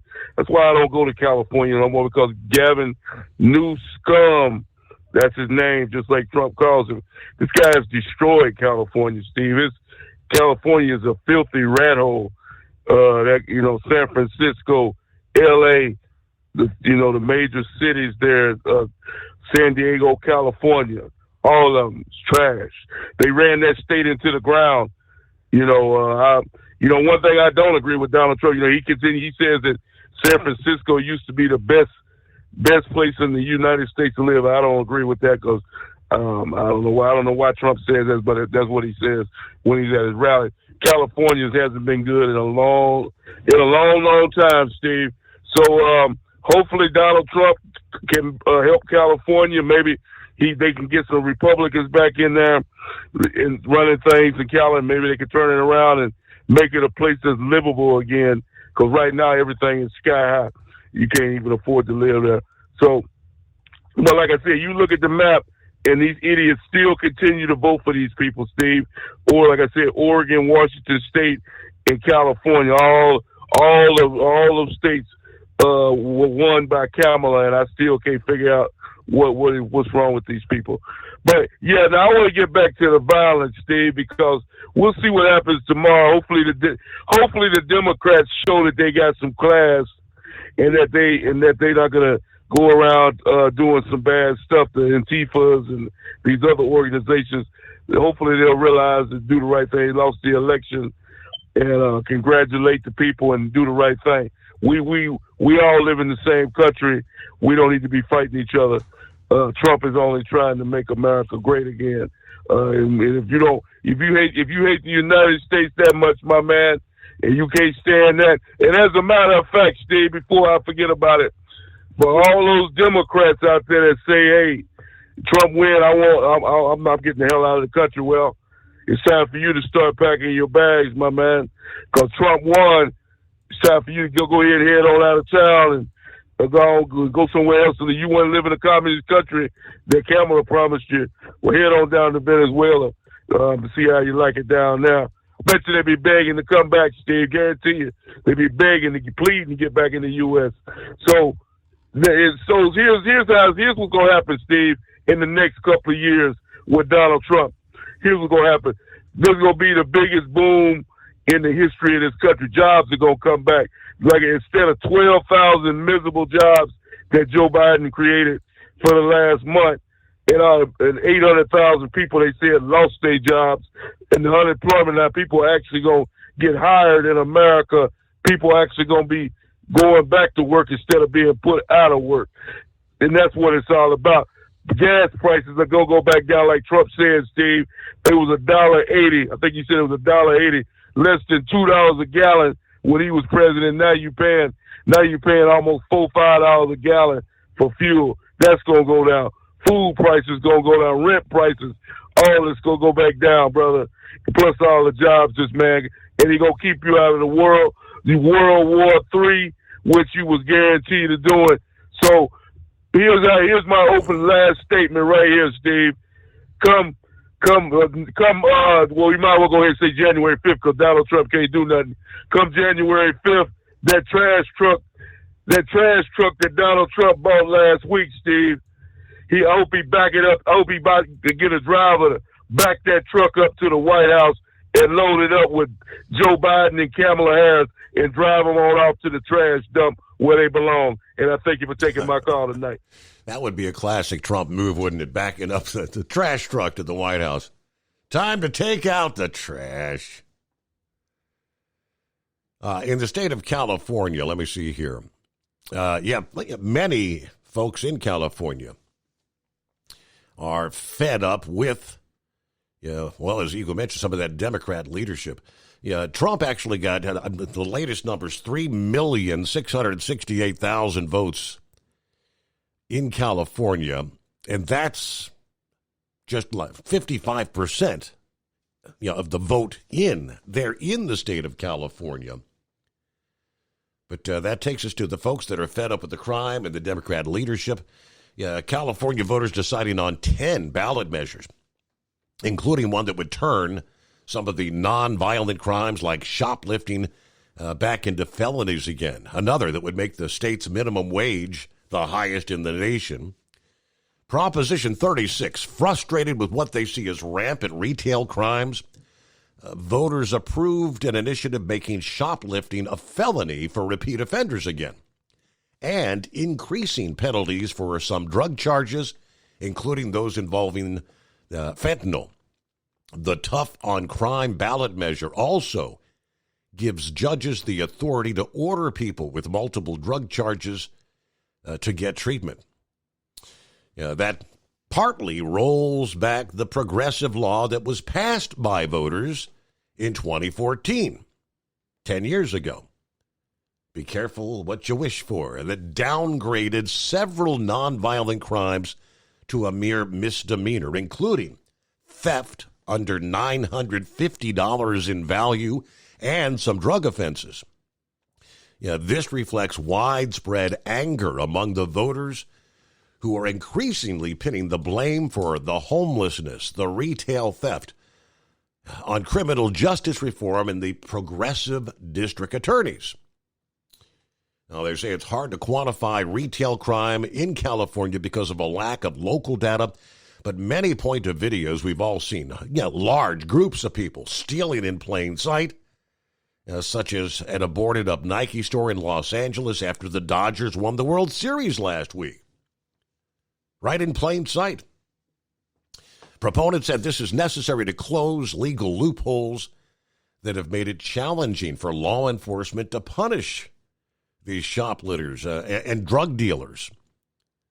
They hope this is going to help the state address the homelessness and drug crisis. I don't know, but the cat's already out of the bag, right? It may be too little too late, but meanwhile, it's 844-3388. Knucklebuster. Morning again, Mr. Steve Summers. Well, I've got two grandsons, and both of them have got the crud, and I've been around both of them, so I'm kind of hoping I don't get that crud myself there. Well, it looks like we got some have some recounts that are going to be going on, but not statewide, right? It just be like local county. As far in what case? Well, I mean, I haven't heard any state so close that it's less than 1%. No, nothing I'm seeing. No, Trump. I mean, in all the swing states right now, Trump's up 2, 3, 4%. Yeah. Yeah, so a recount would be down of 1% or less there. So it might be some of the local races, but it won't be the national races there. Well, you can bet they're going to do some shenanigans. Steve. Never fails, right? Never fails. Well, yep. Well, make sure you get your hot shot secret sticks in the eliminator. Some of that anti-gel, because December the 21st is coming up real quick, and that'll officially be the first day of winter. Well, you know what's coming up Sunday, don't you? Sunday. What's coming up Sunday? November 10th, 249 years the Marine Corps has been in existence from Tuntavern, Pennsylvania there. So bring your bulletproof earmuffs there Friday morning or Monday morning. I'll leave it up to you, whichever way you want me to do it there. And I'll sing a little bit of the Marine Corps hymn for you. How about that? So you're kind of giving us you'd rather I not, right? Then, of course, next week is actually Veterans Day next week as well. Semper Fi, right? All right, real quick, let's see, Gilligan. Got to sneak Gilligan in here. Morning. Hey, good morning, Steve, and thank you for taking my call. I wonder if we're going to have the same problem tomorrow on some of these news networks we had in 2016, where literally there was hosts on some of them programs openly crying because Hillary had lost the election. You remember that? Oh, yeah. They was openly crying on the air. And I was kind of afraid what would happen with this election was kind of like what happened to Teddy Roosevelt. You know, he won 2 elections, didn't run a third term, then went back 4 years later and went against Taft, the man that replaced him, and run as the Bull Moose candidate. And that paved the way for Woodrow Wilson to become the next president. I was afraid that maybe he's going to have a repeat of that there for a little bit with Robert Kennedy Jr. or something. You know, thank God it didn't happen. Well, GMA and BS News has got a report for you, Steve. We are officially calling West Virginia for Trump. With 73% of the vote in, Trump is ahead by 69.5% to Kamala Harris's 28.6%. So we can say positively sure now that Trump has won West Virginia. See there, we've proven we are almost as reliable as MSNBC. I hope everybody has a safe night. All right. And at what point will they ultimately call Michigan? Because when you look at Michigan's number, nothing has changed, and they've exceeded the 90 percentile of the count there in Michigan at this hour. We'll see what changes in the day ahead, right? Maybe when we come back in here at the midnight hour tonight, even the mainstream will make it official. Yeah, I'm looking here. Kamala Harris, 48.2 to Trump's 50%. But that's 94% of the count in there in Michigan. It's still about 100,000 votes separating the two there. Is there a comeback? Is there a magical way to come back in Michigan? All right, it's been an interesting night. Thank you so much for your participation. Hope you'll come back again at the midnight hour Eastern time tonight, and we'll do it all over again right here.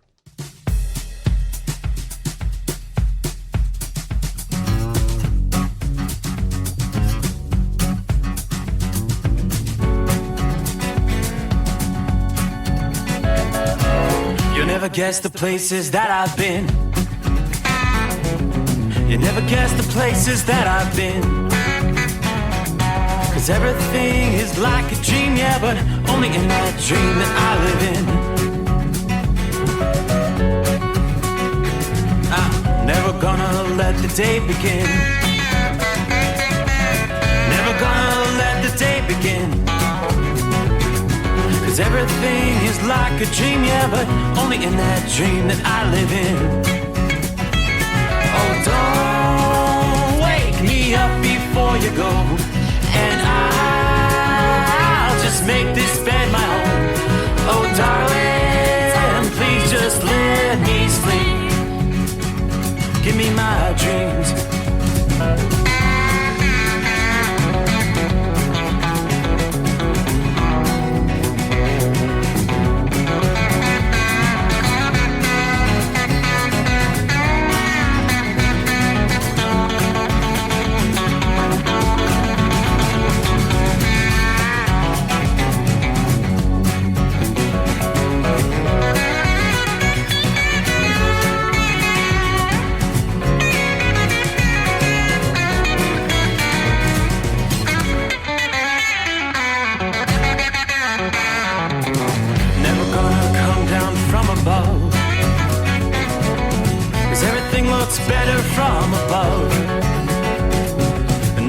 nothing's ever as it seems, yeah, except in that world that I dream of. Never gonna lose the ones I love. Never gonna lose the ones I love. 'Cause everything is like a dream, yeah, but